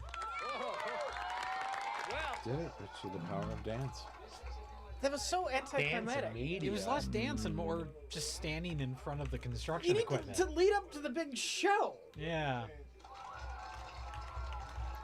It's teaching you that you don't solve a problem, you just Oh, pout and obstruct, and then the problem solves itself. It needed to be the big moment where they need the dance number to win the competition, and they need the help of Turbo. And then he just bursts out of his cast, Yeah. power of music. Yes. And there's this like spectacular outfit on under his hospital gown for some reason. He rips off and he starts dancing. That's how you end the movie. Why don't you tell him about it? They tried to raise money, they didn't get there, and then they did nothing. Wait, they're still doing the show? The day before the big dance concert. So like before the climax of the movie. No. For some reason, the writers have chosen to completely de-escalate the threat. Yes. I think that's so you don't have to worry about it. If you're watching the movie and you're actually invested in the plot and you're worried about, oh, will they make it? Now that's not a problem, so you can just enjoy the dancing. And just watch you can them, just watch enjoy them the spectacle. make all the money? I think that's the idea, even though in story terms, yeah, it's bizarre. They needed a story, and then they had it, and then they like resolved it. They just let it go. You think too logically about movies. You think too movies about movies. You think like nothing here That's our happens. job. I know, but no, I'm saying like you are like the guy that writes the 80s movies. But these are not those movies. These all have like the facade These do of the being a opposite movie. of logic. These are like you look at them from a distance and it looks like a movie, Yeah. but then you think about it and nothing adds up. They're the Monets of movies.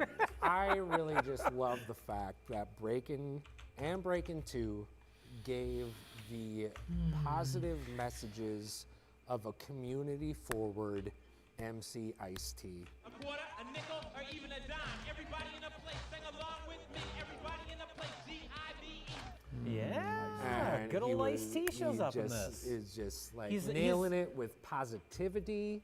I'm like, this guy's gonna go places. He's gonna work with the community, and he's gonna make sure everybody stays clean. And this is 1984, so you know he's got.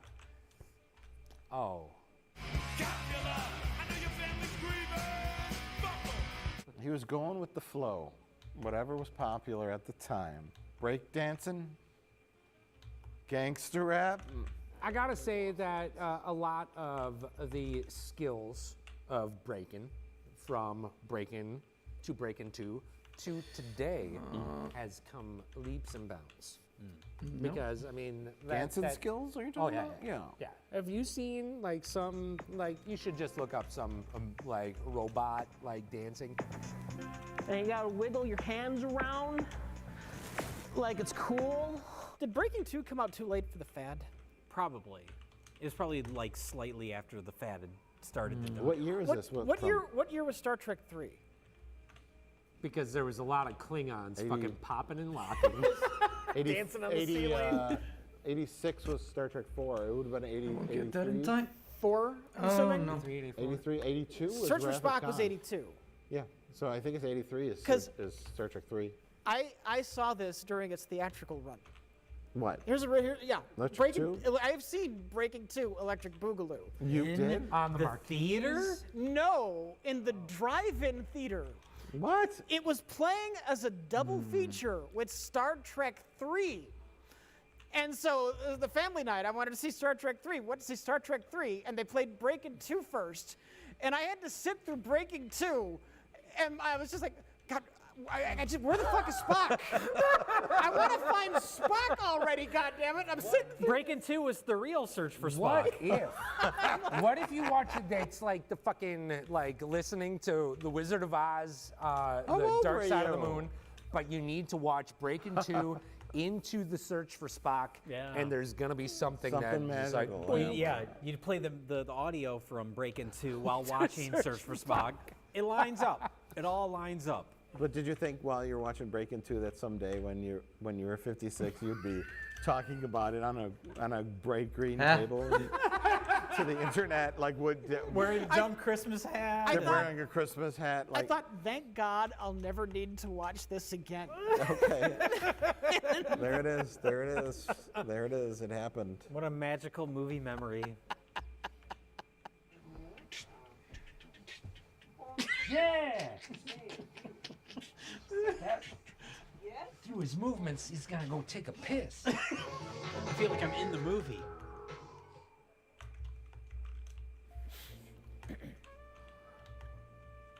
Oh yes, I guess I am in charge here. We're at the end of the night. It is time. I guess we'll go around. Tim, what is your pick for best of the worst? I will have to go Barbarians. Stupid hilarity and like great practical effects, but boy did I call at least 3 or 4 things in that movie, and I'm pretty fucking proud of that. Put these up. So proud. So yeah, Barbarians. Doink. Okay. I guess it's up to me then.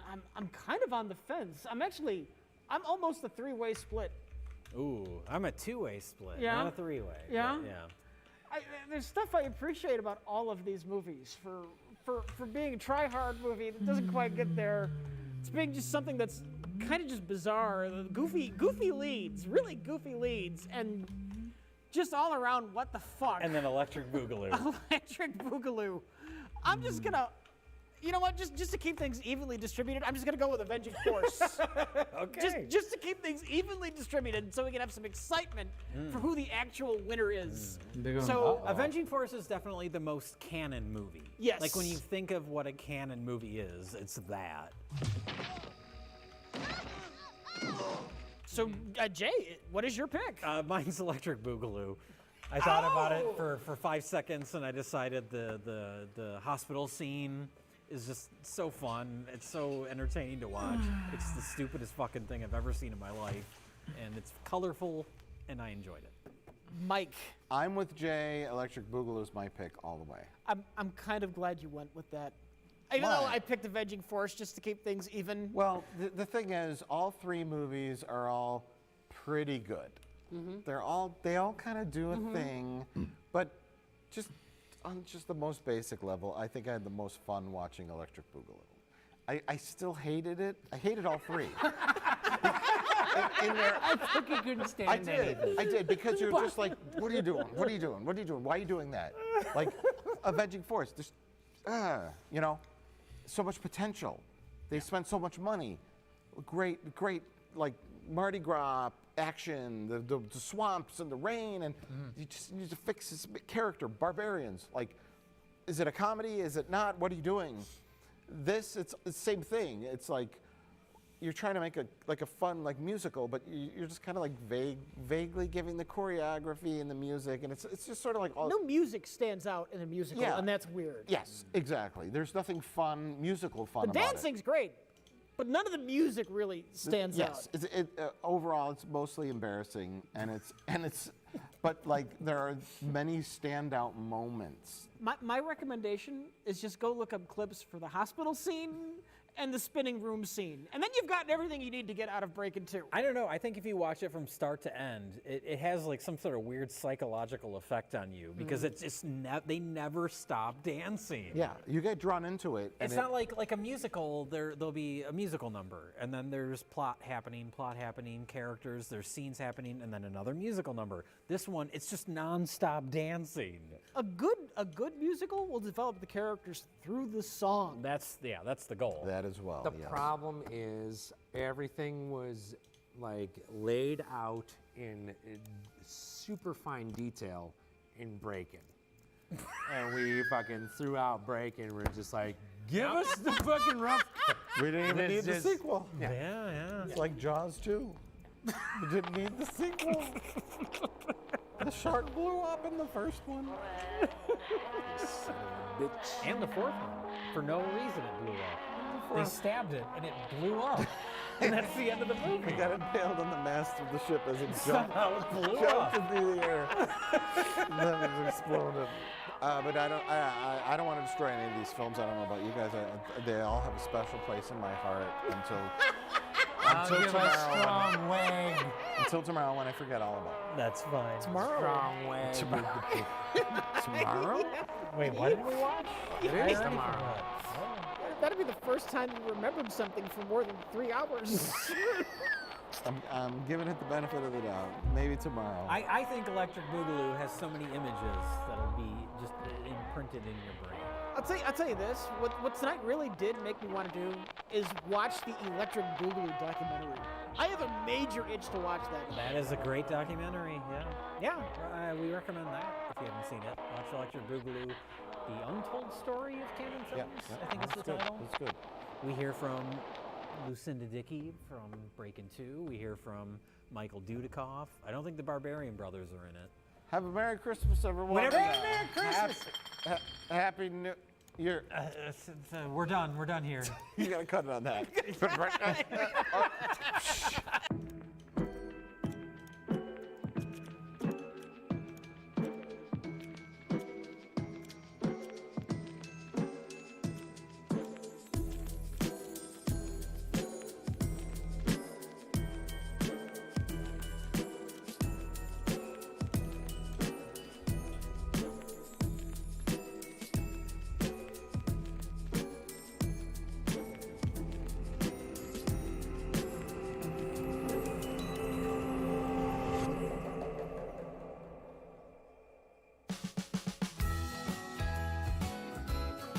CM に入ったんですが、ゲストのものすごい迫力に圧倒され、なかなか言い出せないタモリさんにご注目。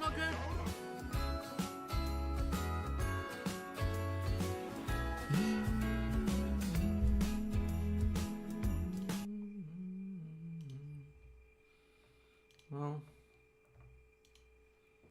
I guess the motto.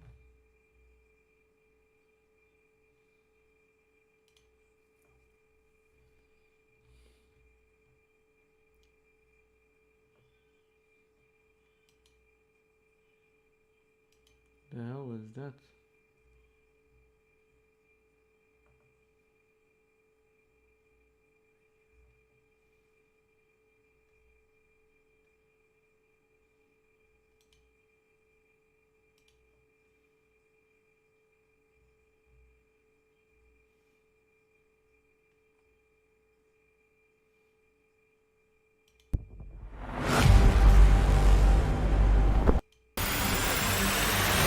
Victory!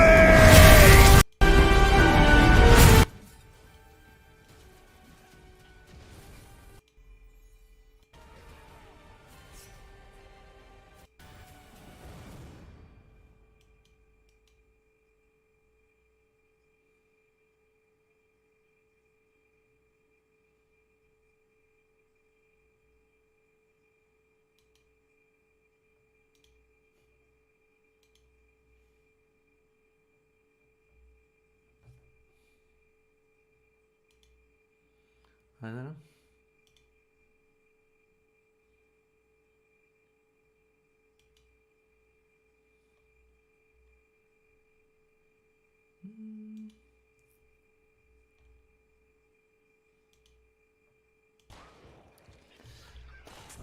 Let me see. Good luck and fun hunting. If fun is out and hunt.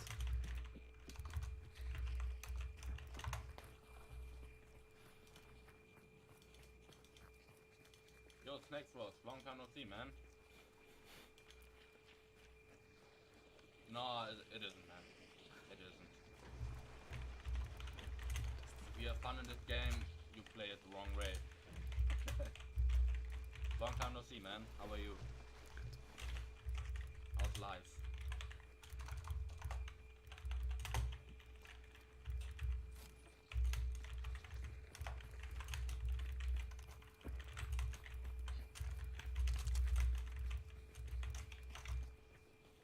Job's going slow.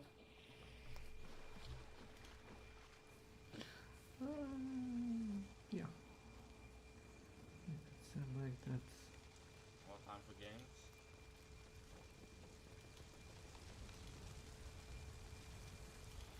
Holy shit, man. Fire.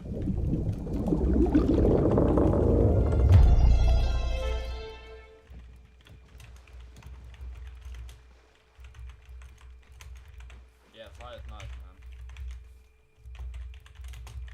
Are you still streaming, by the way?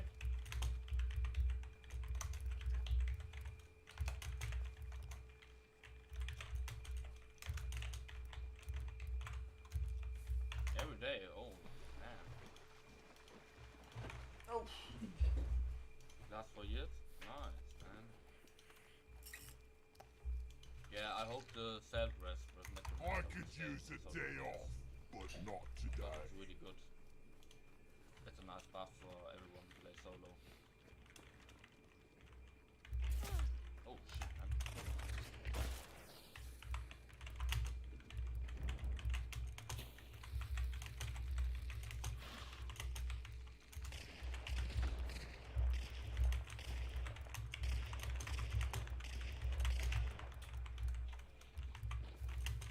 Yeah.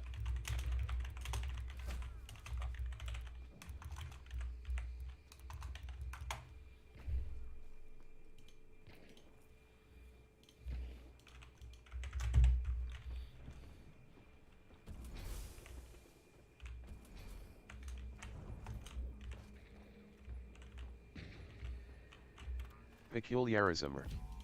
Welcome to my channel.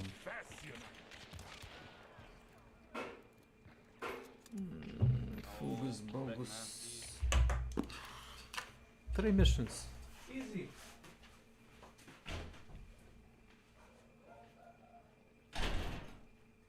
Yeah, bad ambush. Oh, we can actually rest them. No, I don't have choke. Fuck.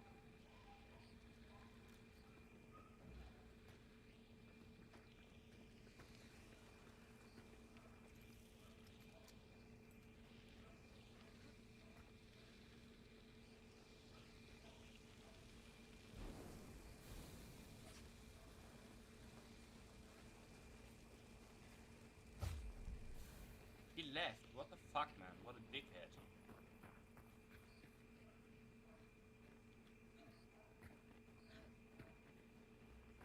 Doesn't even deserve the rest, man. Just a dead body. Killed him here.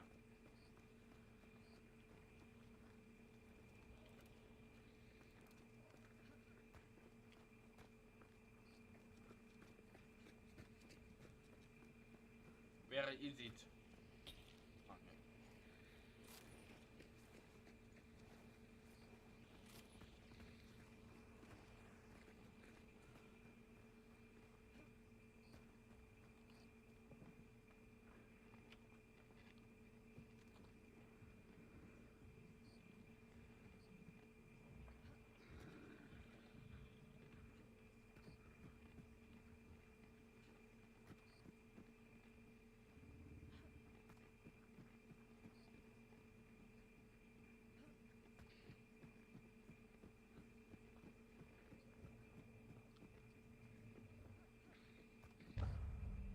Oh no, they extracted. I'm so stupid.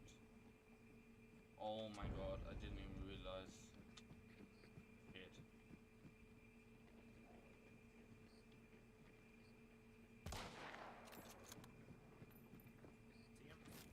Nah. I think they left, man.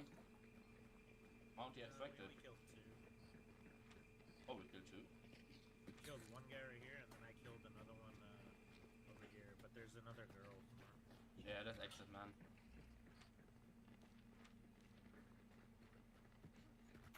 Fuck it. Yeah, let's go.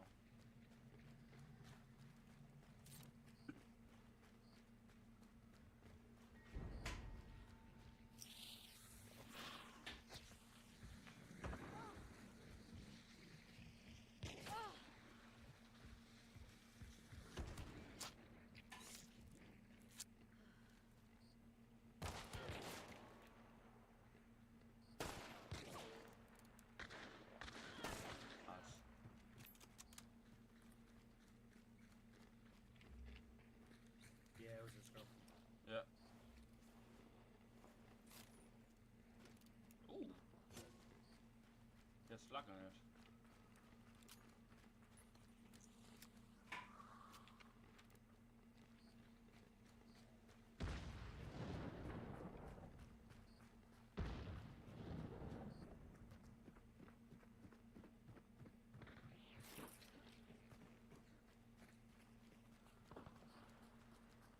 You already pursued 100, right? S.W.Frost? Nice leg, game. One.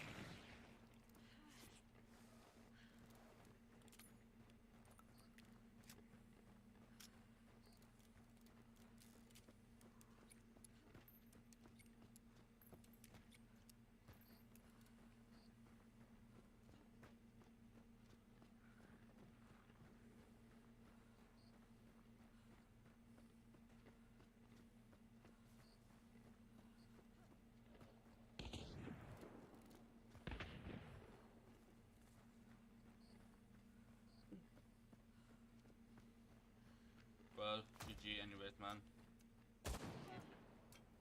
Have a nice day.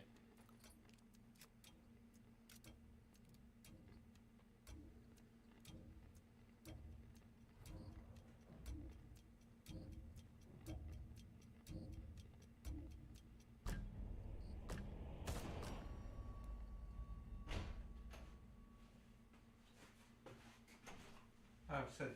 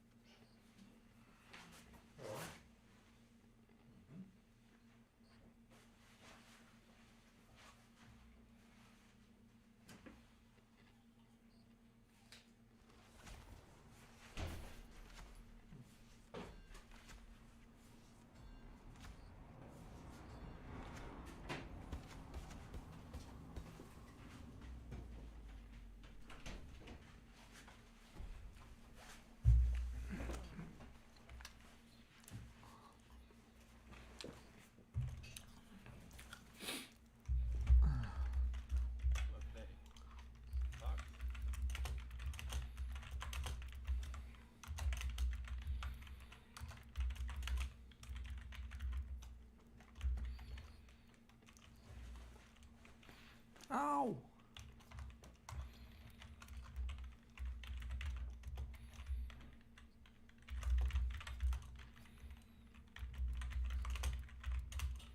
Tell me.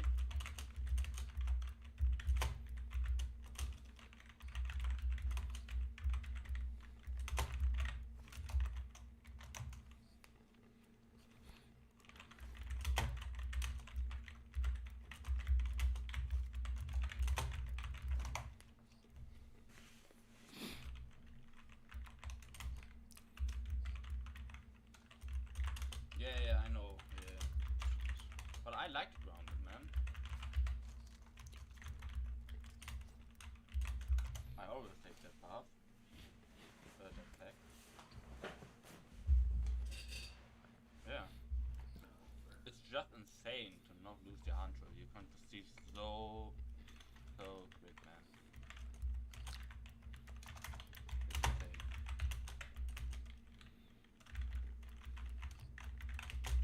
Like if you have a level 50 hunter and you die, if you don't want to go anywhere, you just retire.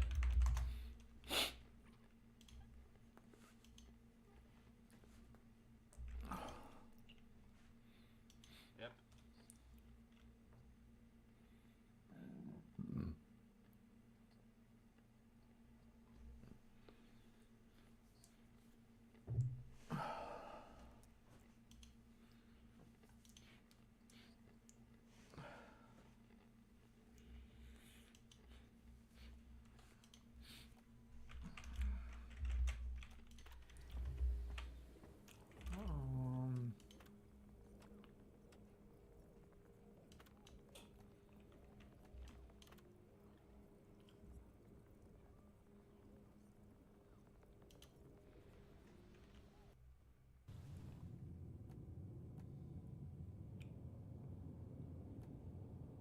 Cut him off.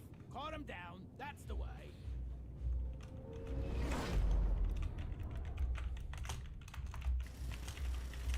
Your team is getting bigger. Dwarf inbound. Rock and stone. Action time. You there. Nice. Attention, new miner inbound. Let's rock and stone. Rock and stone in the heart. Rock and stone in the heart. Hey, can I get your attention? Rock and stone, you. Rock and stone. Rock and stone, brother.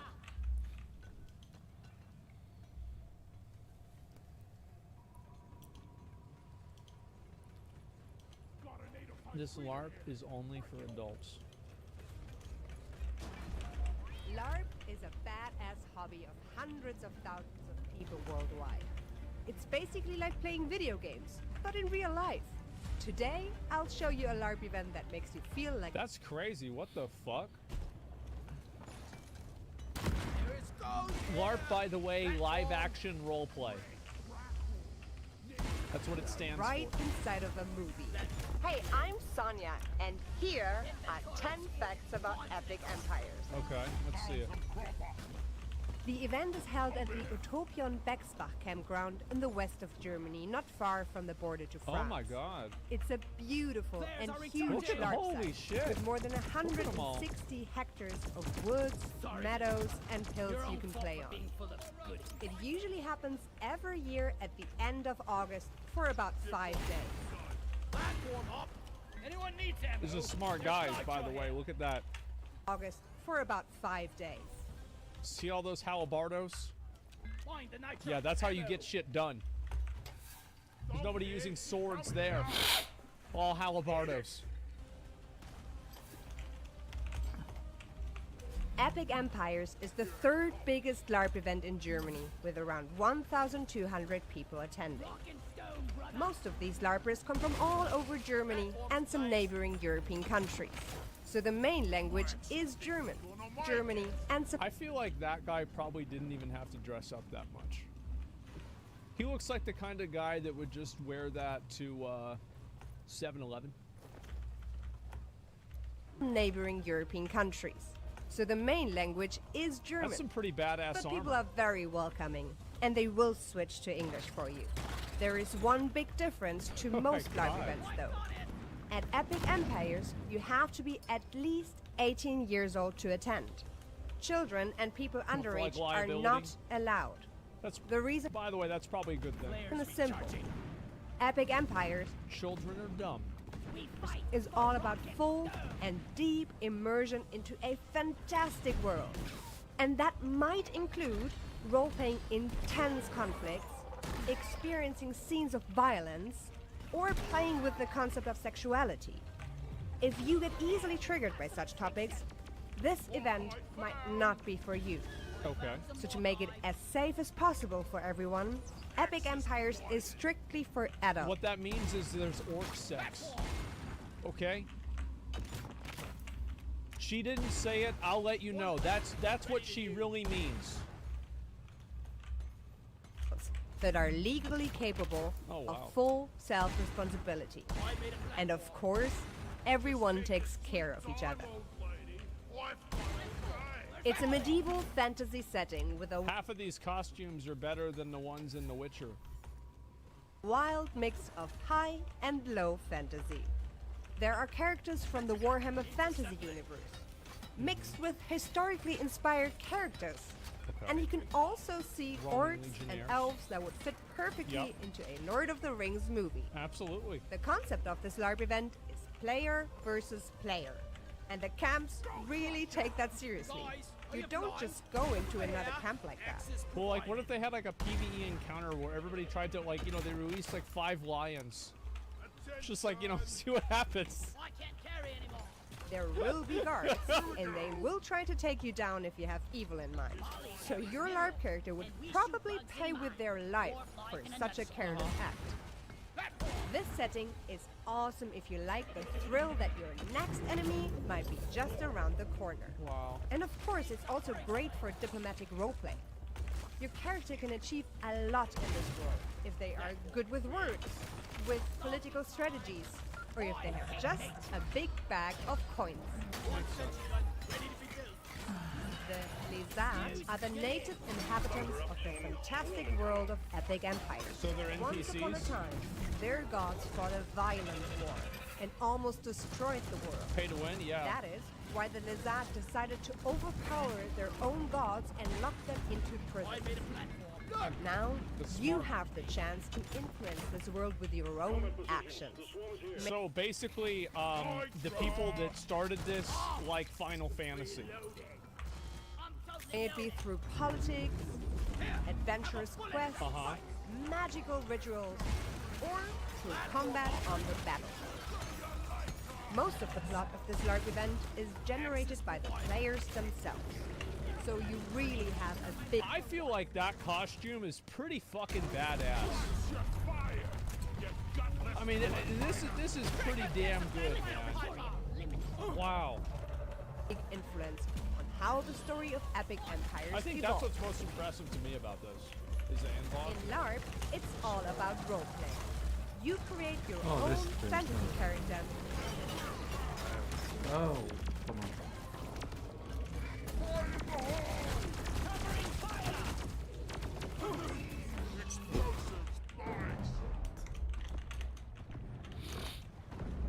Puče nešto. Shields placed. Hang in there. The wave is almost dealt with. Dispatch whatever's left. Idu Peđa predno sat, dva, je išao na posao, a stala nisam ni čuo.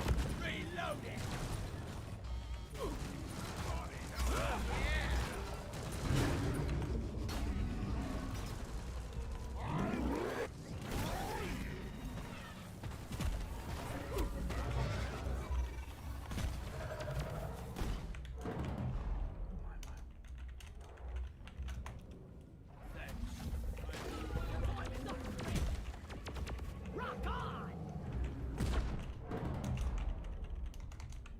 Oh, shite! Detonator! Repeat! Detonator!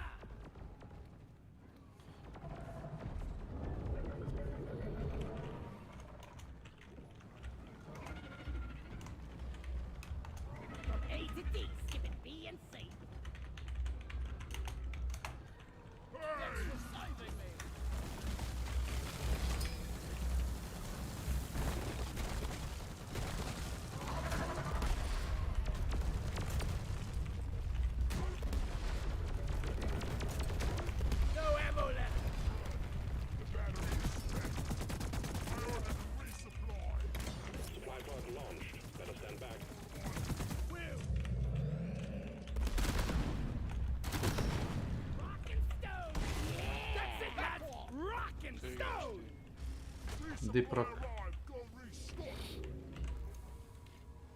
Ubi nas jedna buba, razvali nas kurs.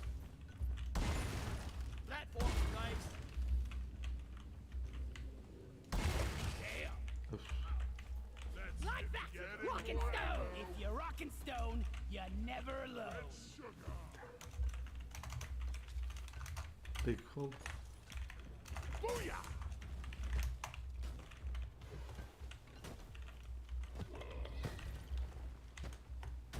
Eat it!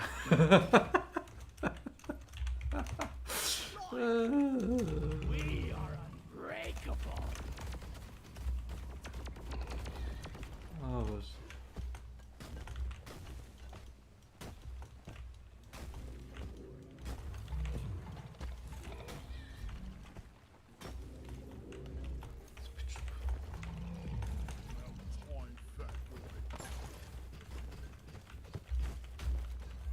Taste the pickaxe!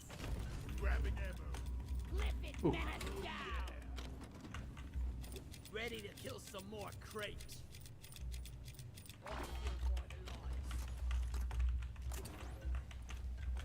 Oh yeah!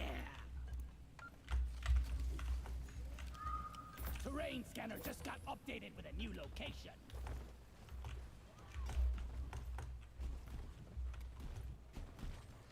Flares, not ready yet. Pow!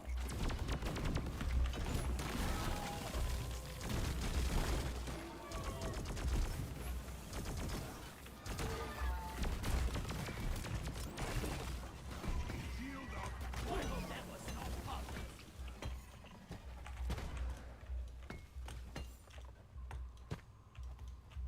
Znači mi cijela da si ima otišao da vidi negdje za posao. Ja. Pojma nemam gdje. Rock solid!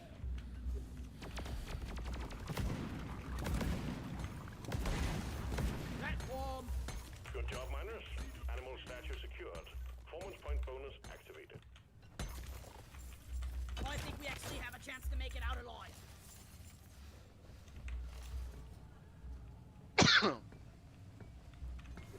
Be gone! Nama ništa ne javljaju jebate. Yeah, give me some sugar. Zato nisam pristalica toga ni bio da se to kao, da se radi subotom, bi radili nedeljom da mogu. I onda nema posla nedelje dana, dvi. Znači skroz nebitno, razumeš. Ta subota ništa znači, nema li se.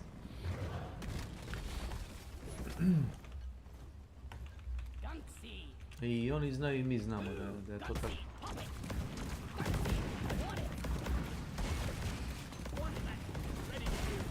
Ajde, pić.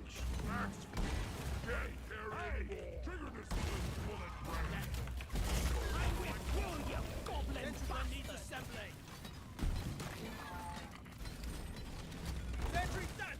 Go get him, boy! One sentry gun, ready to be filled. Reloading! Look there! Up there! It's a gun scene! Yikes! That thing almost took my beard off!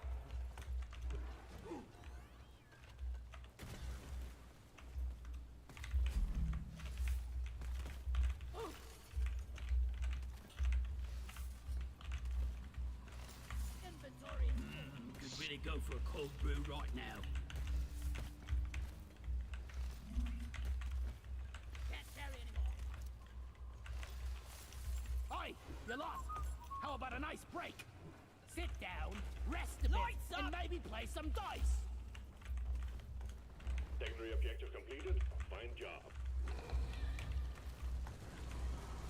Skittering horde inbound, team. Swarmers. Lots of them.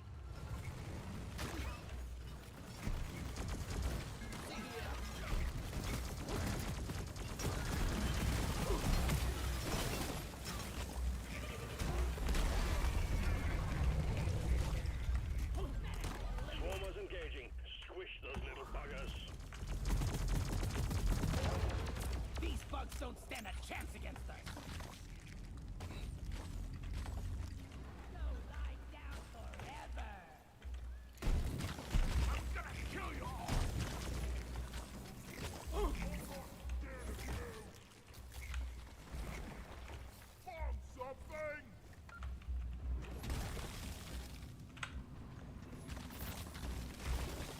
Booyah!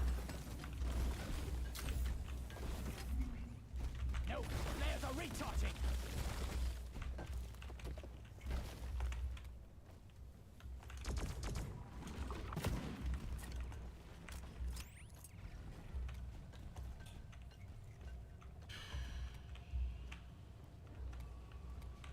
Scanner shows the wave is spinning out. Take out the rest of them. Stab.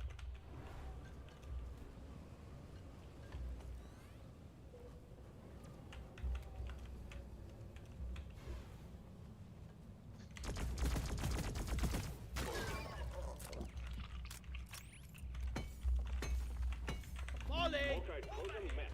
That was some first-class mining team. Escape button on the mule is activated.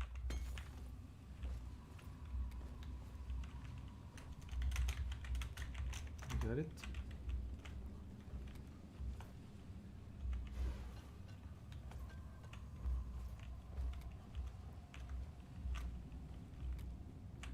Got no flares ready.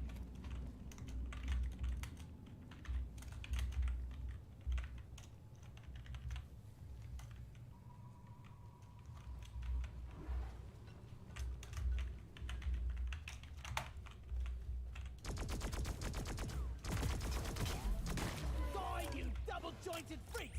Die!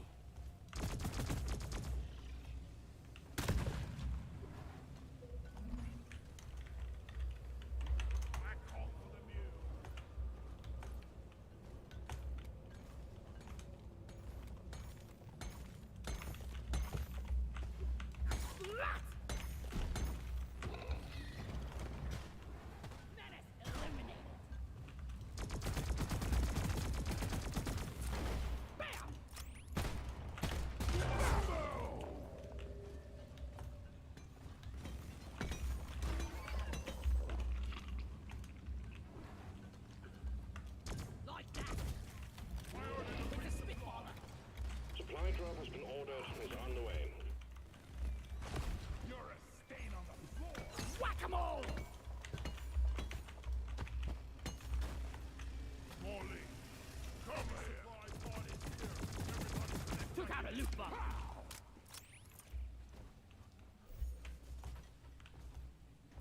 Ammo taken. I'm taking some of the ammo. Let them have Ready it, to Lloyd. kill some more crap. Never felt better. Drop pod en route. Hang in there. Saying. At least we don't have to haul all these minerals around ourselves. I was made for mining. Molly was meant for hauling what I mine. Rock and roll and stone!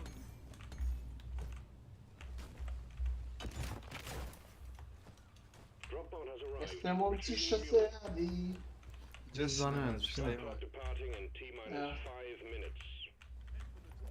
Ja stavljam se u život. Ne prijam je ovo jedno uopšte.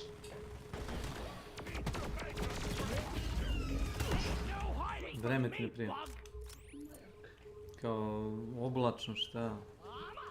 Kod vas vetrovito, kod nas izađeš napolje. Košava. A, tako, išao sam bio iz donjeg dela kuće u gornji, jebote, vazduh iz pluća izbija. Tačno neki loš ugao.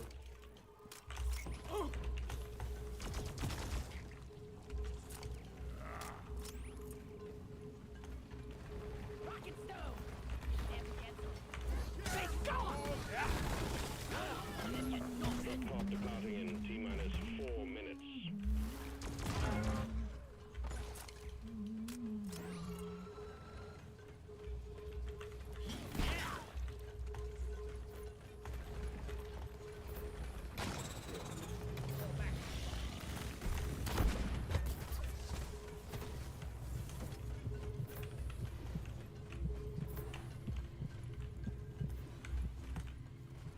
Lloyd is up. Shredder's deployed.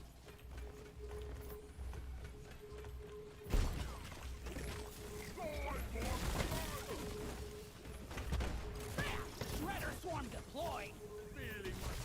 Oh yeah.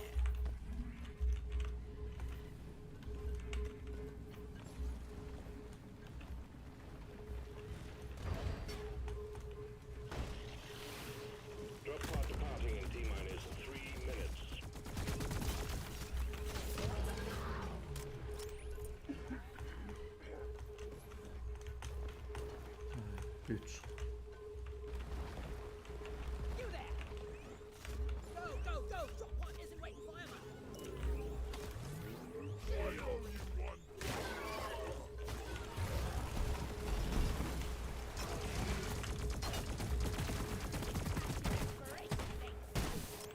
I got the glyphic Praetorian.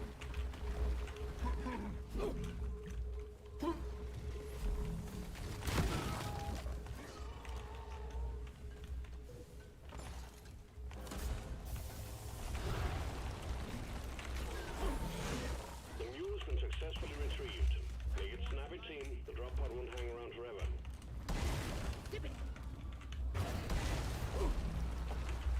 Drop pod departing in T-minus 2 minutes. So long, suckers!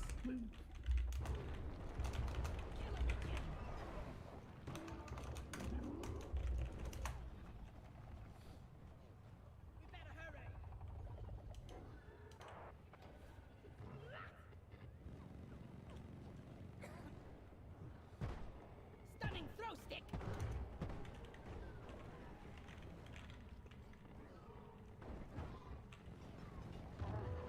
The smell, it lingers.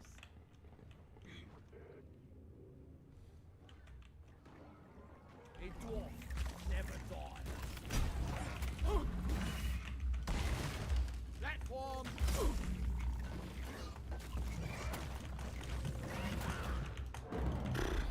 Leave. Drop pod departing in T-minus Ako ste 1 vi ste minute. bili na poslu danas. Ma gde jesmo? Oni nama naprave da radimo u subotu, ali bitno je to da sad nema posla, razumeš? Kao, Ne mora raditi preko vikenda. ma da, ono, mislim, recimo, bilo je proizvodnje recimo u četvrtak, petak i sad umjesto da, ono, nema pritiska, razumeš? Možemo, razumeš, doći u ponedjeljak da to uradimo. Ne, kao treba u subotu doći. Ok, mi dođemo u subotu da radimo. I onda u ponedjeljak i utorak imaš posla i onda od srede nemaš posla jednu nedelju, dve. Onda kao zašto smo dolazili u subotu? 10 seconds to take off.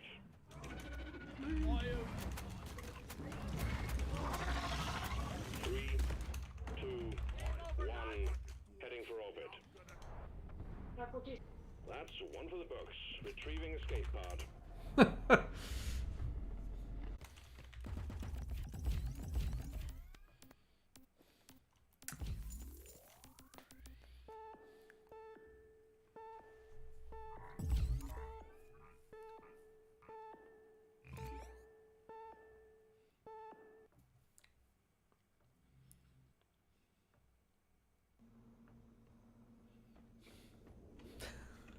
I think it was just bad luck. Yes.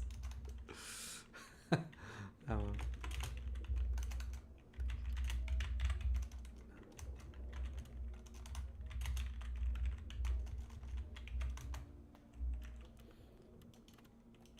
Drop pod is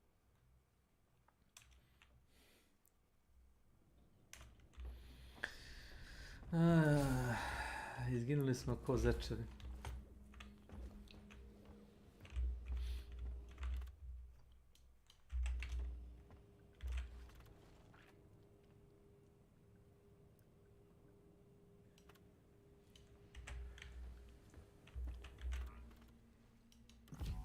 This looks nice.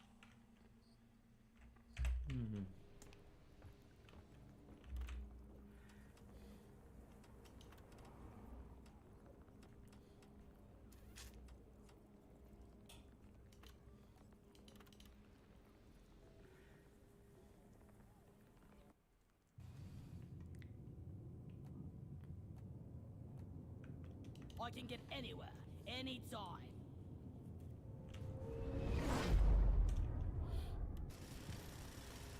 We've got a new miner inbound. We rock! Rock and roll and stone! Nice spear! Here's gold.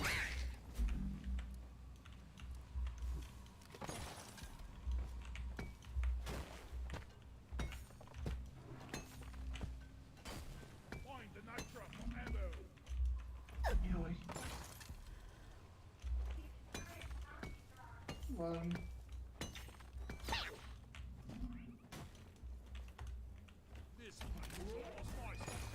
Dwarf inbound. Rock and stone, brother! Rock and stone forever! Yeah! Oh, I'm out of here! I have a good feeling about this thing.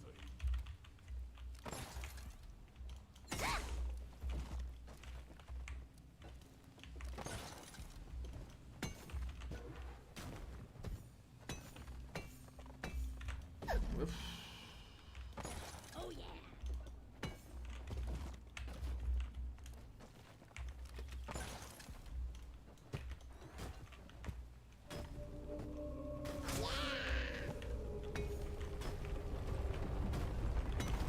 Alert! Meteor fragment headed your way. Clear the marked zone immediately.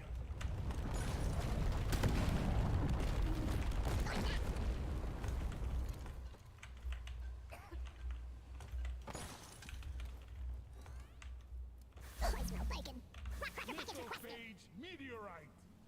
Rock cracker pods are released and heading your way. Yeah! Ugh, air's kind of heavy down here today.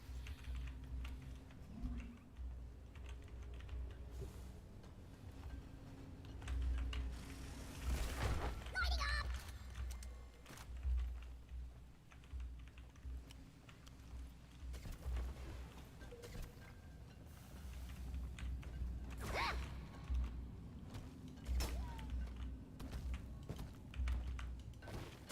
Ow!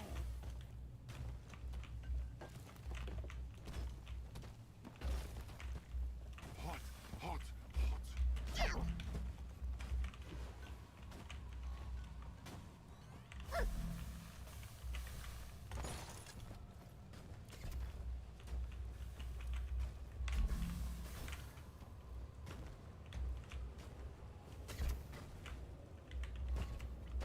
Boy, fleet! Jackhammer!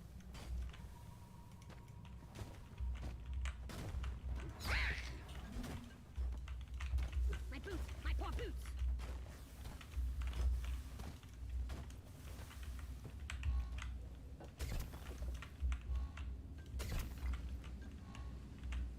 Like that! Hammer connected! All rock crackers attached. You can start them up when ready. Finish setting up this jackhammer! You snooze, you lose! Gonna crack that meteorite in no time at all! And we're cracking. Get ready. The bugs are bound to dislike this. Flares up!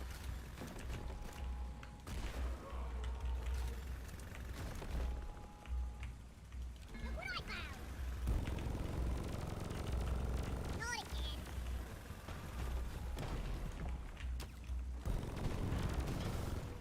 Praetorian!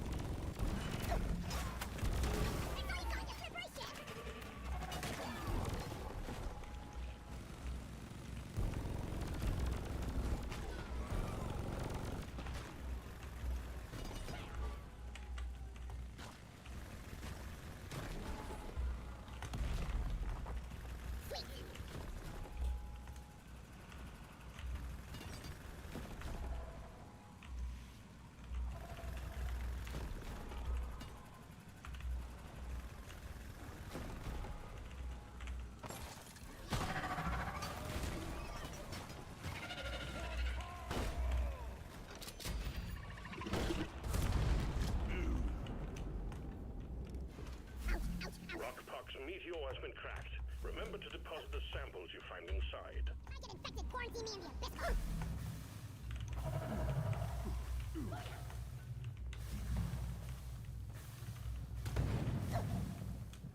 It burns! It burns! How come I feel like it's me carrying all the load? Where is that damn mule?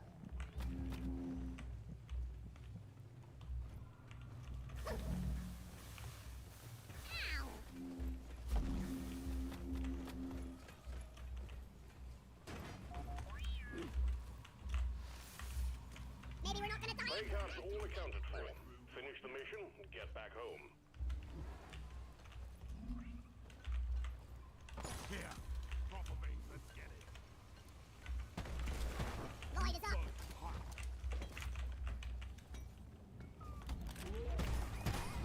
Attention, new miner inbound. Like that, rock and stone.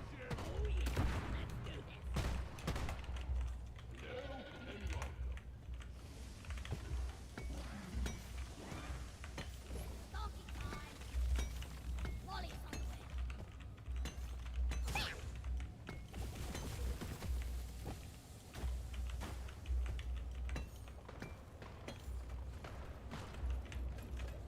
Like hot tamale.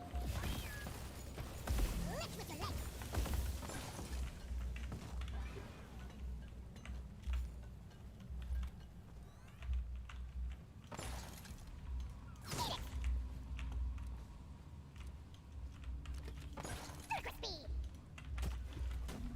Geliyorum, devam ettim.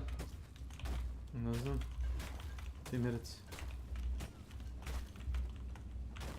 Geç şu. Just take your sweet time, old lady. I've got all day. Geç şu. Onda rabota.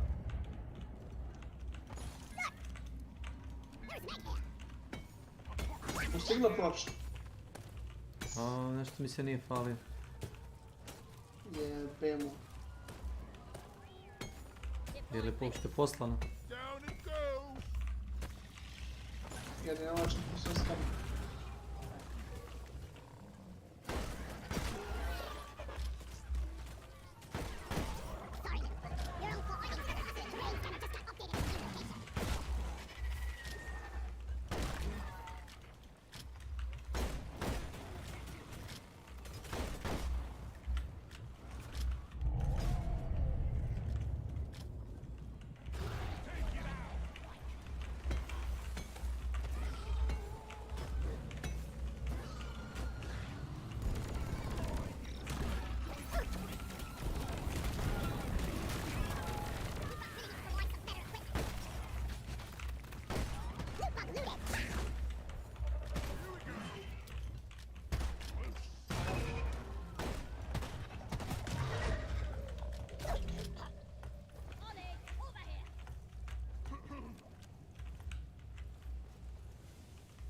Inventory is full. Going to the closet. Lighting!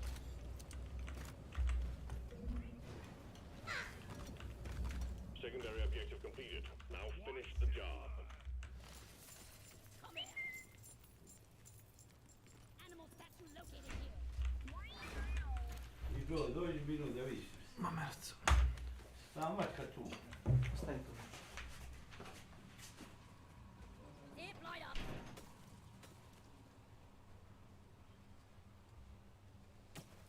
The shuttle pilot will really be in for it this time, dropping his cargo like this. Good work, team. Performance point bonus is active.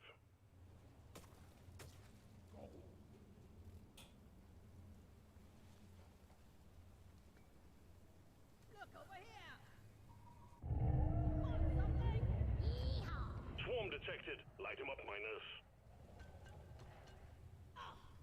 Proper here.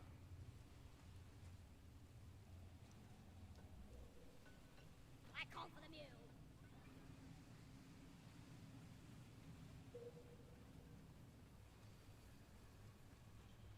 Swarm, it's a big one, team.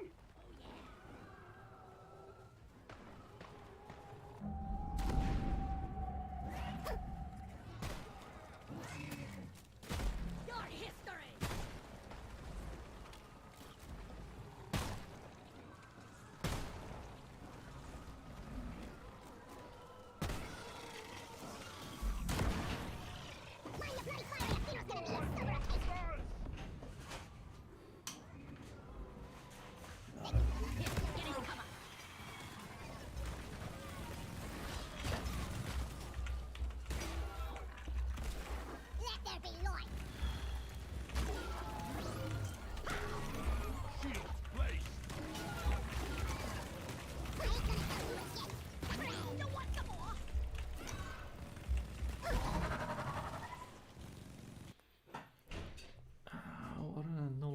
Čekajte.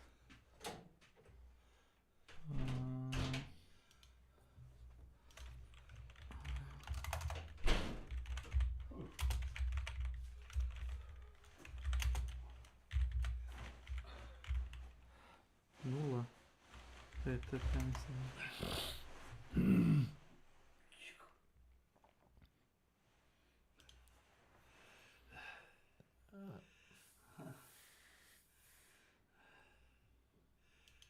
Samo gdje dođe da ne povriš.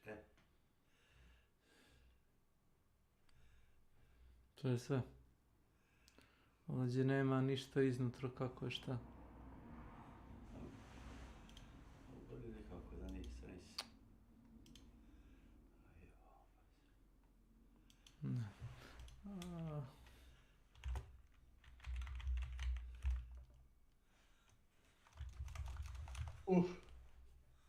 Unutrašnji. A samo.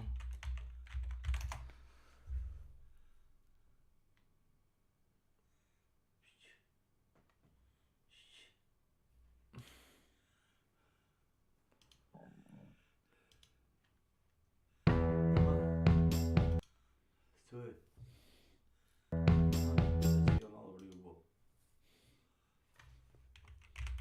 Ne znam to tajmo da sad ćemo vidjeti.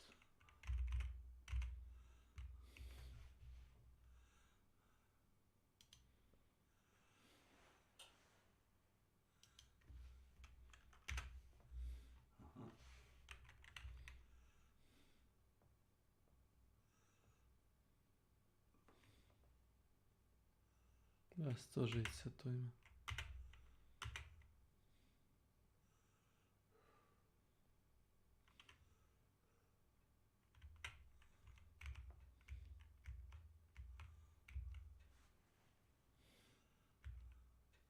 Isto je gore opravda ovaj termostat za uključivanje. Vidiš da imaš nađe gdje idu 3 žice u jedno ili 2, vidiš? Ali pokazuje kontra.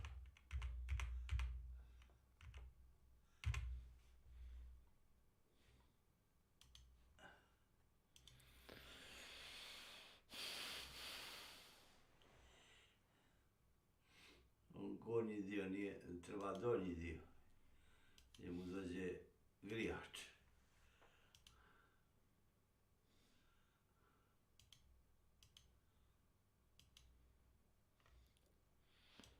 Da.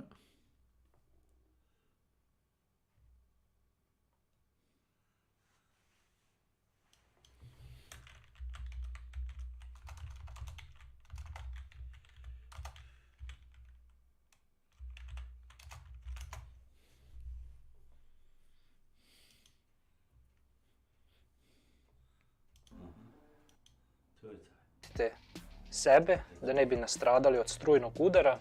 Pre skidanja preporuka je ili lako se šrafom, a ne i da nije ništa zapeklo. I dakle, ovo je naša situacija. Veoma jednostavno, dakle, vidi se da je očuvan uljani radijator. Plava, gdje ide od ovog malog, gdje ide ova plava. Kao da je na prvi pogled sve lepo izgleda, osim što vidimo i remek delo sa izolir trakom. Kablovi su isto dobri, znači ne vidi se da je nešto pregorelo, da je u prekidu. Dakle, šta ćemo sada da učimo? Kako ne vjerni, uzeti šta on je diod, moramo da vidimo. A on ispituje gdje provodi to. Da skinete ventilatora. I metal isto služi kao jedna vrsta zaštite. Međutim, nekad se desi da i ovdje imamo još jednu zaštitu. Tu je uglavnom topljivi taj termoosigurač, tako da uglavnom prvo strano osigura. Veoma labave, to mora da se stegne. I opet merni instrument na pištalici. Dakle, što se tiče grejača, preporuka je da skinete te kurima, da ćemo da vidimo. To što ti je držalo, to istopilo se, zato ne vidiš sad. Vidimo da je ovo zajednička, najmo ovako, stavio na mega sada da se... On koristi ispitivač da vidi. Mora drugi da ispitamo ome.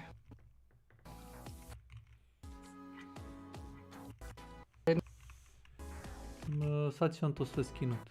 Nam jedino pravo uzor koji je problem, jer ovaj ventilator je ispravan i tu nema šta da diramo. Vidiš da je ovo na vidimo masu, da ti gledaš ovaj ovdje plavi. neko remek delo, On to ti je ide ovdje uglavnom negdje na masu. da vidim za A ovaj tinjalicu, ti ide ovdje jedan ali tu. ovaj prekidač nema tinjalicu, tako da smatram da je to to. A sa strane ovdje vidiš da imaš 3. Dakle, Evo ti vidiš, imaš tu jedan, tu jedan i tu jedan. Znam, 3. Ovo jedan ti ide dole sa strane na masu, čini mi se. Oko ovoga što... Ovo je masa. Pa ja mislim da. Ovo je 100%. Vidiš ovdje tu. Ova plava ide ovdje tu. Ali se izgleda istopilo ovo. Ta izolvi trak. Jako loše, čini mi se. Da stavljamo opet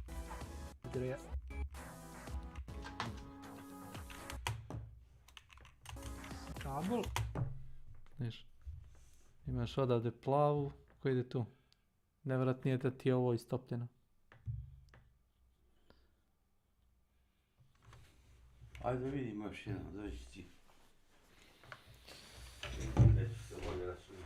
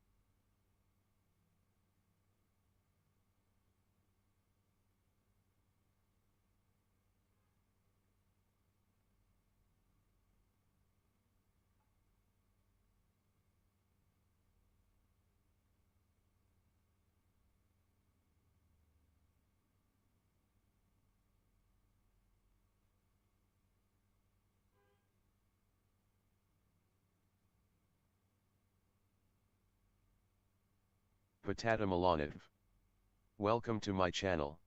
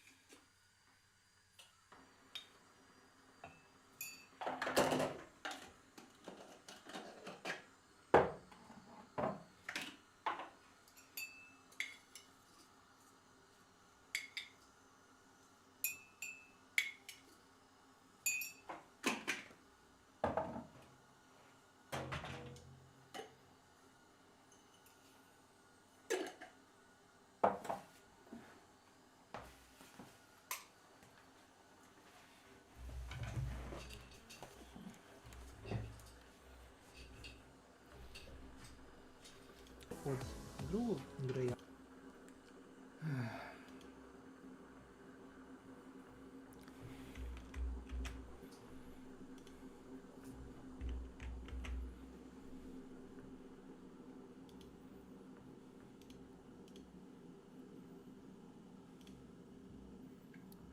Gdje ste, momci? Šta ima? Šta se radi? Ručak. To je bilo.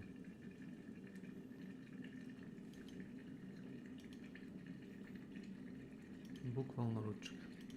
Šta se igra? A možda odigram meč 2 Warzona. Može. A to mi je najlakše da ugasim, znaš. Pošto moj stari nešto popravlja i onda... Možda će mu trebati, možda neće, znaš. Da. Malo prije sam bio šao na Deep Rock i nekako, ono... Stojim, tako ono, znaš, moj ćale, treba mi, ne znam, šta ne valja sa igračem. I ono, ajde, ja Alt-Tab, uđem u Windows, otvorim, nađem koji je model igrača, pogledam par nekih slika, video, aha, rekao, mora da ti se otkačilo to i to, neki, pretpostavljam otpornik da je u pitanju. Od prevelike toplote, neki otpornik se istopio i kontakti su poispadali. Da. Ali to nije ni njegovo, to je od strica ovdje. I ja rekao, to je sigurno, znaš, neko uključio da ono greje sobu i prevelika temperatura bilo i samo, znaš, kontakti se raskačili i otišao u kurac. Možemo otići ovdje, se zove, tema se. Može Pa... da prespoji, to može da prespoji, ne mora non stop. Ako ne, ali mora paziti da ne spali kuću. Pa, kako objašnjenje, a? Mora da pazi. Ja sam moj na poslu prespojio vjeroviću da non stop, da se nikad ne gasi. I šta, nikad se ne gasi, a? Ne ugasim nego vidim.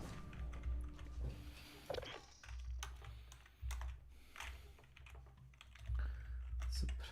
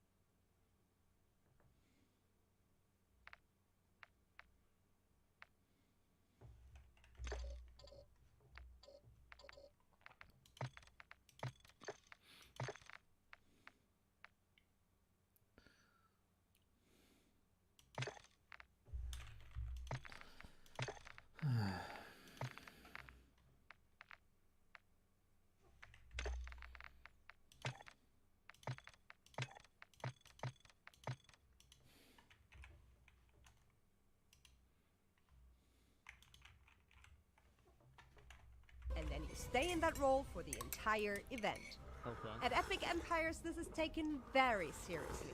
You really commit to your role. You cannot re-roll. I like that. That's good. Never break character during the event. But where are the limits, you might ask? If this is fantasy and I can create whatever I want, are there still rules? Yeah, of course there's Yes. gonna be rules, yeah. And in the case of Epic Empires, the rules are very simple. You can't have a machine Your gun. LARP character can only do what you can realistically portray. Okay. So, your character can't fly unless you can realistically portray that. And if you Well, want that to makes use sense. magic, for example... So, like, you can't use lightning bolt. Basically, they saw the video. Everybody saw it. Yeah, you can't use lightning bolts. You can? Oh, yeah, I forgot you got a taser. Yeah.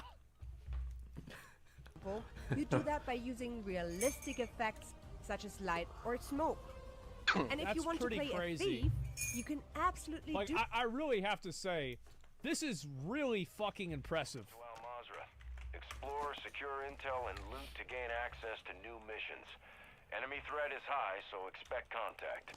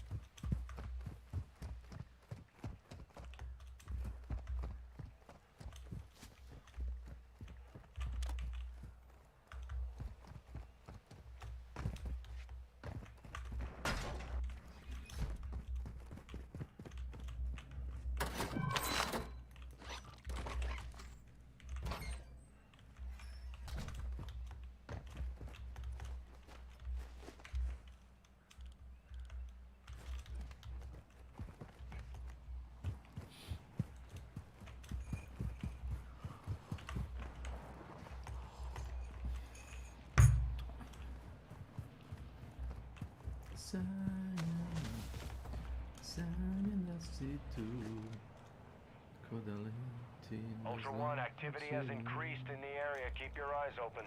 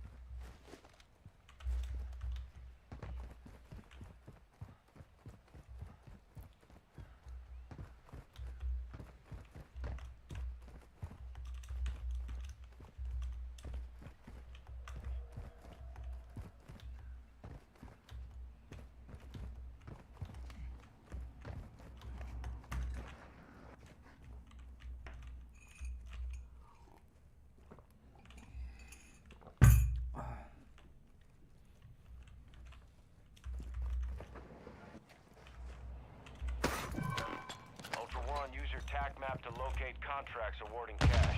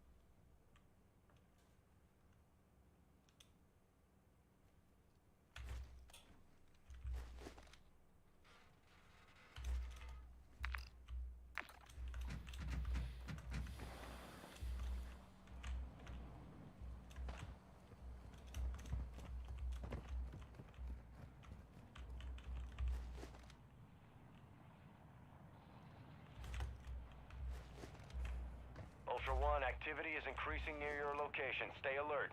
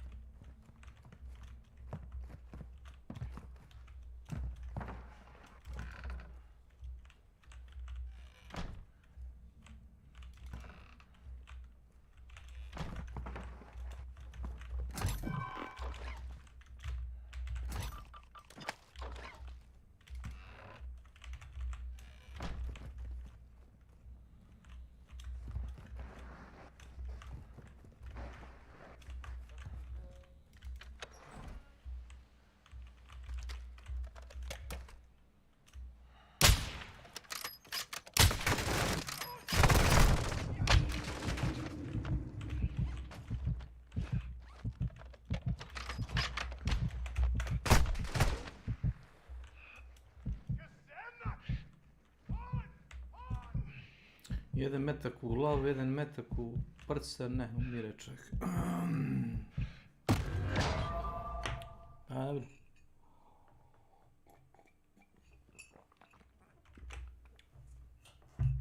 God damn! Do that. Just stick to the rules and only steal these marked red bags. You might find them tied to somebody's belt when you walk around the beautiful city at Epic Empires. Okay. In battle, you count the times you get hit, and it depends on your armor and your experience how many hits you can take before the character is critically wounded. At Epic Empires, Wait, hold up. Can take before the character is... I feel like this is a bit overpowered. I mean, this is... I mean, come on. This is a gun. What the fuck, man? It's like these guys are out having a sword fight. This dude pops up thinking it's New World. Critically wounded. At We got Epic the Patriot Empires, in here. the focus is not on winning at all costs. It's much more important to have a great roleplay experience, even in battle. That's why the camps actually rate each other at the end of each event. Whoever has put the most into creating a great overall atmosphere and immersive roleplay wins the so-called B-Note. After all, it's so boring when everyone is an invincible hero of badassdom.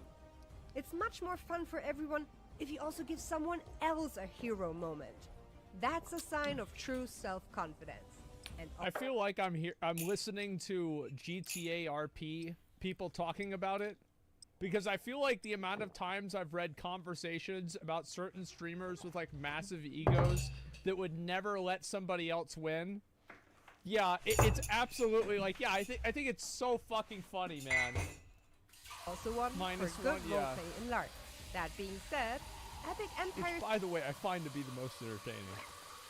also allows full contact the battle best part about if it. both parties agree to it. It's the so-called aufs Maul rule, which basically means in your face. If both parties signal their consent, you can go into full in-fight mode.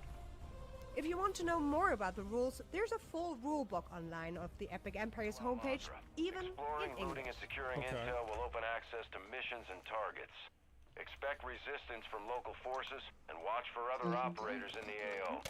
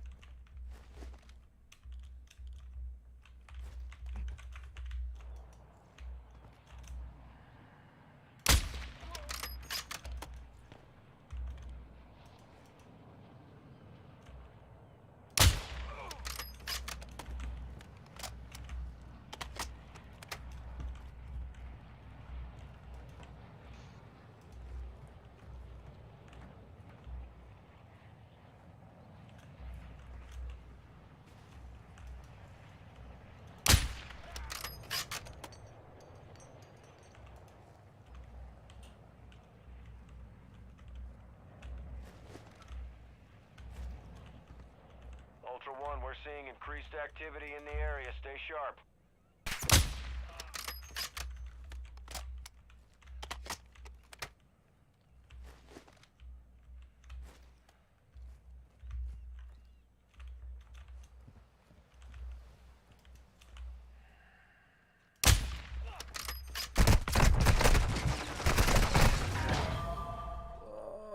Aj ti meni ugasio dakle ovaj čovjek došao. A moguće ovo.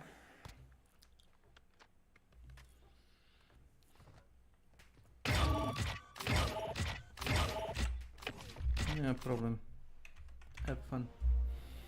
At Epic Empires, there are more than 12 camps you can choose from. Since it's simply impossible to introduce you to every single one of them, here's a look at a few great examples. I still think that it's really overpowered that there can be a camp of conquistadors. Like, did these people ever read about history, like what happened? I mean, like, come on.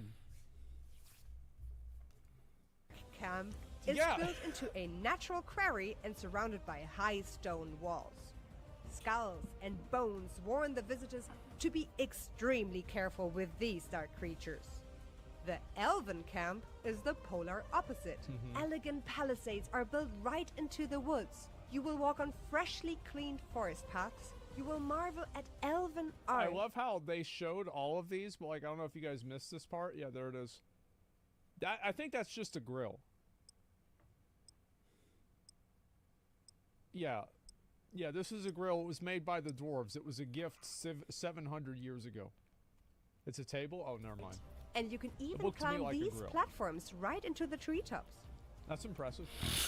That's cool. Off we go to the camp of the Norsemen. Oh, of course. This is the Norrelak. It's These are the another people that buy great example Skyrim that every year. everything at Epic Empires is built to be fully immersive. People even do everyday tasks in-game. At Norrelak, you really feel like you are surrounded by Vikings and Norsemen. But you can also choose to go to the dark side. This is cool. What an impressive palisade, right? This is badass, Covered in yeah. hundreds of skulls, you know right away to be fearful of these people. Welcome to the Chaos Camp.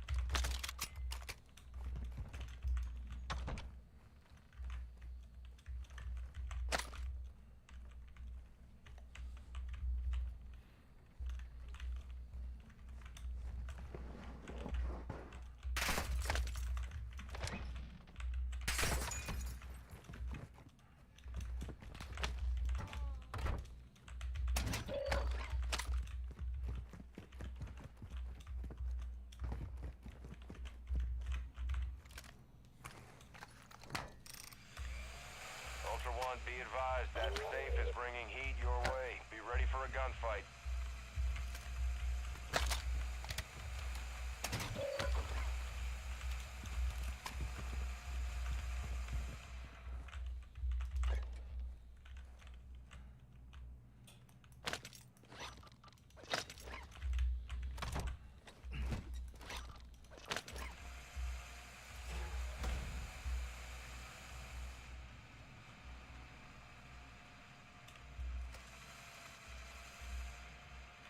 Ultra One, contracts awarding cash are marked on your TAC map.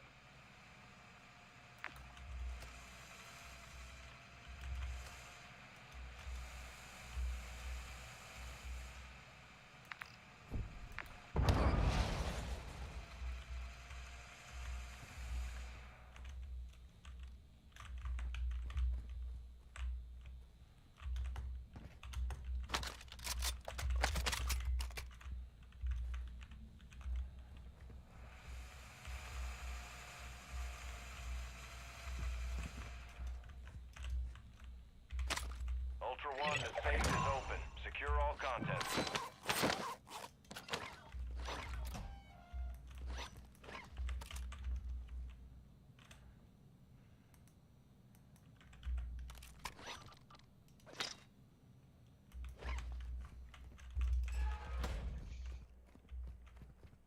Ultra One, depositing cash at a dead drop will fast track your weapon recovery.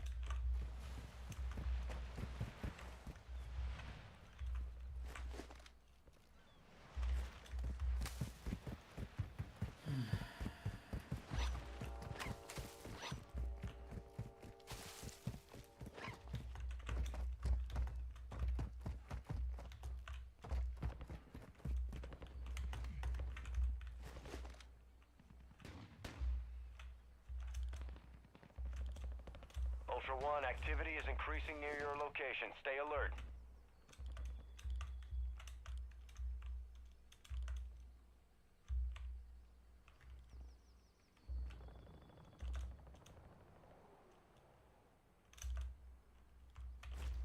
Evo, brate, šta se ovdje dešava?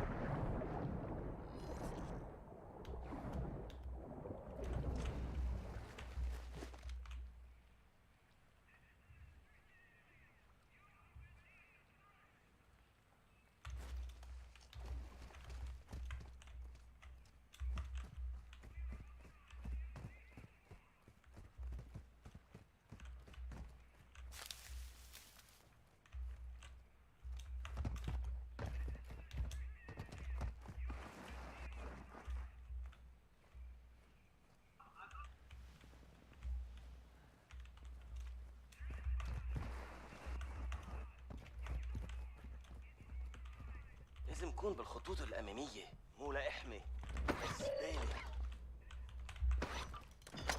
Ultra One, we're seeing increased activity in the area. Stay sharp.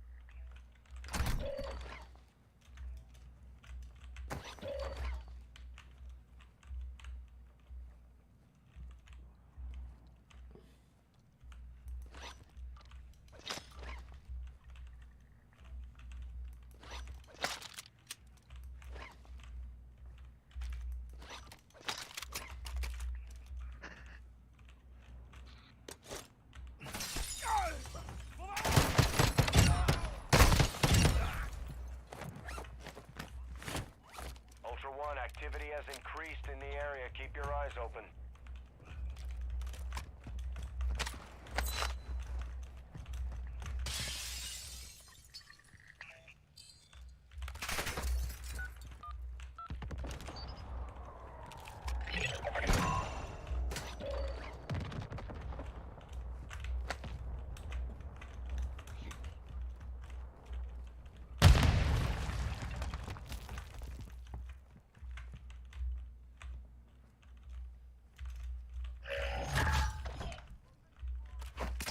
Be advised, you are approaching the hostage location now. Expect contact.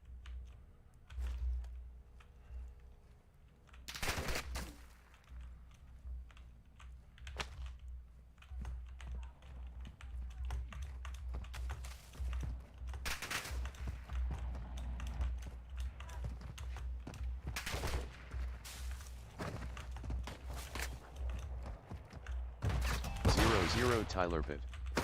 Welcome to my channel.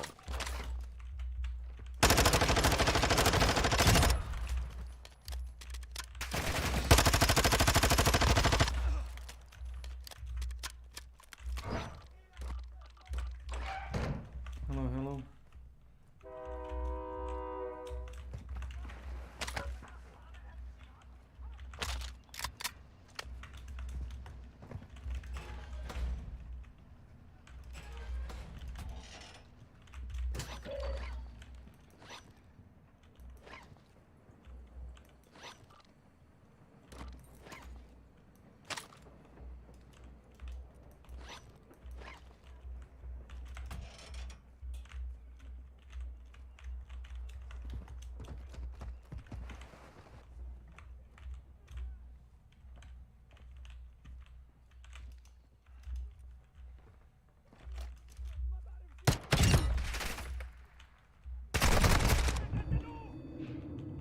What?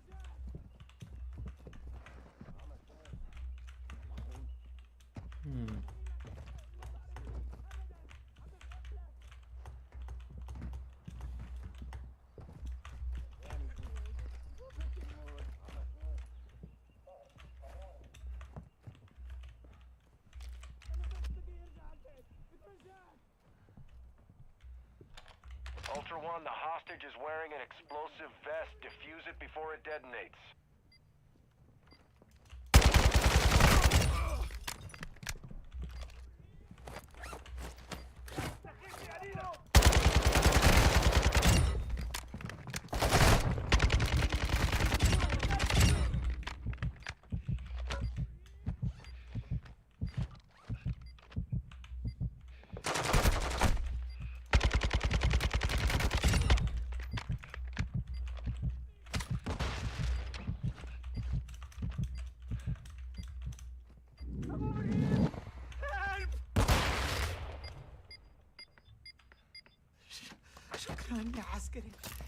Ultra One, explosives disarmed. Proceed to an extract point with the hostage. Ultra One, exfil is inbound now. Move the hostage to the HLZ on your TAC map.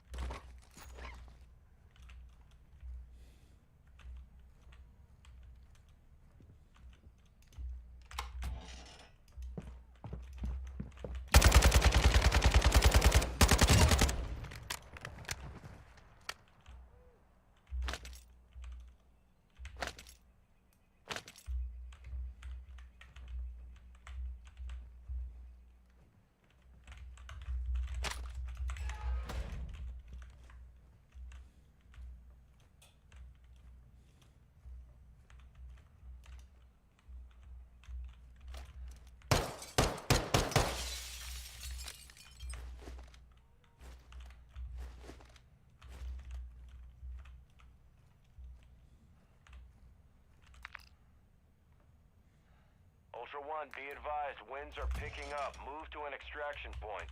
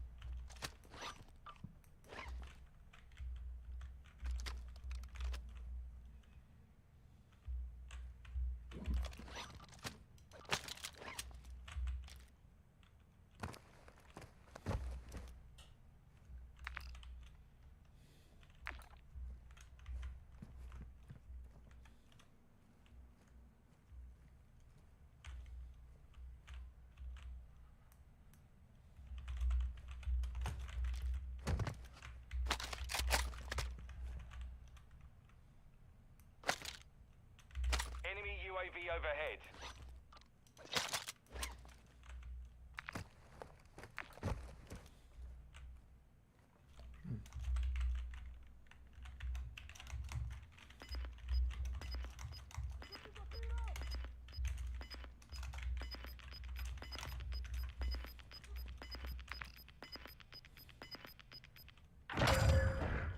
Ultra One, actual. High winds are pushing in radiation.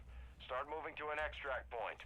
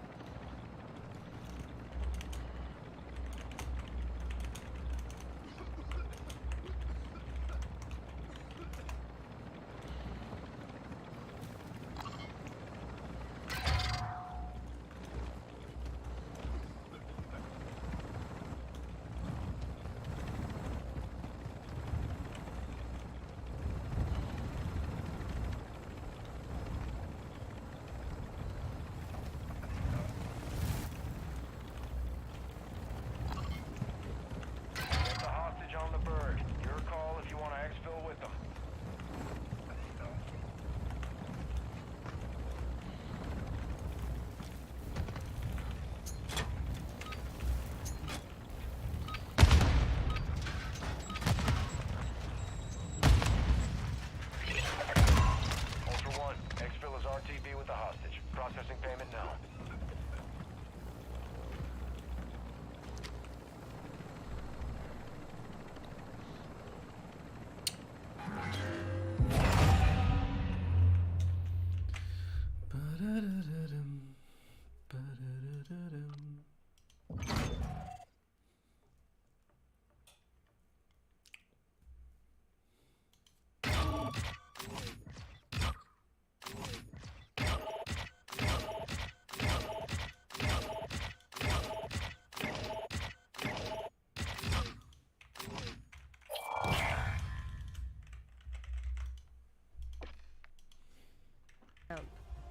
If you know Warhammer Fantasy, you know that this is the realm of dark rituals, evil politics, and bloodthirsty battles. I can't wait for one of those guys to just come out with a chainsaw, you know? You know, just for full character immersion. Then here is a great example of a more historically inspired low fantasy camp. Welcome to the Pilgrims Camp. You can see colorful palisades with high watchtowers and soldiers marching side by side with long pole arms in their hands. Of course. The Pilgrims Camp really looks like it's set right in the late European Middle Ages between the 13th and the 16th century. And these are just a few examples of the diverse camps you can be a part of at Epic Empires. All of them have wonderfully decorated campsites and are a pleasure to look at. You won't see a single plastic chair or any mobile phones. For these 5 days, you really live in a medieval fantasy world. I bet I could spot a phone.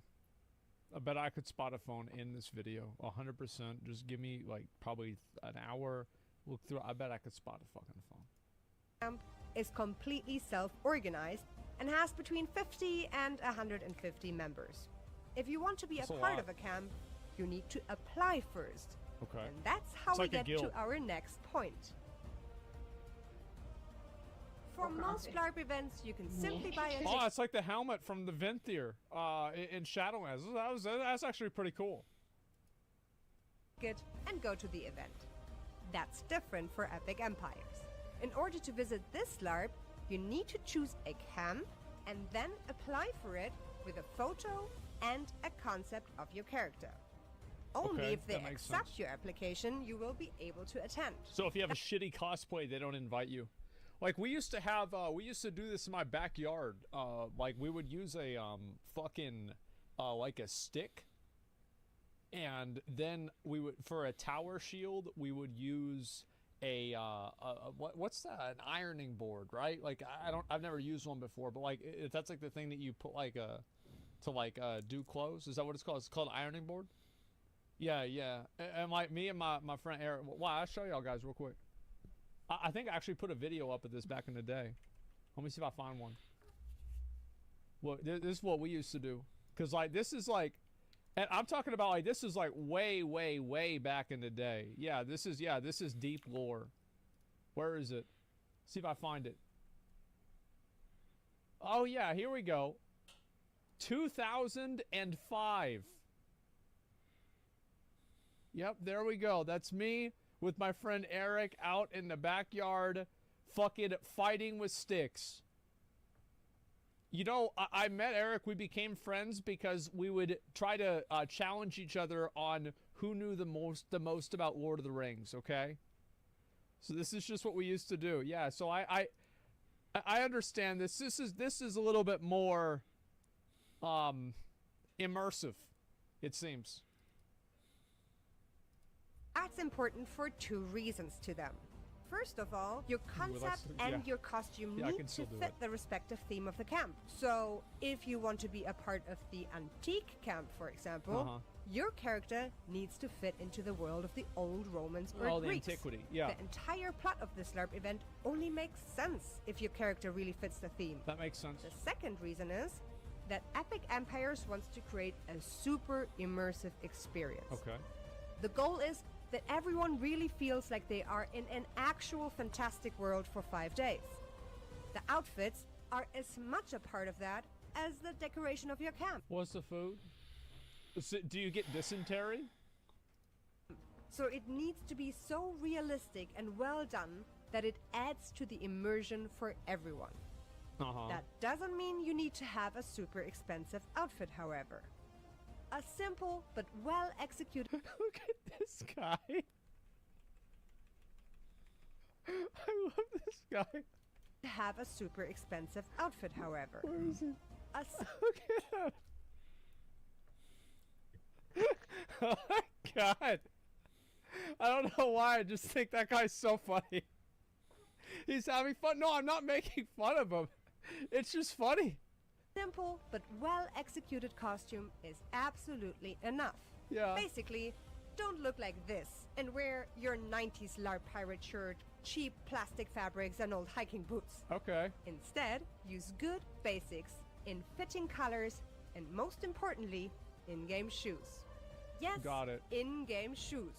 Or perfectly covered up out-game shoes might be the most outstanding difference to your average LARP game. Honestly, I wouldn't really need to change much of anything. But don't worry, the camps are like, I mean, no, really, because if it's alright, because I usually wear, like, moccasins. And that's what I usually wear all the time, so I just get some old clothes. And it'd be fine. Yeah, same shoes, exactly. really helpful and open-minded. They I don't will need to change support you with nothing. tips and tricks for easy improvements if necessary. And they will make sure you will feel right at home when you attend.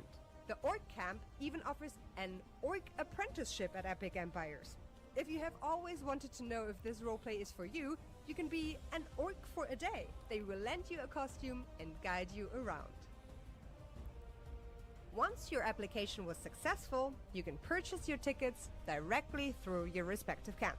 Depending on when you book, the prices are between 130 and 180 euro for the 5-day event. That's pretty fucking cheap. To be honest, like, any 5-day event, that's cheap as fuck.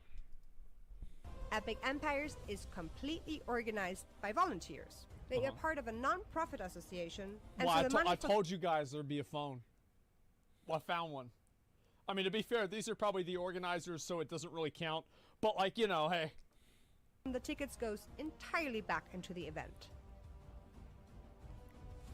Yes, there are decent sanitary facilities at Epic Empires. Yeah. You will find hot showers on 2 locations and mobile toilets on at least 3 I locations. feel like if you shower while you're LARPing, you should get kicked out.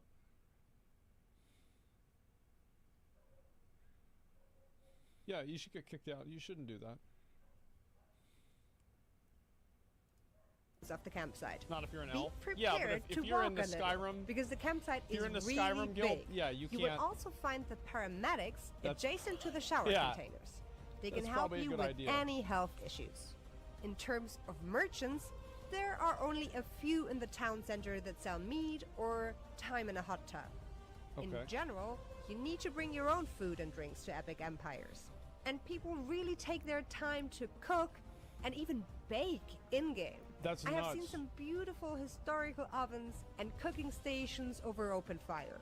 It absolutely adds to the immersive atmosphere, so make sure to bring your own supplies.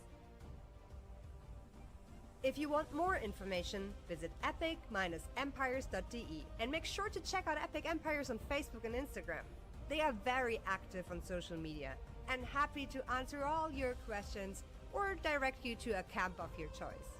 I feel like it's kind of cool to see this kind of stuff because, like, every time I hear about LARPing in the U.S., it's always something stupid. It's like these guys that are, like, LARPing in the South about the Civil War, and it's, like, about how the South actually wins in this version. You know what I mean? Like, damn, this is kind of cool that they actually, you know, do the historical stuff.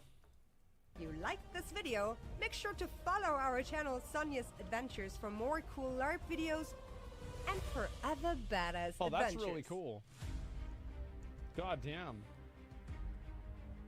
Should bring OTK to do this and have it be an adventure? Yeah, maybe. Oh, I was gonna look at this. I'm not gonna look at it today. I'll look at it maybe it's available now. Oh, yeah, I might play these. Where's the fall? Man, all these games, I don't think these games are coming out. There's only like 2 or 3 of these games they're actually out right now. Anyway, yeah, I thought this shit was pretty cool, and I wanted to watch the video and just kind of like see what's about it. You know what I mean? The elves should bathe in the river. It keeps immersion. Yeah, I don't know about that. Forspoken is coming out tomorrow. Yeah, but isn't Forspoken on isn't that on fucking console? It's on PS5. Oh, bro, like it's on Steam? Yeah, then I might play it. Isn't that the game with the stupid dialogue? Let's talk about this first, right? I'll get into it, cause yeah, I like the tweet. I'll get that real quick. So link the video. Yeah, I will. I'll link the video. So this is 10 facts about epic empires. That's kind of crazy that like all these people get together and do this. I think that a lot of people that do this, especially like, you can see the differences with some of these dudes. Like some of these guys, you know, like there's people here that just they like dressing up and they like cosplay. They think it's really cool. There's also people that have like a master's degree in history and you know, they don't really have a job because they have a master's degree in history, so they have time to come and do this every year, and you know, they can kind of, you know, they know a lot about it, so it's kind of like a cool thing for them. And then also you have the people that you know, probably just like to go to hang out. So yeah, I think this is pretty cool, man. And Forspoken is a game with the Hello Kids. I don't know. I'll look at it. Master's degree in history. No, I'm a very big supporter of that, by the way. If you want to go and get a master's degree in history, I think that's awesome. Like, you know, I've always viewed it like, you know, college is like to further the human body of knowledge. Like, yeah, obviously it's funny to joke about it, right? Like. Kako ide taj Warzone, evo? Sumnjivo. Jedan što je dopliva iz vode i sa strane mi došao, taj mi je bio sumnjiv, ali je okej. Drugi put su me botovi razvalili. Ono, klasično njihovo aimbot mišljenje. No, to kide, ali da.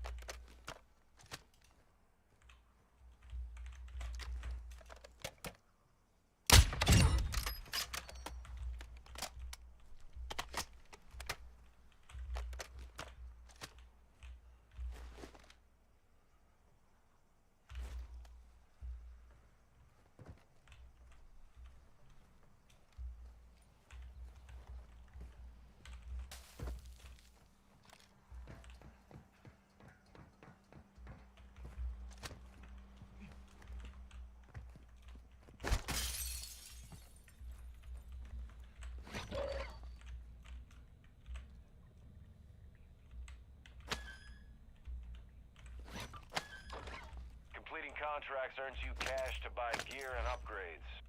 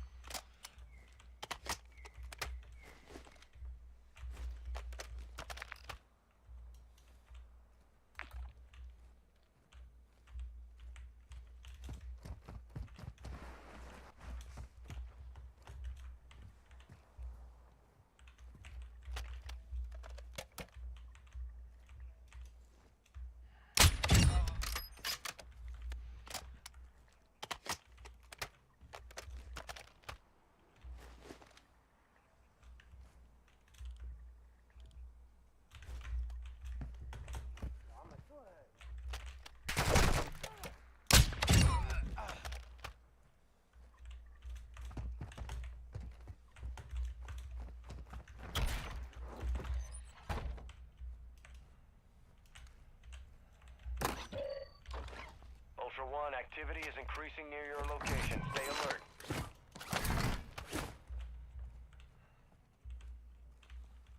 Be advised, enemy operators secured a weapons case. Locations are marked on your TAC map.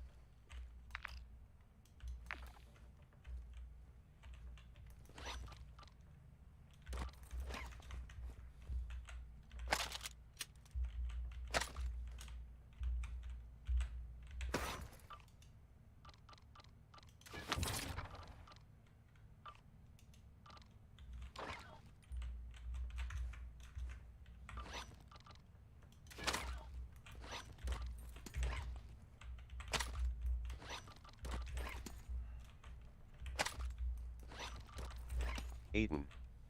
Welcome to my channel.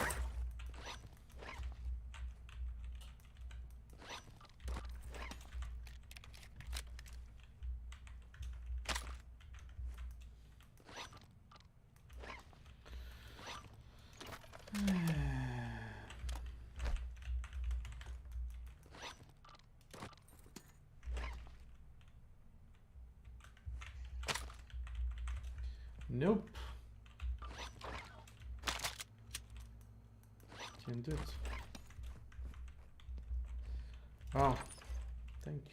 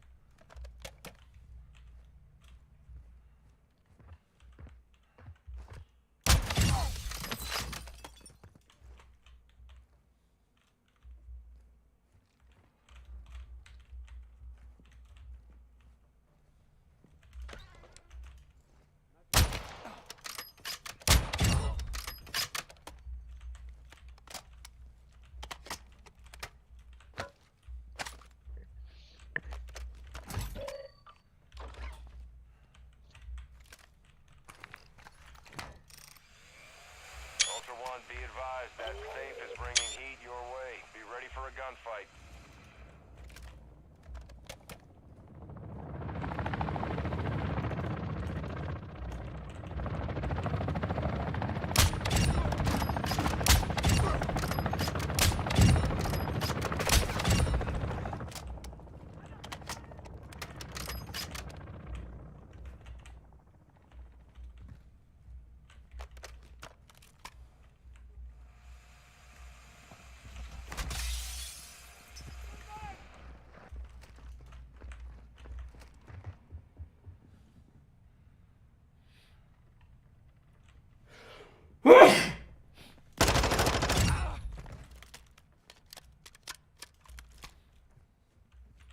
Ultra One, we're seeing increased activity in the area. Stay sharp.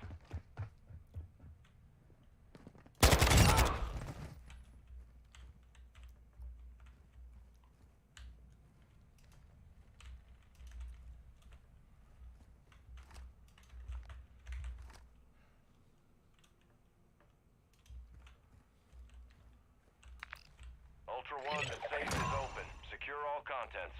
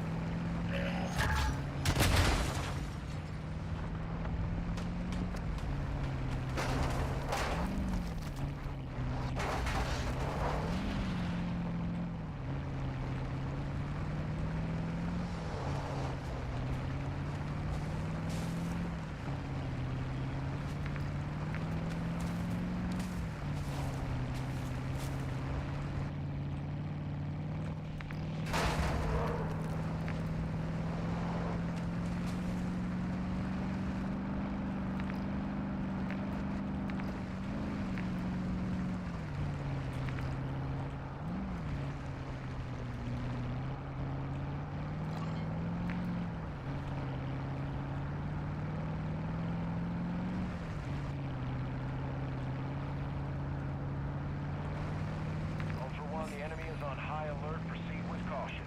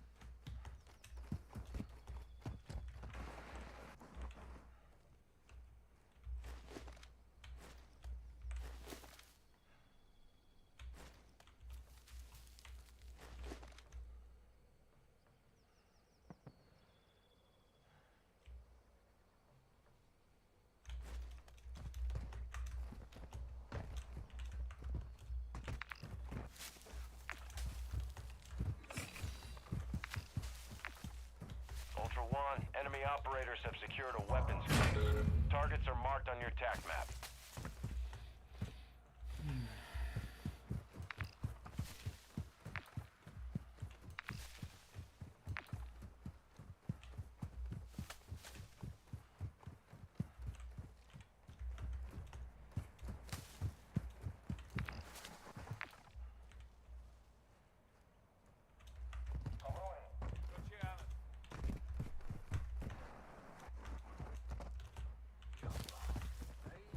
Ultra One, enemy operators have extracted a weapons case.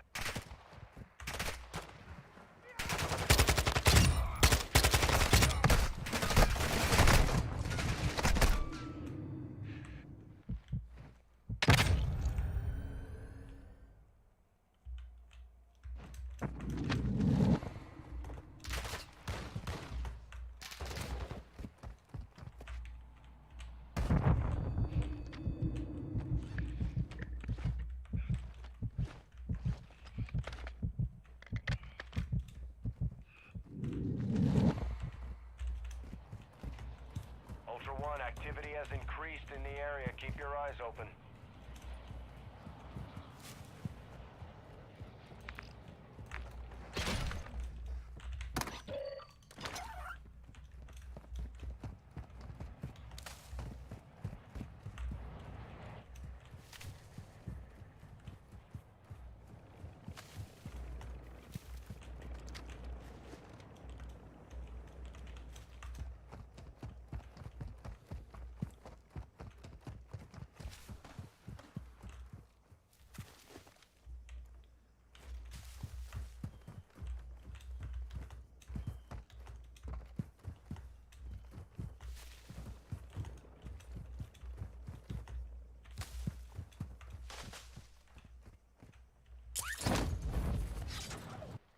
Ultra One, the enemy is on high alert. Proceed with caution.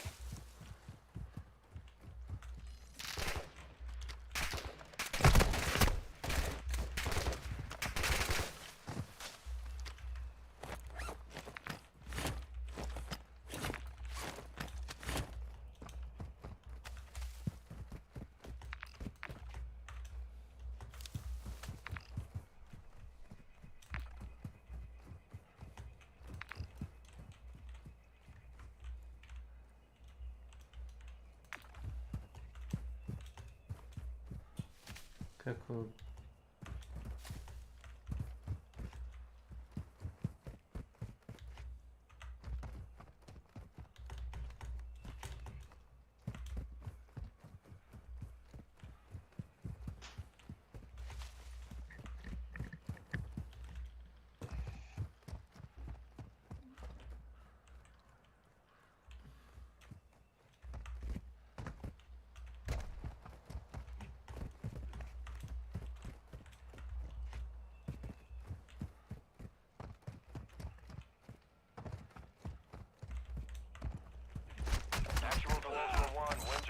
up in the AO. Advise you.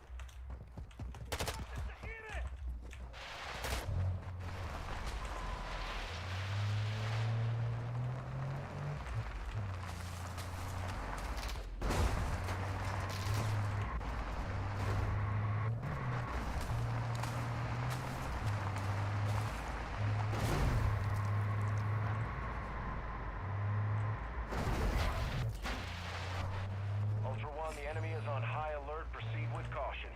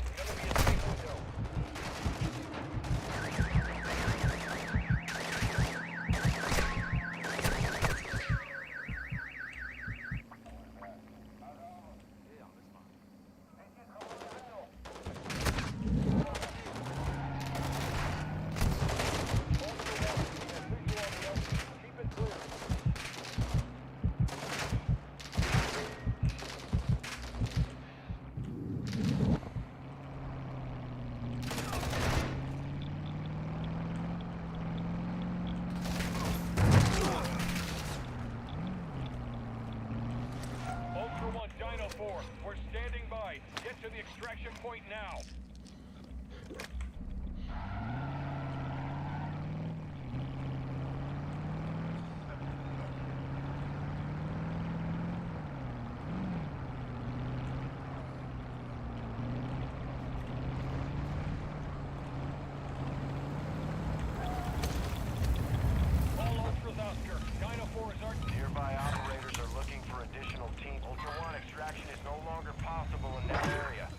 an alternate extract point.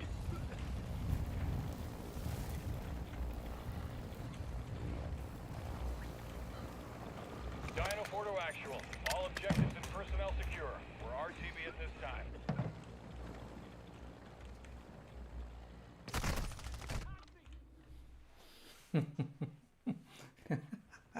Ne računa se.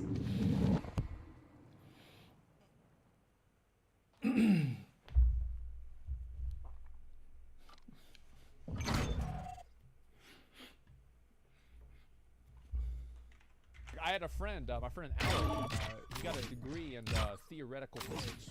He got him a theoretical job. He went back and got a degree in engineering. And now, he has a real job. Yeah, that's what happens. Yeah, it's the way it goes. Yeah, he got a real job. Anyway, I've known him ever since we were in middle school. And I like how you phrased it as legally capable of full self-responsibility. Yeah, I think that, like, again, I feel like any time that you see some girl at a LARPing event and it says this is for adults only, everybody knows exactly what everybody's thinking about, right? Like, obviously that's what, you know, the implication is, but it doesn't really seem like it's that kind of an event, you know? It's like, I would kind of hope it's not, because it probably gets really hot and sweaty every night. Yeah, that's a bit much. But more than likely is that? Well, I don't fucking know. I think it's a good idea to not have kids there. Absolutely. No liability, no parents. It's fucking annoying. Yeah, it's definitely a good idea. No kids allowed. I cannot imagine. Like, most guilds, there are WoW guilds that don't allow kids in the guild, okay? Like, there are many cases where, like, some kid would apply to the guild, and he'd say he's 18, and I'm like, yeah, well, what grade are you in? He's like, I'm in 10th grade. It's like... Oh, either you're stupid or you're lying, you know. But, like, if I always had a rule, like, if a kid could trick me into inviting him into the guild and he got me, he's good. He's good, because he earned it, you know, like, because really, why do you not want kids in the guild? Because they're stupid. But, like, if he can trick me into thinking he's 18 and then, like, get in the guild, like, well, you know, hey, all right, welcome to the team. Who cares? Yeah. Respect, yeah, that's the way it goes. And as kids that are good at the game, make an exception. I never did, honestly, because, like, the reason why is because, like, kids don't have control of their own life. So, like, for example, Exploring, looting, and securing intel will open access to missions and targets. Expect resistance from local forces and watch for other operators in the AO.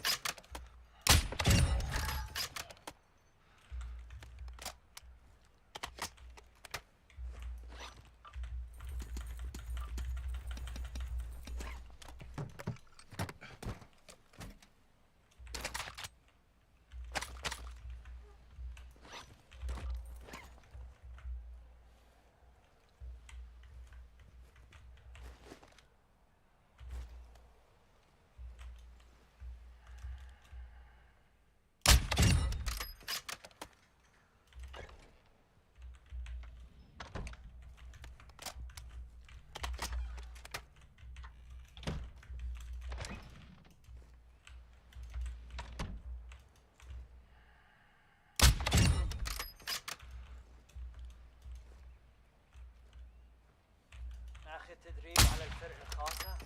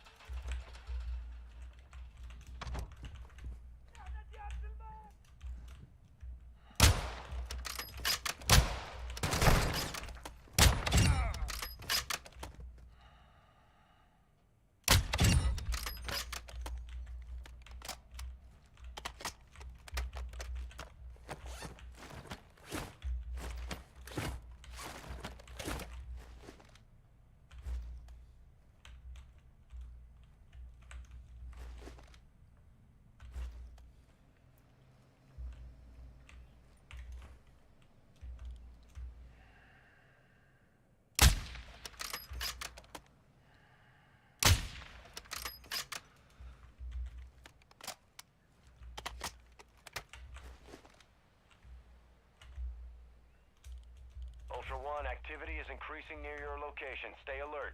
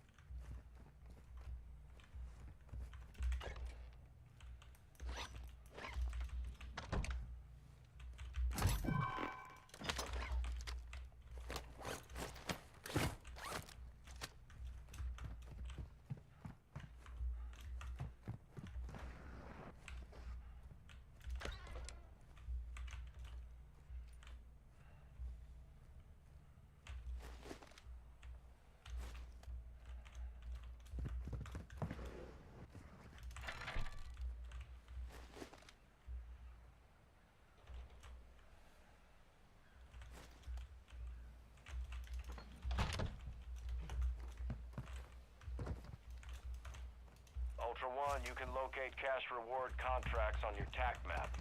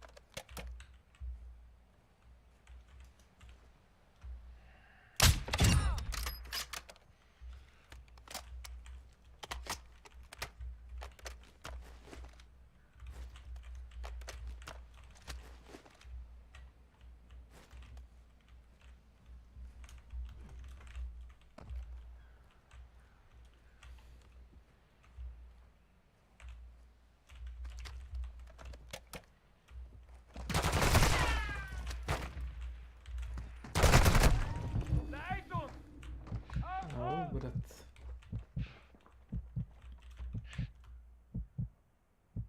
Actual to Ultra One, an enemy squad marked you as a high-value target. Your Pa sad me ne može naći niko.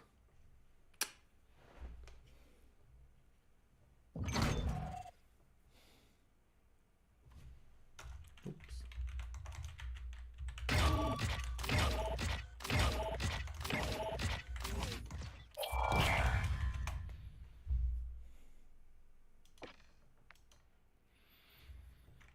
Like, mom says I can't raid anymore. Well, yeah, that's great, but we just gave you 2 pieces of gear, and now it's like, fuck. Like, that, tell your mom that you're fucking busy, all right? Algebra can wait. But yeah, we never let kids in a guild. Just for that reason, right? And then also, like, a lot of kids are, like, super selfish, and, you know, how do I know that, right? And, so, yeah, that's the real reason. Yeah, tell your mom to fuck off, Jimmy. You gotta heal for Oldawar. She don't know what that shit is. Tell her to go play Farmville. My wife is getting angry. I gotta leave. Yeah, it's not that different, is it?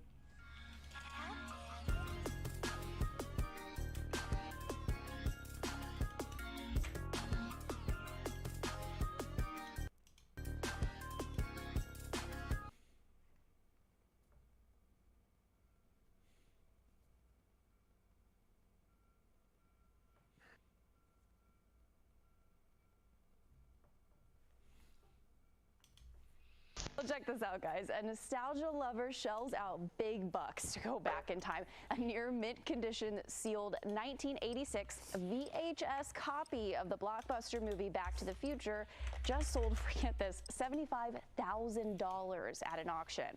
That's a new record for a videotape. There was even a bidding war over it. A sealed 1986 copy. It was from a collection owned by actor Tom Wilson, who played Biff Tannen in the 80s classic film. Back to the Future is going for $100,000. That smells fishy to me, because Back to the Future is not rare.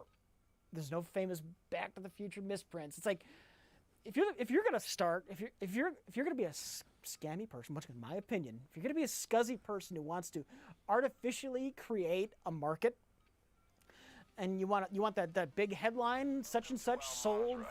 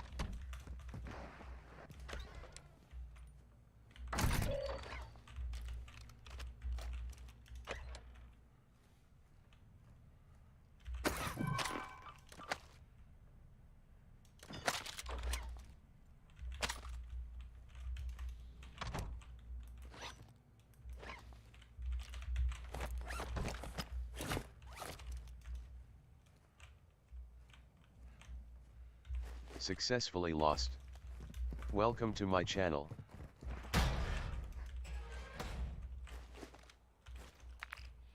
Hello Lost, what's up? No.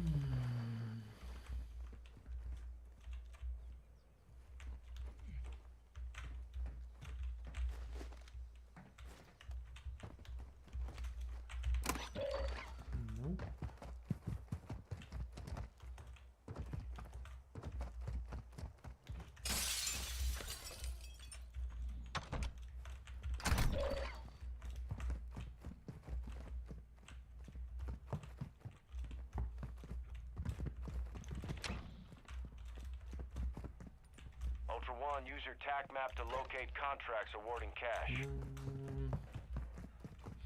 Coming on, son, you gotta get this party started. Coming on, son, you gotta get this party started.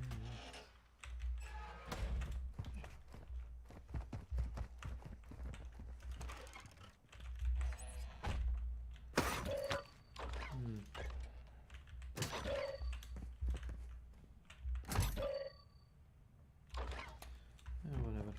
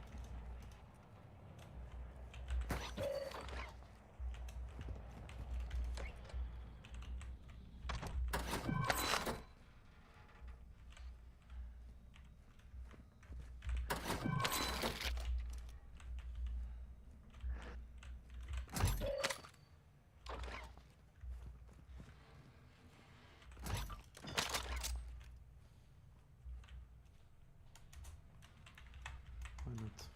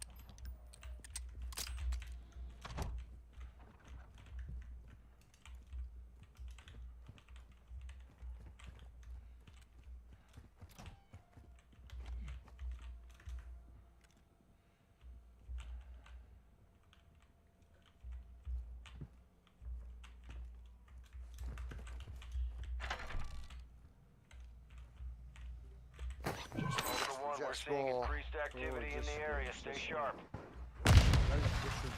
Keš, kom tu? Jessico, marra. Šta si Da nije? radi? A, tu je. Sad trebate, malo si splakno. Malo si splaka. Se malo puca. Valja se, ok. Slušaj ovo, Miki. Rođen mi tražio da napravim kuku. A uzmem čovječe 12-ku, neku. I uzmem, brate, ono, ne znam tačno kada sam mi, bilo je gomila tih 12-ki, razumiješ? Ja izaberem jednu. Krenem da je savijam. Šta je to? Znači... 18-ka nije toliko tvrda bila. 18-ka, znači ono lupam, imaš prst i je ovo. Znači ovo i ovo isto. Ja kažem Gedžu, šta je ovo čovječe? Ma kaže tripuješ. Ja rekao, evo ti gledaj, i uzmem nju i ovako da je gazim nogom, razumiješ? Da. I uzmem 18-ku, 18-ka radi, savija se. Nije isti kvalitet čelika. Da, nije isti. Ček sekundu.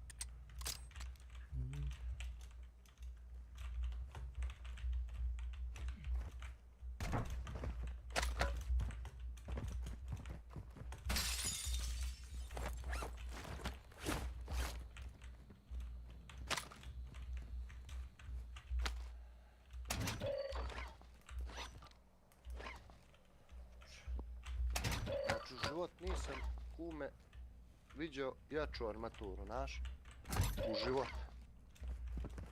Da ti vjerujem. Ultra One, deliver cash at a dead drop to improve weapon recovery time. A zove bogalja od beke. Ti im rečim.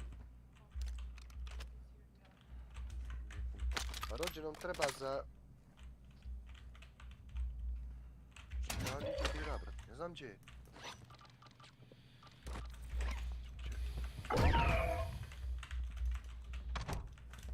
To mu je. Ajde, ti. Evo je Peko tu, pa ako ćeš koju partiju bačim.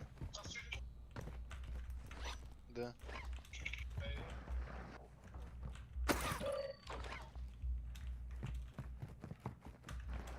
Keš. Sad će da počne vrištanje. A Jessica, mede!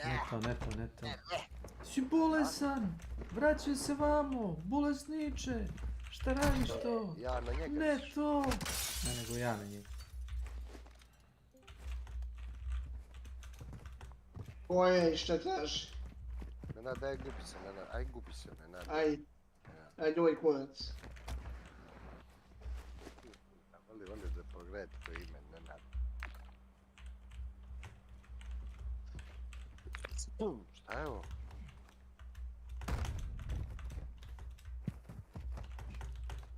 Haha.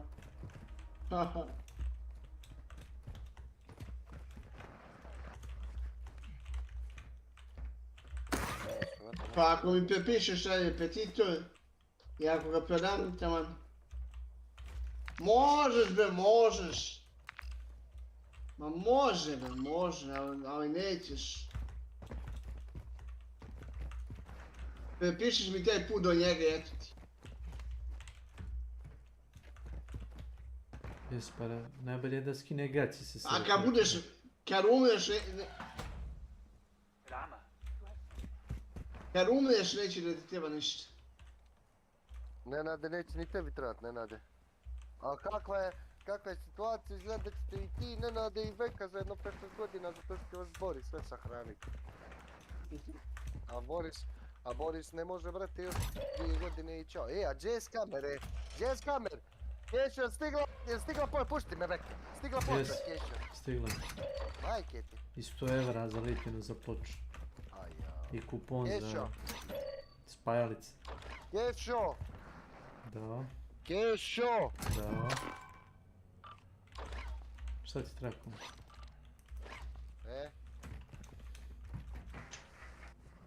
Možda nije tučan. Sad je to možda. Ako ga ne sprži sira, a? Ne, ozbiljno, ja vam kažem, Boris, slušaj šta će mu se desiti u roku od godina, ne šlogirat će se. Ne sprdam se, u roku od godina će se. Šta me ne vidi, pa nisam ušao. Dobro, ne forsiraj me. Sida i sifilis. Sida i sifilis. Ko sjeće nokte? Ja. Pa se nokti sječu sada, a? Pa sad se seku. Jednom rukom, sad ću ti reći, s levom rukom drži miša, desnom se nogom pomeram, a sa sporednom rukom ovako javno, da. Što da ti kažem. Ja sam neki wonderkid, pogledaj šta radim, pa onda pričaj gluposti.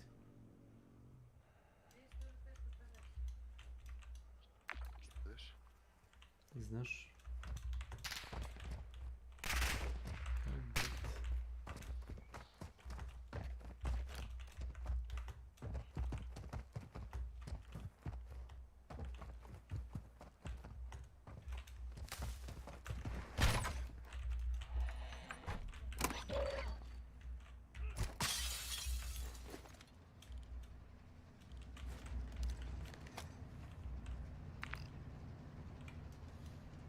Gdje posekem, pošalji i vajte.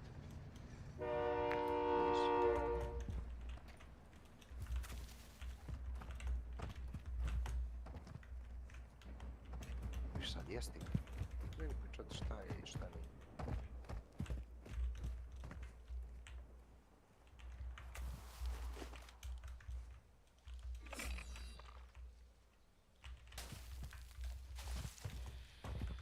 Me fino zamoliš. Zvuči ovo kao molba. Kao nećeš nikog da zamoliš za nešto, nešto.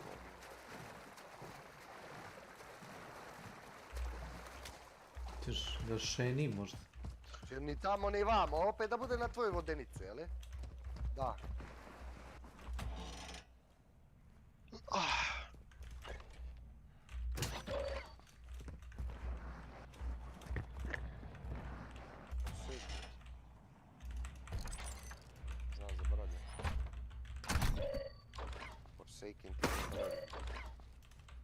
Ne, Forgotten ti je zaboravljen.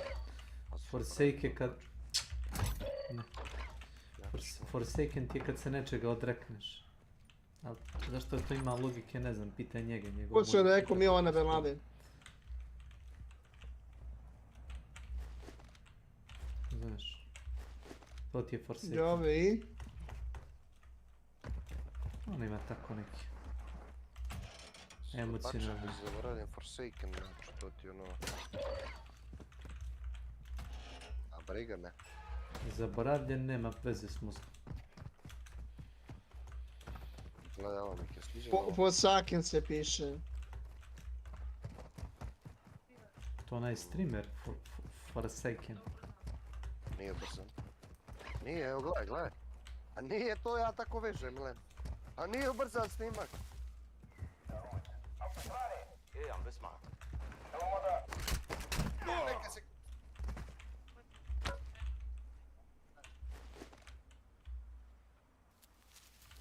Ko te zove? Ko smeta Milanu?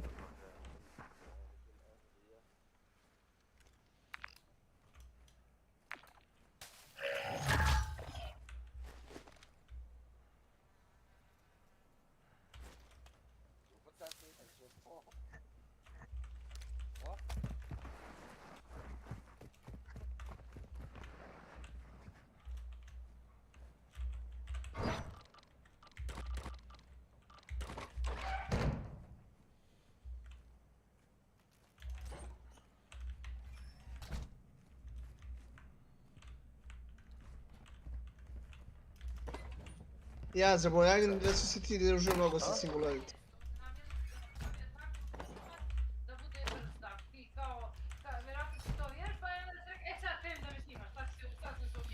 Ne. Ne, tako on radi po default, nažalost kuma. Da je deo! Nije za ime.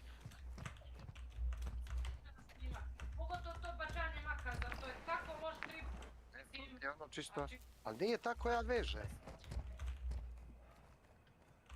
Čuješ beku, što je beka? Može čovjek koji ne radi ništa u životu da ti priča Pa i ne može, Milena, ali ti...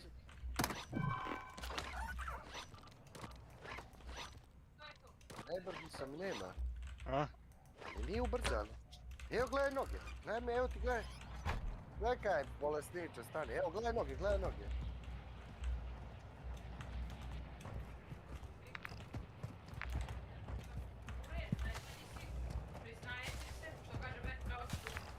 Hoćeš da ti se prizna kuma. Šta šižaš, šta je ovo?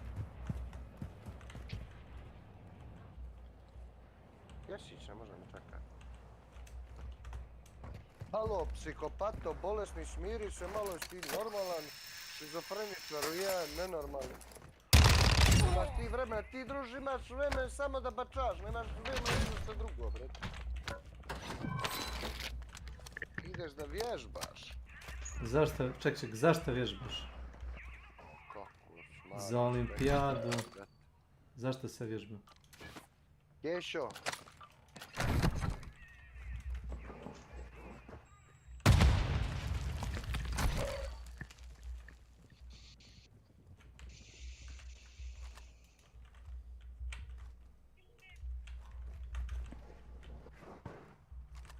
Ultra One, activity is increasing near your location. Stay alert.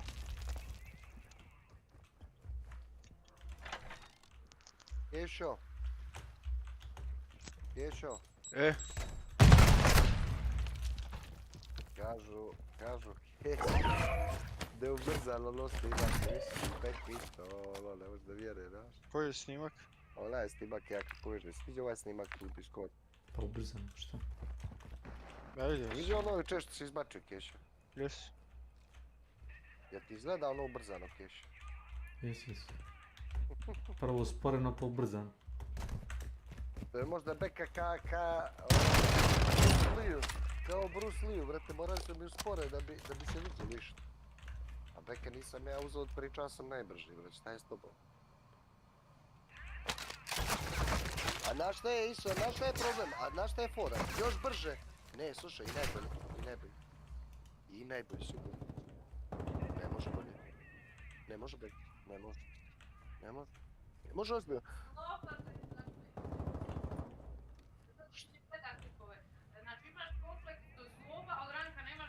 Ima kompleks.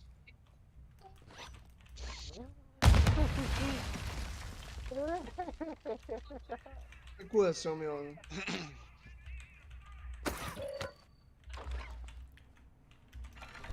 Kući kujas mi ono? Ne znam šta je, kompleksi ga rade, naš, ne rade, evo i Milene. Ne, Milene, se čekaj da objasnim. Kao prvo, znači slobo je proba samo da se trka. Dobro, ajde dođi ti filozofe da vežeš malo. Pa, nećeš ni radit sam.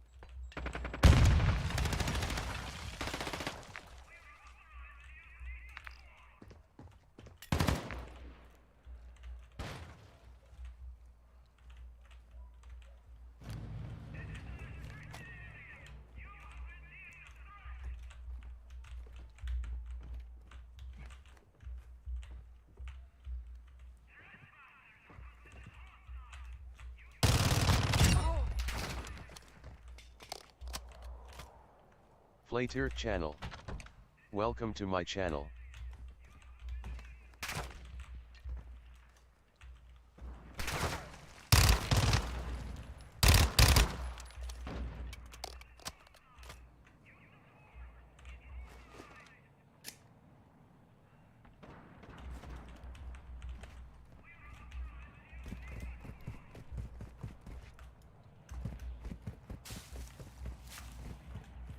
Ultra One actual. High winds are increasing in the AO. Move to an extract point before radiation spreads.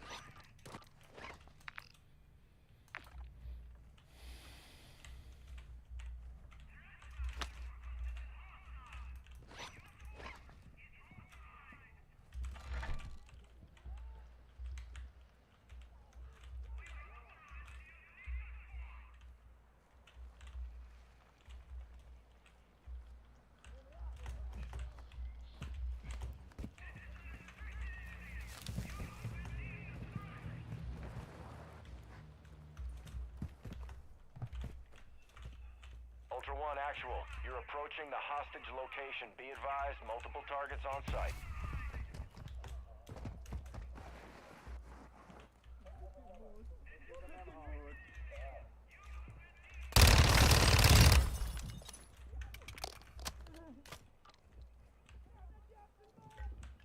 Ultra One actual. The hostage is wired with explosive. Disarm the vest and secure the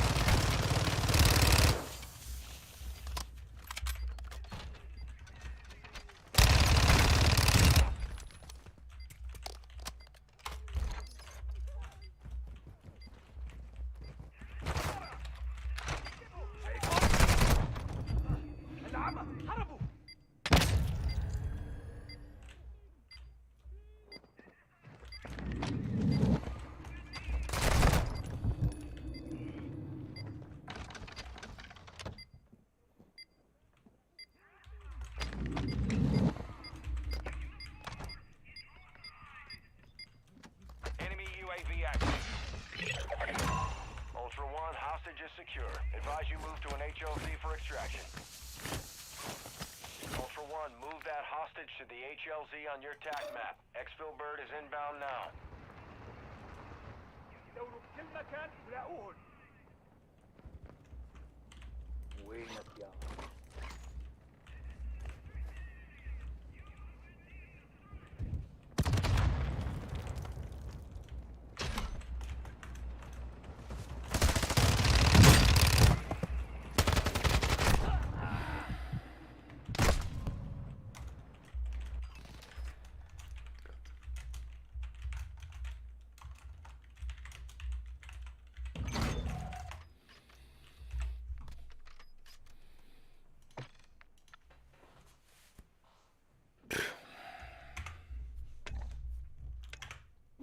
Kam inside you, man. Da sve šuti.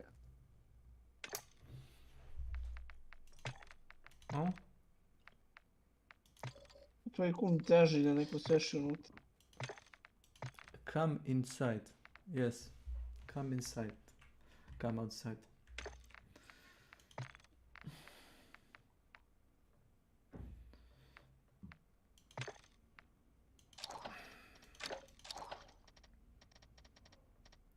Jebote, Beka, završavaj bossa.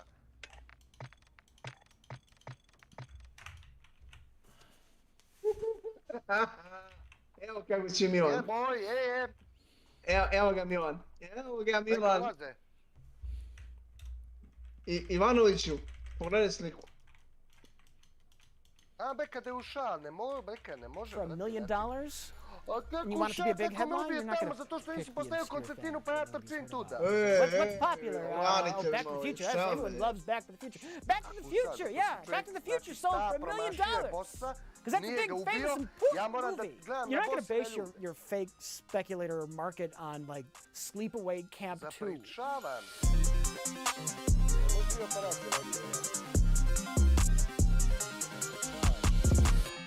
Pazzo, Francisca. About 1000 euro svaki mjesec. Oh, are you filming me? Sure. What makes something valuable? Well, that's a complex question with many answers, but after witnessing the sudden rise of the VHS tape speculation market, we set out to ask ourselves this very question. After all, we do own thousands and thousands of rare, weird, and disgusting VHS tapes. Do we really think they're worth anything? Nope. Please state your name for the record. My name is Richard Evans. And your I am a certified expert in falling upwards. VHS tapes were shitty, mass-produced, and I'm kind of glad they're gone and obsolete. They've been replaced by better things. Suddenly, out of nowhere, VHS tapes are now a rare and... Koliko trebamo da uzmem to događaj, trebam da budeš. I trebam skinuti one lede. Ono je 2000 što mi duguješ.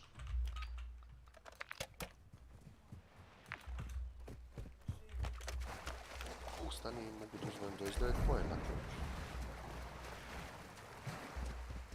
124. A?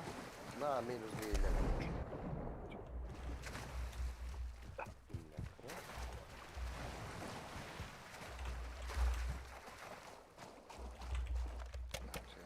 Šta se oslanjam na beku, nego ja moram da uzimam. Pa vidim ja, brate, pošto da tebe se oslonit, druže, katastrofa. Koncertine tipa ne, pa očigledno ne.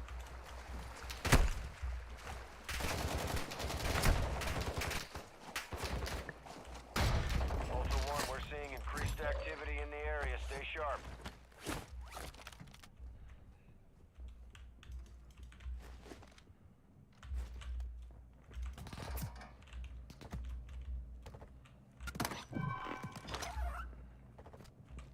Ne znam ja.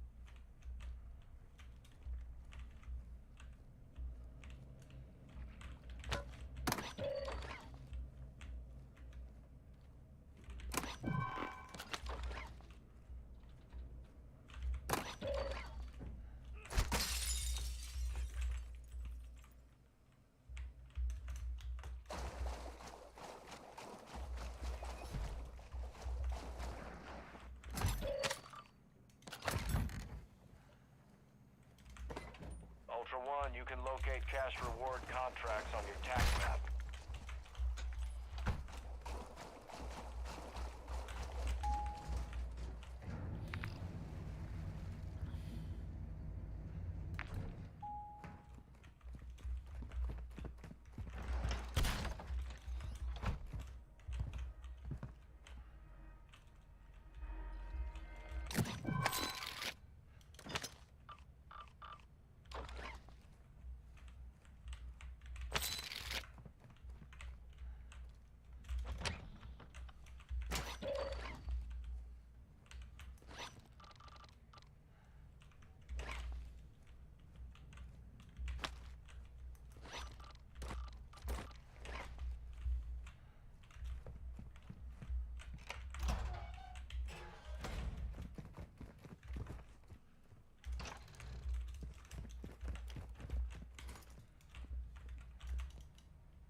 Sentry deployed!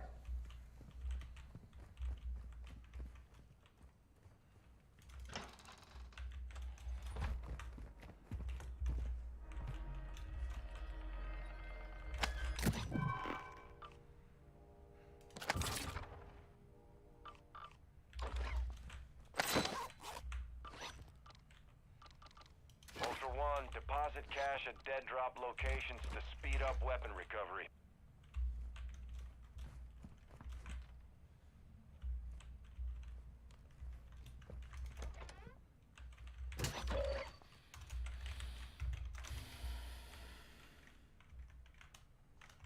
Kume, Hmm? prešlo kume. Da, čujem te, izvoli. Jesi njega mutira? Koga si mutira? Rekli su mutira. Ne, naravno da ga čujem. Ma, da ovaj keš. Taman mogu se napijem kad čovjek. Šta je plan kum? Ultra One, actual. Enemy UAV Ne is znam, in to the bi ja tebi airspace. treba pitam. Znači što ima piva za Activity has increased 60 in the eura. area. Keep your eyes open.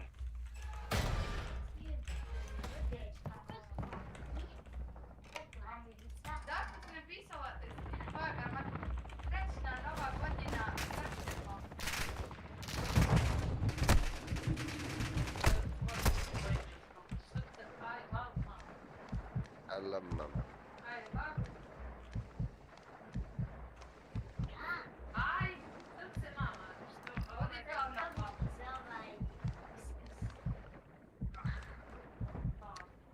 Jako.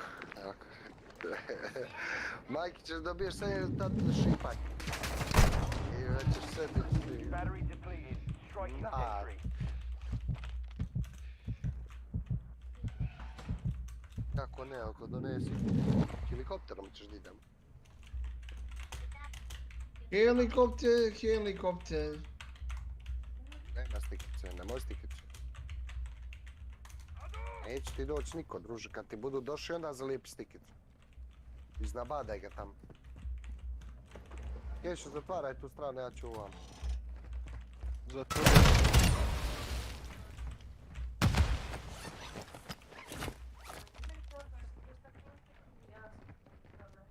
Beka, bači veliku na onaj prolaz, Beka.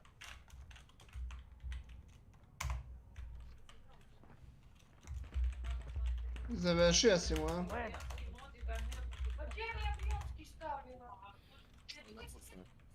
Što?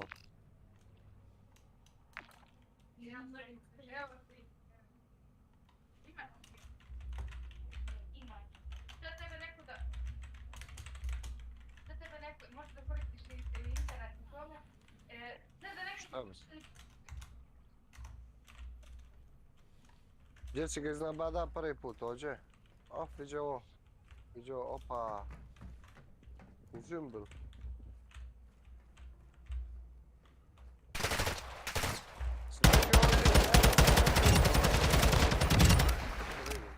A nemoj to da nas ti. Nije bači, Keš je bačio. A nemoj aktivirat! Nemoj samo dole da baciš, da ne mogu prolazim tu da je. Enemy UAV is orbiting the area.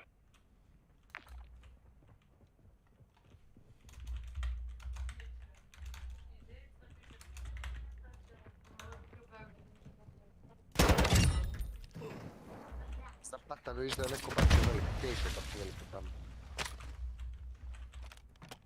Kešo, imam dvije velike, ako neđe popušti, samo me reći gdje, brat. Važ.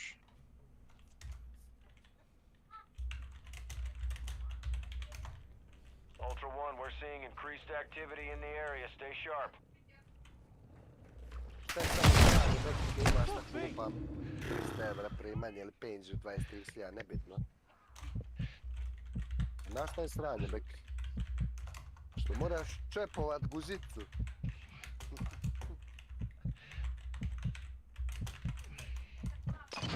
A to ne, to ćeš ti prodat. To sigurno. Su živ da trošiš.